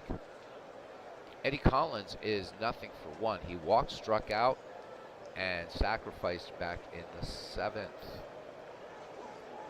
Harry Suter, 2.42 under an average, 2 wins, 3 losses, a save. Worked 78 innings, walked 24, struck out 47. Opponents hit 230 against him, a whip of 1.115. Suter comes home with it now to Collins, 3-1 pitch. Collins draws the walk. So the AI not going for one of the big pitchers, but instead Harry Suter. Collins, a definite threat to steal. Infield guarding the lines. Chief Myers, nothing for 3.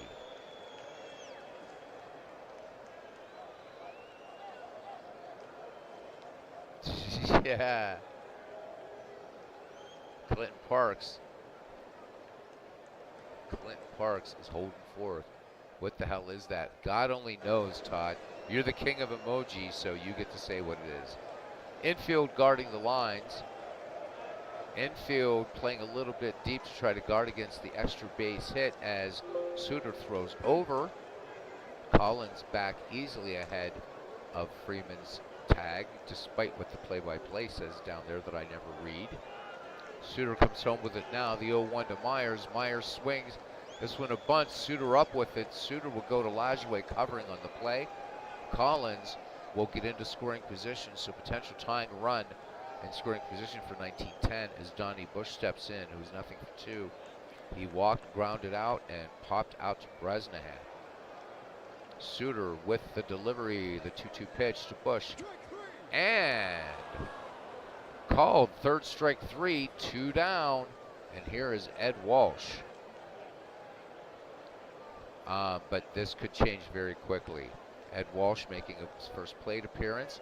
Eddie Collins in scoring position, but who will the pinch hitter be? It will be Sherry McGee hitting .311. McGee draws the walk, 2 on. Suter in a little bit of trouble here as we go back to the top of the 1910 order, and Ty Cobb. Ty Cobb is 2 for 4, 2 singles in the game. Harry Suter winds and fires to Cobb, the 2-0. Cobb swings, base hit into right, and flick up with it. Eddie Collins rounding third, and we are tied at 3. My, oh my, oh my, and we continue 3 baseball. But Tris Speaker up, McGee at second. McGee has speed, base hit, could end it right here. McGee at second, Cobb on first. Speaker 1 for 4, and we will go pitch by pitch here. Not looking for managing, just pitch by pitch. Here we go. Harry Suter. Certainly would love to see a little stronger pitcher there. I'm kind of rooting for the 1900 guys, but let's see what happens. Suter delivers to Speaker. First pitch swinging, and Speaker fouls this one on the right-hand side. Strike 1. Gray Eagle back in the box. Harry Suter with the 0-1 delivery. Fastball to Speaker. And this one,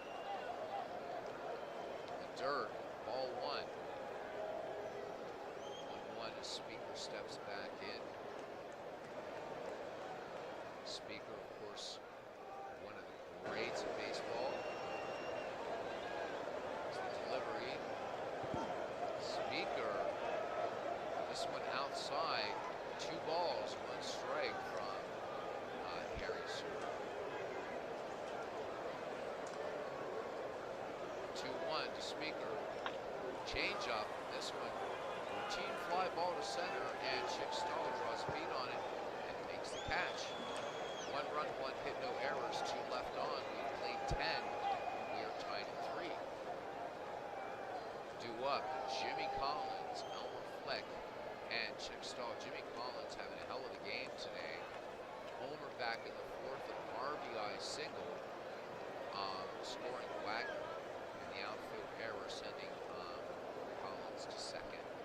And we need a pitcher for 1910 as Walsh was pinch hit for by Sherry McGee. We will wait for the management by committee.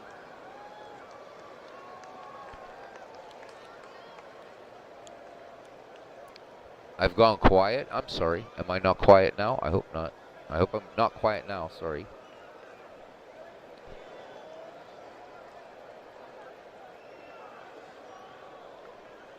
Wow. World's worst. Thank you, Clinton. World's Worst Gamer says, anyone here ever have 180 plus walks by a guy in a sim season? He just had Steve Finley walk 184 times. Thank you, World's Worst Gamer. Everybody's saying, hearing. We do need a pinch, or we need a relief pitcher here, guys. Who's going to face the great Harry Suter?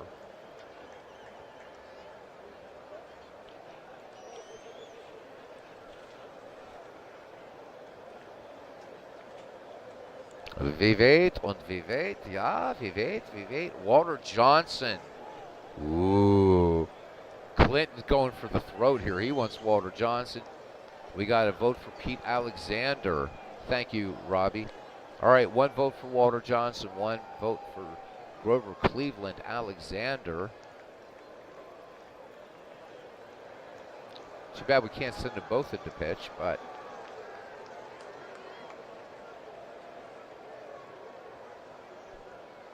and this is with Jimmy Collins at the dish.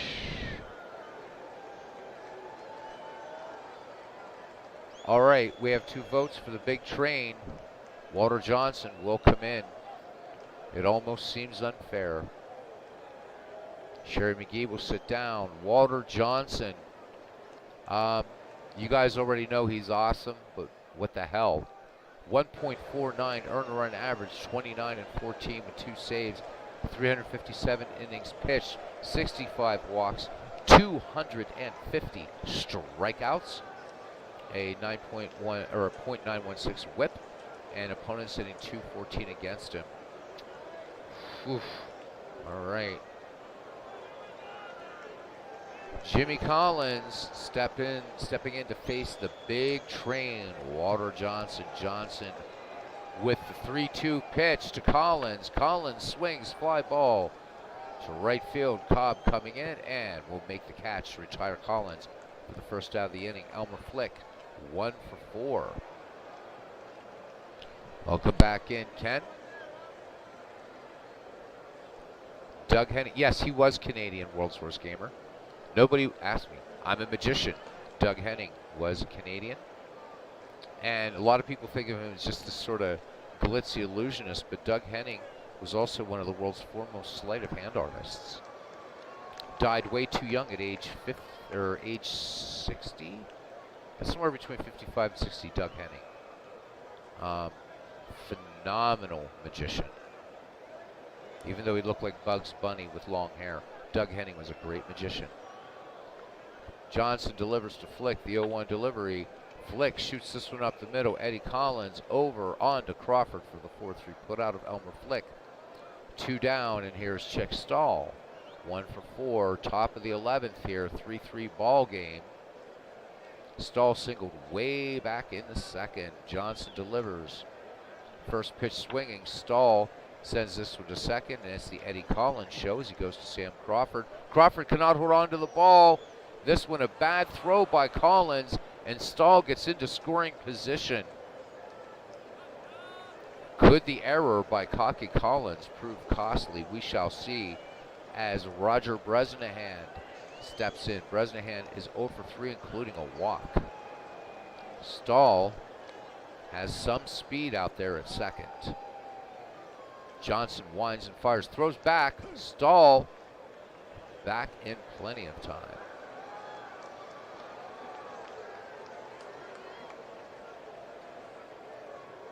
Johnson comes home with it now. The 2-1 delivery to Bresnahan. Bresnahan swings.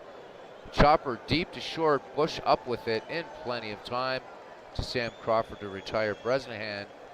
And we go to the bottom of the 11th. We are tied at 3. It's so unfair this Harry Suter is in there because I don't think the game's going to go for starting pitchers for relievers, but we'll go with it. Harry Suter will face Sam Crawford, Shoeless Joe Jackson, and Home Run Baker. I think World's Worst Gamer, what's going on is that the AI isn't going to go for starting pitchers as relievers. This is why we got Suter in there for 1900. We got Walter Johnson because we're managing. Clinton putting up the hand there. Hands up.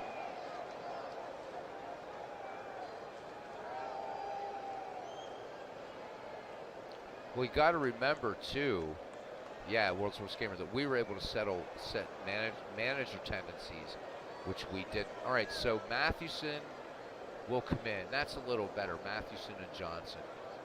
I mean, come on, let's not make it too easy for 1910. Christy Mathewson will come in. Harry Suter, young in.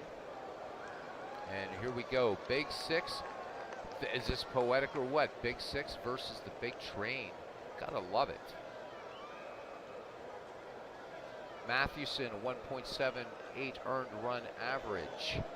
26 wins, 10 losses, 313 1/3 innings pitched. Walked 61, struck out 200. A whip of .973, opponents hitting .224 against him.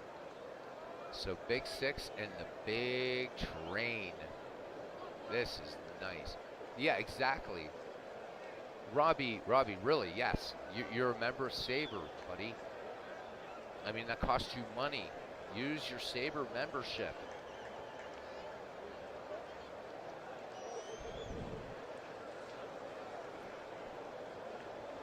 Oh my God, the 1934 Cardinals. I gotta agree with Clinton on that. 1934 Cardinals, good mix of speed and power. Awesome team. As Clinton is giving Robbie the answer to what barnstorming is.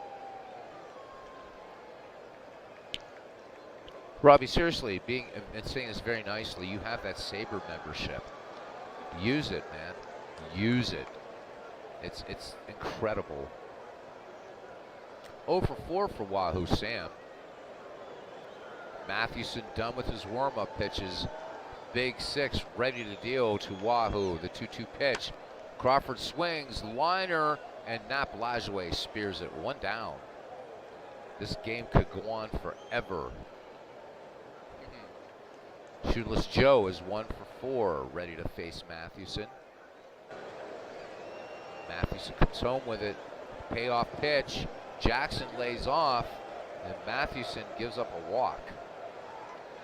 So Matty walking Jackson, and that brings home run Baker to the plate, who is 1 for 4. RBI way back in the second for home run Baker. Mathewson checks Jackson at first. Jackson, once he takes off, has good speed. Not a big threat to steal, but he can go every once in a while. Matty, famous for that fadeaway. Let's see if he brings it. Nope, throws over. Jackson back ahead of Freeman's tag. Matty now the 2-0 delivery. And Jackson was in motion on that fly ball to left. Jimmy Sheckard coming in. He'll make the catch. Jackson gets back to first. 1 down. And that brings up Cocky Collins, nothing for 1. He's walked twice. Collins also with an error in this game. 2 for 1910, 1 for 1900. Mathewson with a check of Jackson at first. 3-0 to Eddie Collins from Big Six. And Collins lays off. And that walk by Mathewson, 4 straight pitches. Shoeless Joe Jackson with the winning run at second. Collins at first. And stepping in, Chief Myers, who is nothing for 3. So the 2 old battery mates facing each other. Myers, nothing for 3. And sacrificed in the 10th. Mathewson works to him now. Full count. Myers chopping ball to first. Buck Freeman will take it to the bag himself. Side retired. Wow, no runs, no hits, no errors. 2 left, and we go to the 12th, and it's 3-3. As it is, what, 11:31 on a Thursday. It's 11:31 on Wednesday night. Here we go, here we go, here we go.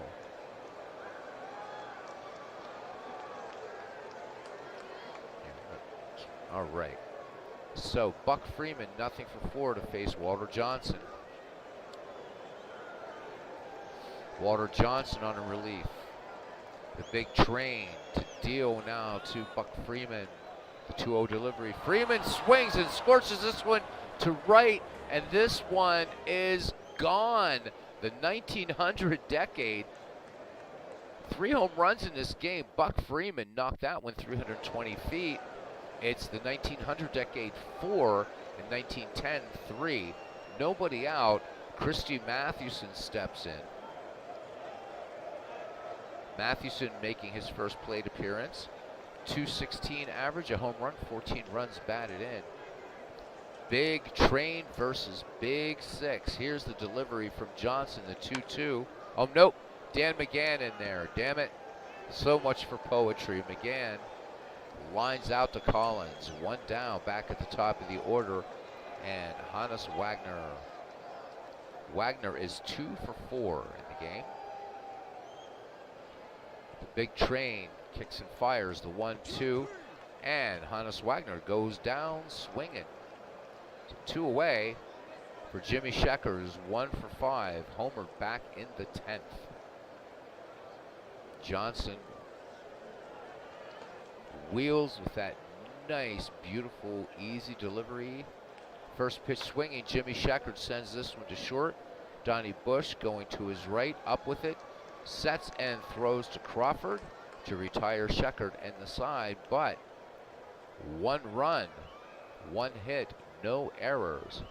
And Knapp Rucker is now pitching. And Rucker's numbers look like this. 2.32 earned run average. He has walked 82 and struck out 152. Oh, Robbie Wartburg, I hope not. I'm rooting for 1900. I want it to happen, man. All right, here we go. But this has been a great game. Oh my God. So those that went off to the F-Ball channel, I hope you enjoyed that. Rucker deals now. Here we go. Bush, first pitch swinging. Chopper to third. Jimmy Collins, great play, diving stop, and throws on to Buck Freeman to retire Bush. Could that be the defensive play of the game by Jimmy Collins, who's having just a fantastic day for the 1900 decade? We will see, baseball fans. Walter Johnson in there now. Do you guys want a pinch hitter for Walter Johnson, or do you want to let him go? 11 hanging out with us. Very cool.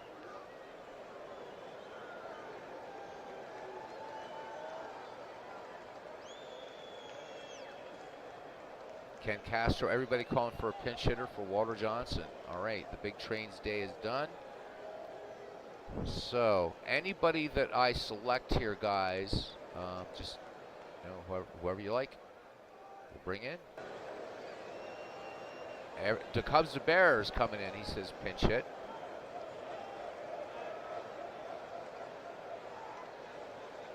Robbie wants to get this one tied up. All right, we shall wait.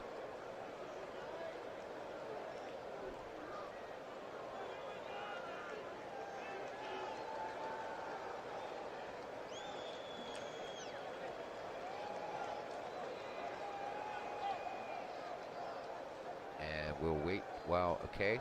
We got to vote for Stuffy McGinnis. Pretty good call there. Definitely a good call, Stuffy McGinnis.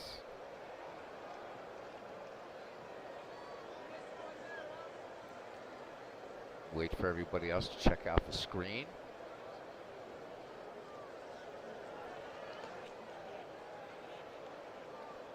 So remember, you can see down there all those percentages, so you want to make sure to look at those too.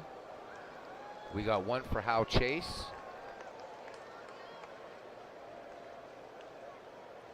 McGinnis. They're about even as far as hit chances. McGinnis has a 34.5% chance. Hal Chase 33.6% chance for a hit. Larry Doyle, so we got to vote for Doyle. Ed Kenichi. Ed Kenichi's on nobody's team. That was another dead baller we missed. We got 2 for Kenichi.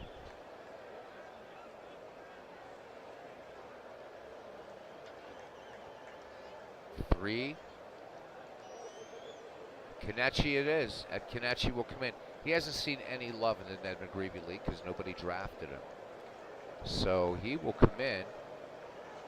30% or 31% chance to get a hit. Let's just round it up. So Ed Kenichi hitting .306 with 8 home runs and 80 runs batted in. 1 down. Ty Cobb waits on deck. And here we go. Lefty Nap Rucker peers in, has the sign from catcher Roger Bresnahan.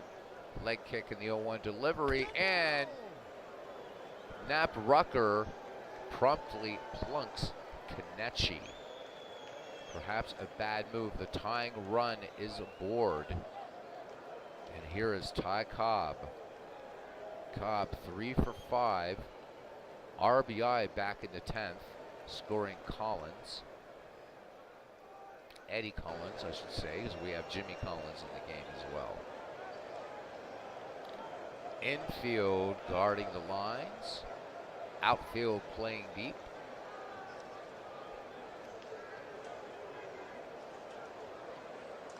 All right, you want to try a hit and run? Okay. Rucker checks Kenichi, the wind, and the delivery to Cobb. Kenichi off to the races. Bresnahan throws down. Wagner with the tag, and Kenichi is gunned down. Cobb didn't get a good one to hit. And here is Cobb now batting with the bases empty. And the 1-0 delivery from Nap Rucker to Ty Cobb. And this one should end the ball game. Fly ball, center field. Stahl going back, and at the wall makes the catch. And the 1900 decade defeats the 1910 decade 4-3. What a ball game this was.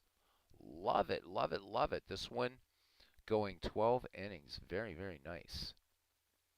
Glad you guys had fun with it. So the 1900 decade with 4 runs, 11 hits, 1 error is the 1910 decade. 1 error. The 1910 decade, 3 runs, 6 hits, 2 errors.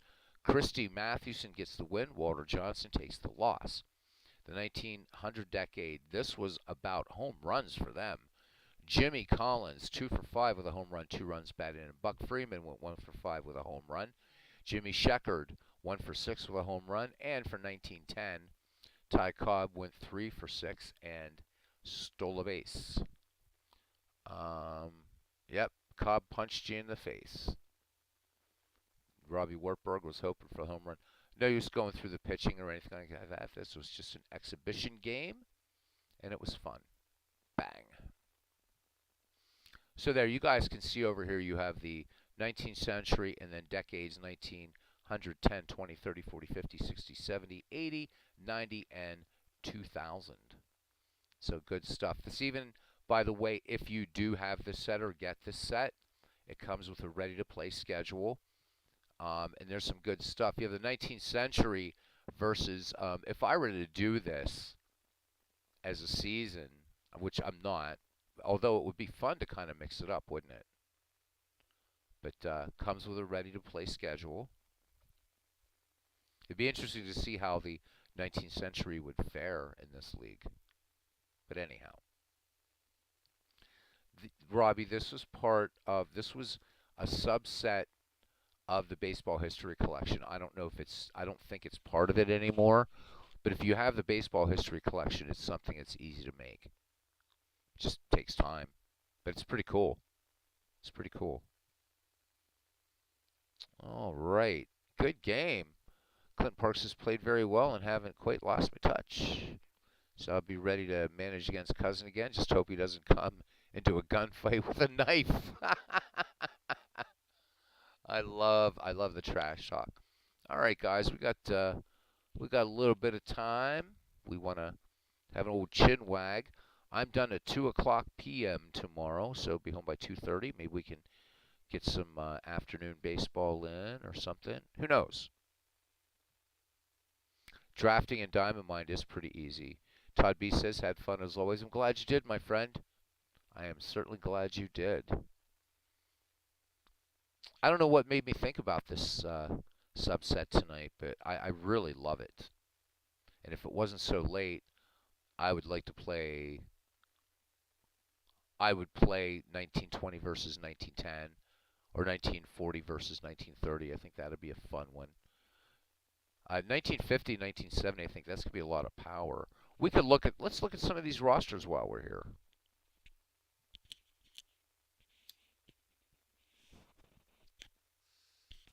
World's Worst Gamer says it was fun to pick the lineups and manage and others. Fun stuff. Yeah, it was. It was really cool. All right. Let's look at some of these rosters here. Let's look at who's on 1920. So, I mean, obviously we got a lot. This is a nice mix of players. Um, especially the pitchers. I mean, are a little thin, obviously, but you look at the hitters. For 1920, you've got Max Carey, Frankie Frisch, George Sisler, Kai Kyler, Ed Roush, Goose Goslin, Bobby Veach, Babe Ruth, of course, Willie Campi, trainer Dave Beauty Bancroft, the Raja, Rogers Hornsby, Joe Sewell, Muddy Rule, I'm a Muddy Rule fan, Bill Terry, Hack Wilson, Hank Severide, and Steve O'Neill. Of course, Todd should know about Steve O'Neill. Pitchers, Babe Ruth. So the 1920s are going to be a tough decade. Carl Mays, Stan Kovaleski, Wilbur Cooper, Red Faber, Epa Rixey, Dazzy Vance. Wilcie Moore, who was in the 1927 Yankees, is in here. Dave Danforth. So 1920s are pretty cool. Let's go on, look at the 1930s, and again, we'll go back to hitters. Charlie Gehringer, Luke Appling, Paul Wainer, Fat Freddie Lindstrom, Archie Vaughn, Lou Gehrig. So that'd be cool. Gehrig's going to play against Ruth if we do 1920 versus 1930. Harlan Clift, Hank Greenberg, Jimmy Fox, Earl Averill, and Steve's stream earlier today, he carded some Indians and some Pirates. Earl Averill, one of the Indians that Steve carded. Mickey Cochran, Bucketfoot Al Simmons. There's Billy Herman, Mel Ott, Master Melvin with that weird batting stance.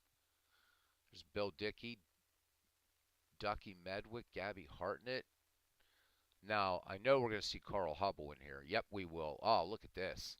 Lefty Grove, Carl Hubble, Dizzy Dean, Hal Schumacher, Paul Derringer. Reds fans, you got to be happy about that. Mace Brown, pretty good pitcher. Nobody cares about 1940s baseball, they say, but I think 1940s baseball is pretty fun. Jackie Robinson. Oh, we're changing that pink. Jackie Robinson. Wally Moses. There's Pee Wee Reese. We got Dom DiMaggio, Joe Gordon, Mickey Vernon, Tommy Holmes, Ina Slaughter, Lou Boudreau, Ken Keltner. We got some Indians on this team. There's Vern Stevens. We were talking about defense last night. Vern Stevens deserves a nod, I would say. Right? Come on, Vern. Right? Vern not in the Hall of Fame. I think that you can make a case for Vern Stevens. JT Dutch made a strong case for him one day in the chat.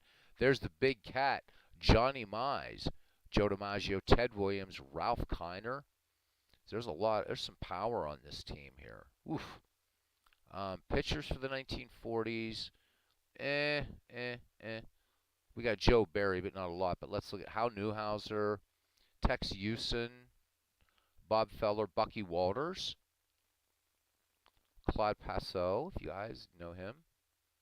So I would say 1940s not so strong with pitching. Let's go to the 50s. Eddie Matthews, Hank Aaron, Mickey Mantle, Ernie Banks, Duke Snyder, Stan Musial, Gil Hodges, Ted Kluszewski, Jackie Jensen, pretty good hitter. Campy, Roy Campanella, Yogi Berra, Del Crando, Minnie Minoso, who played forever. So let's see, Harvey Keene in there. Pitchers, Hoyt Wilhelm, Warren Spahn, Billy Pierce, Robin Roberts, Early Wynn, Bob Lemon, another Indian, a lot of Indians here. It's good. Lou Burdett for you Braves fans. All right, now the decade I really suck at, 1960s. Willie Mays, Frank Robinson, Billy Williams, the Baby Bull, Orlando Cepeda, Willie McCovey, Carl Yastrzemski, Al Kaline, Ron Santo, Vada Pinson, Brooks Robinson, Roberto Clemente, Elston Howard. There's Maz.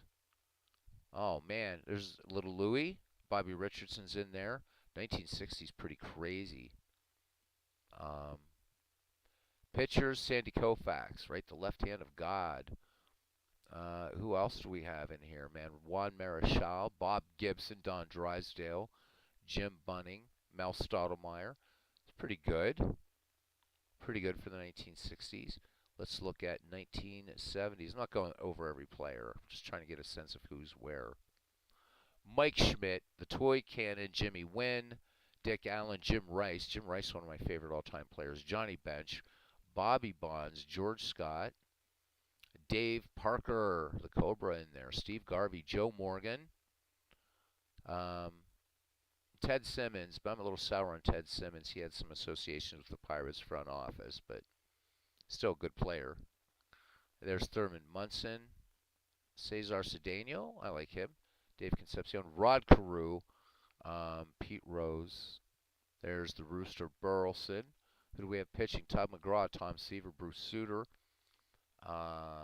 Sparky Lyle, who would be called in to do some relief work along with Suter, of course, and McGraw. So Jim Palmer, Mike Marshall, who almost made it into our dead ball league. That was funny, or Ned McGreevy league. We have the Goose. We have Steve Carlton, Gaylord Perry, along with his Vaseline, Burt Blyleven, the first and I believe only Dutchman, so from the Netherlands, in the Hall of Fame. Catfish Hunter, Raleigh Fingers, Nolan Ryan, Fergie Jenkins. 1970s are tough, baby.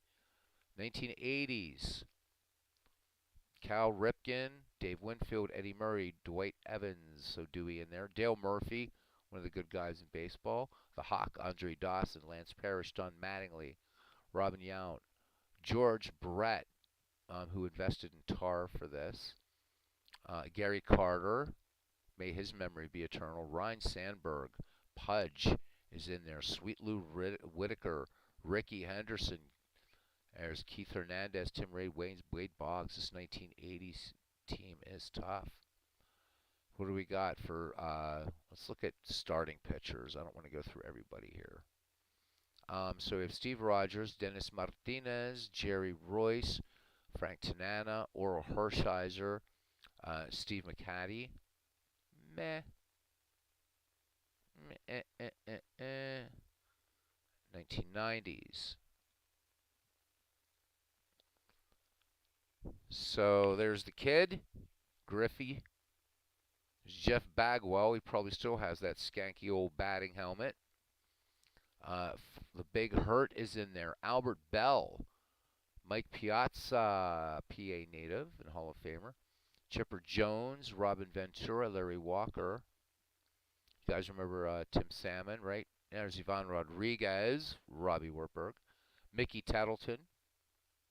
Mickey Tattleton, so much like sort of like a Dave Kingman player, right? I mean, just Kirby Puckett, who surprisingly doesn't get a lot of love from people, but anyhow. There's Rusty Greer, Barry Larkin. We all know these guys. There's Roberto Alomar. There's Omar Vizquel. And only one person talked about Vizquel, Hall of Fame. There's Tony Fernandez. And finally, for 2000s, and I might do a 2010s. And we're going to change this pink too. Yeah, Barry Bonds, Jason Giambi. Who else do we like here? Jim Edmonds, Andrew Jones. There's Vladdy Guerrero, Troy Glaus. There's Soriano, Jeff Kent. I like Jeff Kent. Brian Giles, Miguel Tejada, Todd Helton. Scott Rowland in the Baseball Hall of Fame now. Jorge Posada. There's Jeter. Jason Kendall made the cut. So good stuff. Good stuff. This decade set. And for Ken, we have to look at the 19th century. Damn it, I would be remiss. Cousin would never forgive me. All right, Cousin. We're going to do OPS for these guys. Delahanty, Sliding Billy Hamilton, Jake Stenzel, Dan Bruthers, Jesse Burkett, Bad Bill Dolan, Bill Joyce. There's Wee Willie Keeler, Roger Connor, George Davis, Cupid Childs, you Duffy, Tommy McCarthy. Nobody took Tommy McCarthy. I don't think. Did anybody take Tommy McCarthy in our league? I don't think. There's Duke Farrell, a.k.a. Jackie Gleason, Bid McPhee, George Pinkney, Doggy Miller, love it. There's Tim Keefe, Mickey Welch, John Clarkson. Old Hoss is in there, guys. And I mean, these are position players now. Pud Galvin. So pitchers, here we go. Cy Young, John Clarkson, Jim McCormick, Pud Galvin, Old Hoss Radbourne, Tim Keefe, Mickey Welch, Will White, Ed Morris. This is a hell of a pitching staff, except for Gus McGinnis. Larry Corcoran is on Clinton's St. Louis Wolves team. Mickey Welch is with me on my team. Old Hoss with Providence. So that is a little tiny preview of the Baseball History Collection Decade subset.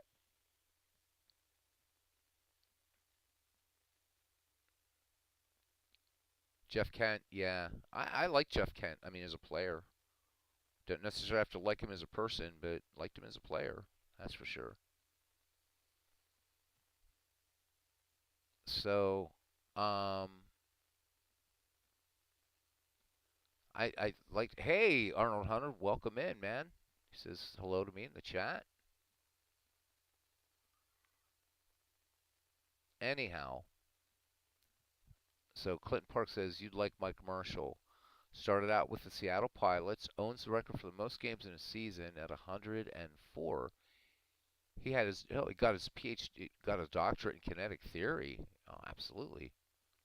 Smart guy, Mike Marshall, who we accidentally, was one of the things that we realized, hey, there's something wrong with our Ned McGreevy league, but fixed.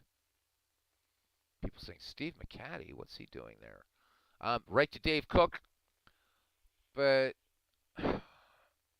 we could, I could make it 2010s. If anybody would like to help me with that project, that would be cool. Let's make a 2010s roster. Not tonight.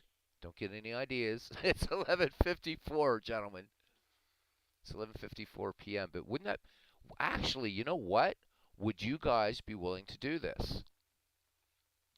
If we use the Baseball History Collection, let's fill this thing out and make a 2010 decade, and we'll add them in, right? What do you think? So think about it. We'll set it up, and because why not? I mean, this only goes right. It's 2010, and we can do 2010 to 2020.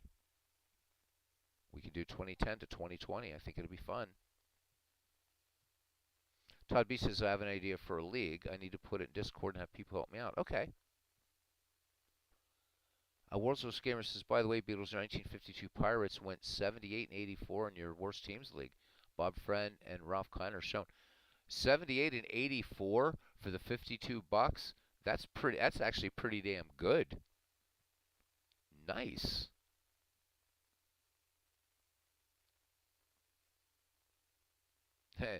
Ken Castro says, Jesus, 2010, another project for Robbie.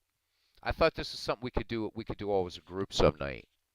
Instead of playing the games and we get those long baseball chin wags, get in here and fill out. I don't know how large are these rosters? I have no idea, except for the 19th century, which is huge. So, how big are these rosters? They're pretty big. 32 players. All right, for 2000. Let's just go back to 1990. Okay, so we come up with a 32-player roster. So 14 pitchers, right, and 18 position players. I think we could do that for 2010 to 2020. Yeah, let's do it. Definitely be some good arguments. Absolutely. So would you guys be up for that tomorrow evening to create that decade, and then we can add it in here? Because I mean, the only thing we regenerate a new schedule, but who cares? I don't know that I'm ever going to play it as a season anyhow. So time, I'm not sure, Clinton. Um, I'm hoping not too late. But you know what? We did promise Aaron Reed though that we would do a Ned McGreevy League tomorrow.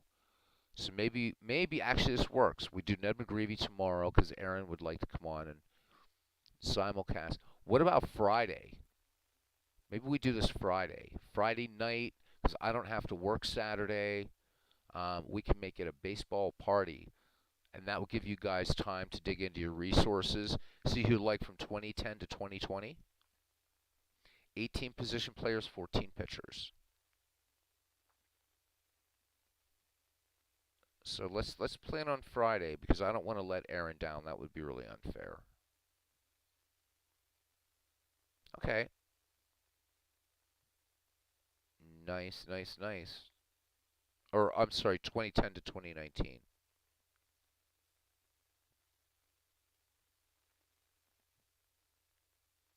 Cool. All right, guys. I'm going to have one more stogie, and then we'll call it a night. Thank you so much, everybody. Wow, wow, 300 subscribers is really nice. And I also want to thank you, because Steve's, I don't know if he's around. Steve Tate is, I think, at 111 subscribers, and he just started his channel, like a month ago? So keep rocking Steve's channel. He deserves it. He definitely deserves it.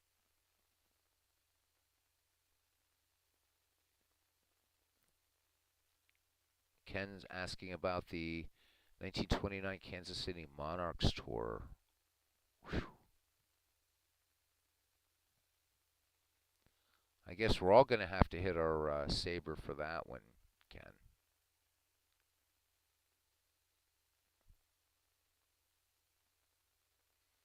Oh, that's going to be your historical barnstorming to replay. Wow. It's going to be a tough team. Those Monarchs were tough, man. Monarchs in the 30s were tough, too. Oof. So by that time, Satch is with the Monarchs from the 30s into the 40s.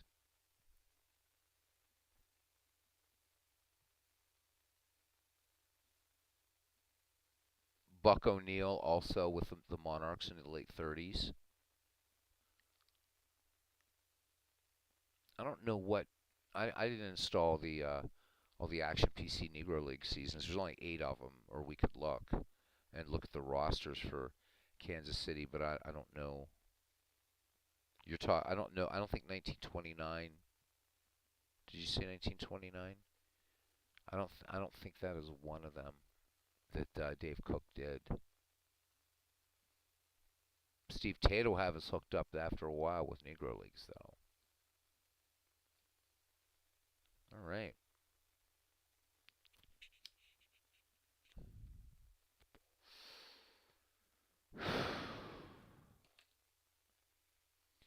Ken Castro says, I was thinking of a barnstorming tour with real rail schedules. Oh, that's cool. Weather, etc. Make it proper. Add some granularity to it. More historical project than straight tabletop play. That is a freaking cool idea. I like it. Todd B poses this question to everybody. He says, what is the best type of tournament to determine the best teams? Double elimination or what? Ken, seriously. I mean, and talk about doing your research and everything. That would be brilliant. I'd love it. I mean, I know it's not something we'll be able to see, but I'll be love to see the results of it and how you're going to set that up. I think that would be amazing. Oh, if you're going to write about it, that would be amazing. That would be worth 3,000 broadcasts for you to write about it. Jeez. Good stuff. Robbie Wartburg, are you still with us, or are you recording a baseball for Windows game? Just want to see if you want to be in on the. We're going to try to create another team in this historical baseball history collection. Okay, cool.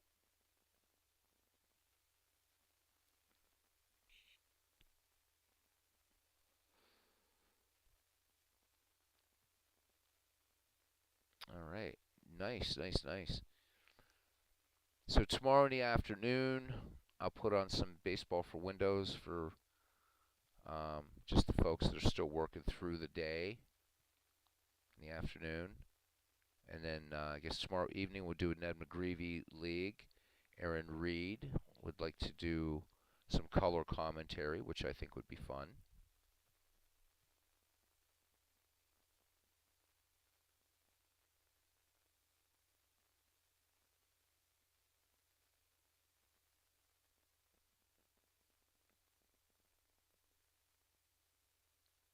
So, all right.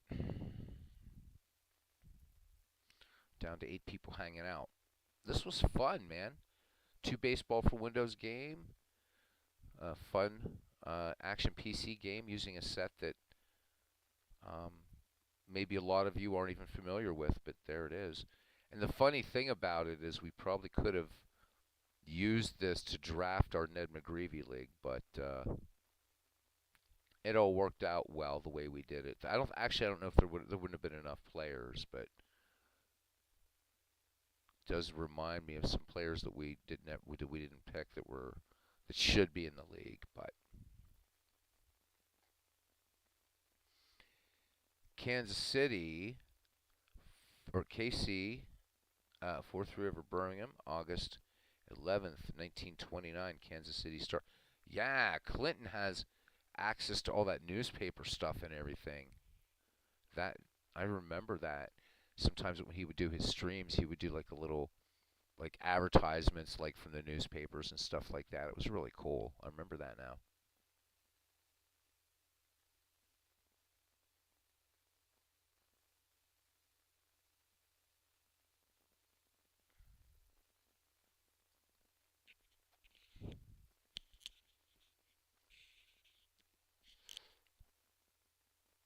Todd B, if they're talking about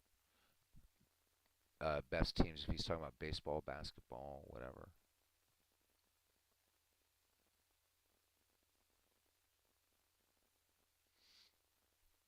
There is a franchise best that does come with baseball history collection, by the way, for you guys that are interested in playing franchise great teams.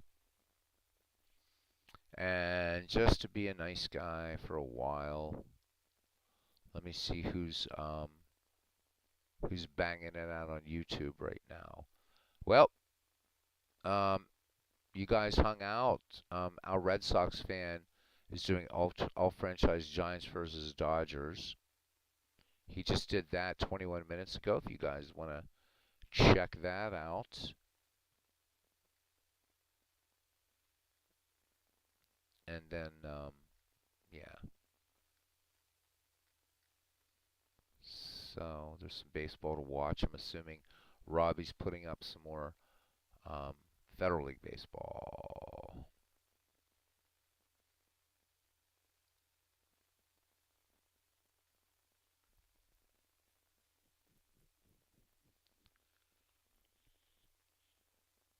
Todd, you have Action PC. Yeah, I know you have Action PC baseball. Todd, do you have the baseball history collection?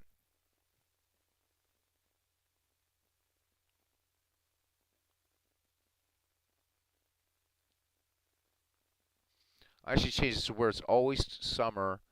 Instead of doing APBA baseball for Windows Doubleheader, I should just put a crap ton of baseball from now on. You do. All right. I was just curious, Todd. Were you thinking about doing a great teams tournament using the franchise subset from the baseball history collection? I was just curious, or what you were thinking of doing, if you were talking about baseball, or if this is going to be something else with baseball or whatever. I don't know. Always interested in what you guys are doing. World's Worst Gamer doing the worst teams, just finishing that one up. So finished project for World's Worst Gamer. Way to go, buddy.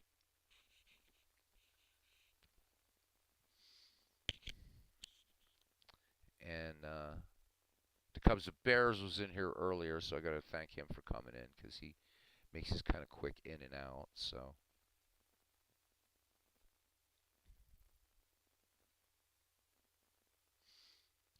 Robbie is going to do something on something. Something tomorrow night. Might explore other features tonight, like playing a game exhibition series somewhere on Baseball for Windows. So that means you're going to set your lineups and everything, right? Cool. Todd B says, my league is one where players are grouped according to a specific criteria. For example, a team made up of the best switch hitters of all time. Wow. That'd be fun to put together. And Clinton willing to help out Cousin Ken to see if a friend has the 1929 Negro League seasons. Oh my God, it is ambitious, but whew.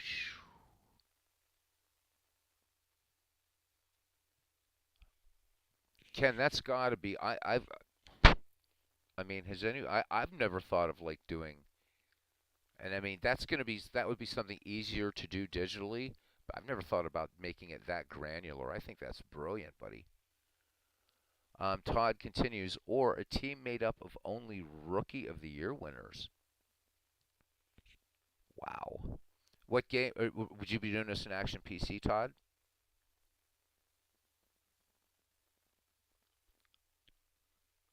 I think Out of the Park, it would be really hard to put together a league like that, but I bet you could do it in this pretty easily.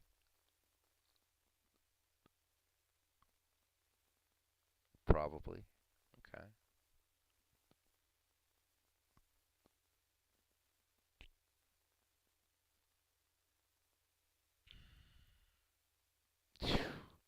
So many possibilities. You know, truth be told, guys, I'm not above borrowing from other like competing products that I don't play because some of them have some pretty cool ideas. So Dombrov Baseball, for instance, has he has some pretty cool league ideas that I might adapt to one of these baseball games. Be kind of fun. It's weird playing so much action.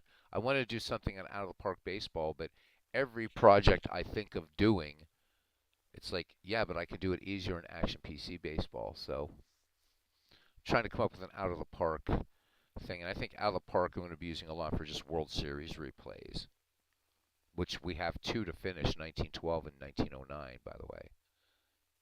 Don't know if anybody remembers that, but we have those two World Series to finish. Sons and Fathers team. You think that way too, World's Worst Gamer, in terms of, you mean as far as like when you want to do a project, you're always coming to Action PC? If that's what you're meaning. Yep, it is. Yes. Okay. We are in agreement. The only thing I think that's probably easier to do in out of the park baseball would be World Series and tournaments. Season replays are easy in each one, doesn't matter.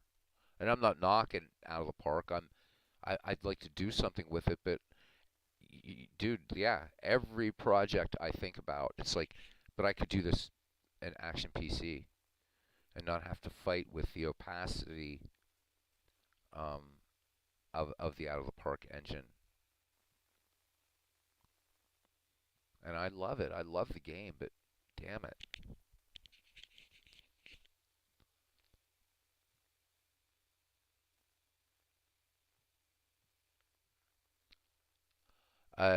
Todd, continuing again with his project, he says a team made up of great base stealers. Oh my God, I would help you put together that team, dude. Oh my God, that's my wheelhouse because I'm all about love me some stolen bases, buddy. Not that you need the help, so But that would be so much fun. Oh my God. Cobb, Collins, Sisler, Wagner. All these great base stealers, man. Holy moly. Geez, and I'm not talking just dead ball either, right? Maury Wills, Lou Brock, Joe Morgan would have to be in there for base stealers. Ken putting in something here from the National Baseball Hall of Fame. Oh, what's this? Scott Rowland elected. Yeah, that is so cool. Okay. And of course, Fred McGriff. And at home on the road.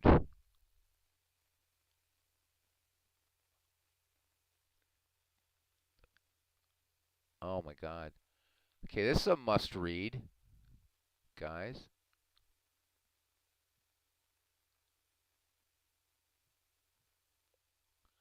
This is all about barnstorming. This is brilliant.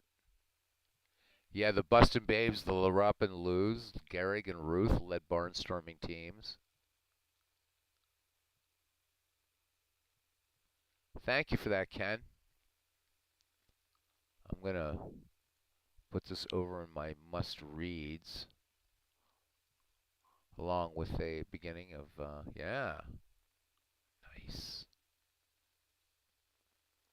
Well, could be for Clinton, but I'm reading it too.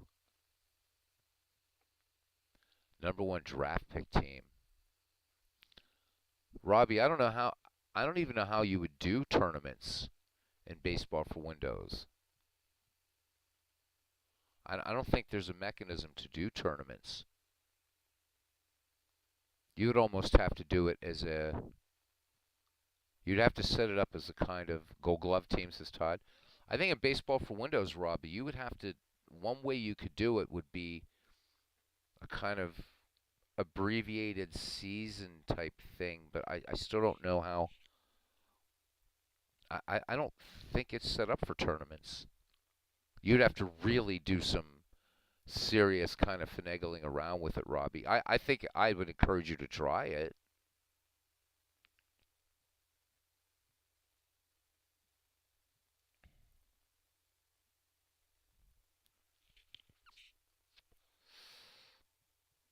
Those barnstorming tours when white major leaguers were playing black major leaguers were legendary.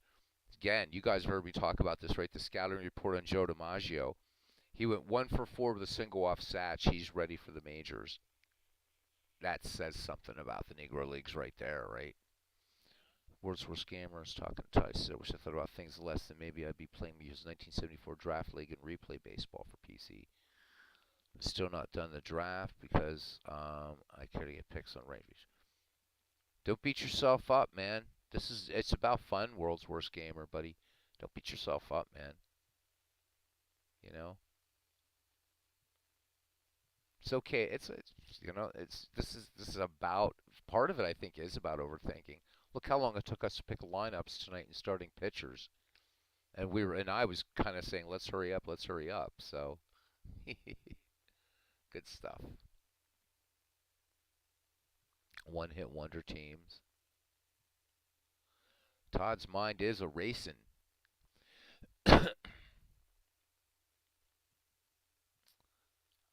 Todd, I think a great resource for you then, if you would do it in Action PC, is go to like the frivolity section or, man, just hit up Baseball Reference and all that. You're going to find so much, I think, in there, so many ideas. It's kind of scary. And I'm guessing that would have like those, draft picks and stuff like that, right? Pib99 says he's doing a great teams tournament with 16 teams in Action PC. He didn't spend a lot of time choosing them, as I just wanted to start playing out some games. Lots of fun so far. A lot of guys crap on great team tournaments, but I think they're fun.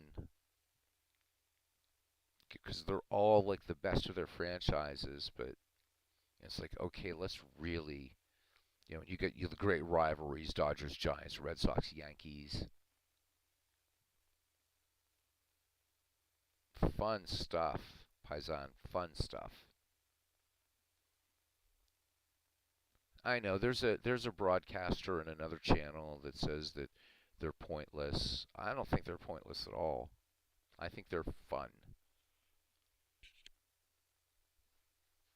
God help us if we get too serious about these games. I mean, they're games. My opinion. My opinion. You know, again, I'm not saying that the other guy is wrong, but he's wrong. So, sorry. And he probably just came in.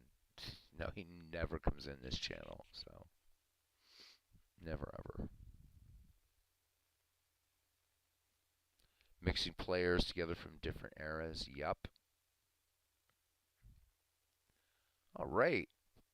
My paisan, Pib99 says, you and Steve have got me back into playing out games recently. Awesome. That's good. And the stuff Steve is cooking up is just, it's alchemy, wizardry, whatever you want to call it. It's brilliant. I have I mean, my God. What Steve does is just mind-blowing. And to give this all to the community is crazy cool.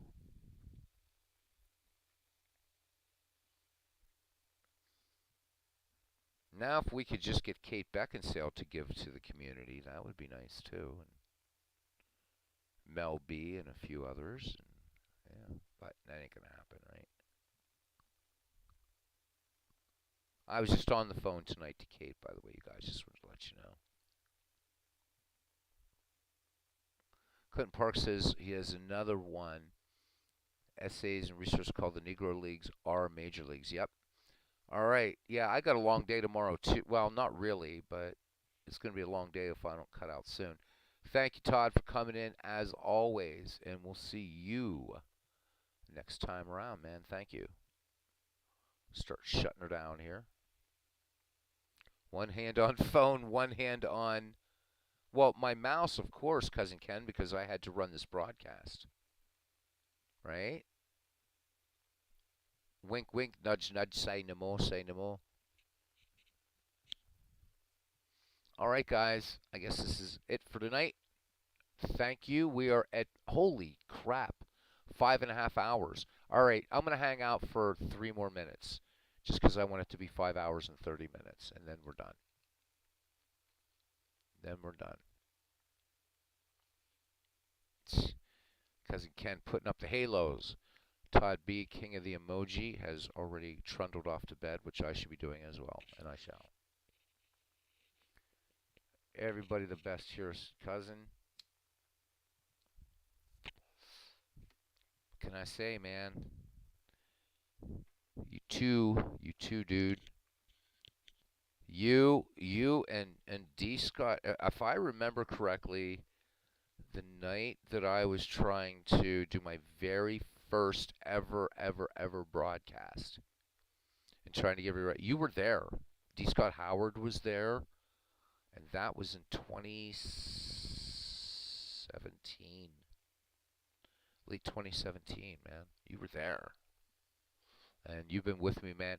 There were nights when it was Ken Castro and I. Sometimes it was Ken Castro, Robbie, and I. And that was back when I had, like, 50 subscribers, whatever. And sometimes it would be us baseball night. I miss Alex Raffini. I don't know how he's doing.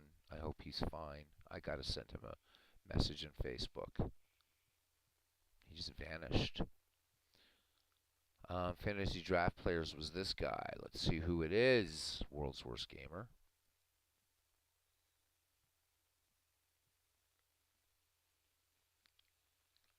Okay, I've heard of this guy.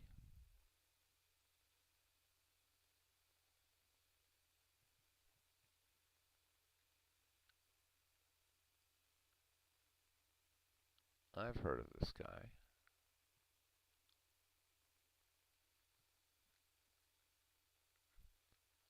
I haven't been on the Action PC forums in ages. That's cool. That looks really cool. World's Worst Gamer. All right, we are 30 seconds away from 5 minutes and 30 seconds. Or 5 minutes and 5 hours and 30 minutes. Jeez. So again, because we've done 5 hours, I cannot see everybody that was in here tonight. So thank you. I got to start cutting these things back so I can say thank you to everybody again. So thank you to one and all that were here tonight, all of you. I appreciate you all very much, and I hope you know that as we're 5 seconds away. Yeah, there are a lot of good people in the Action PC forums. All right, good night, Carlos. Hope to see you again.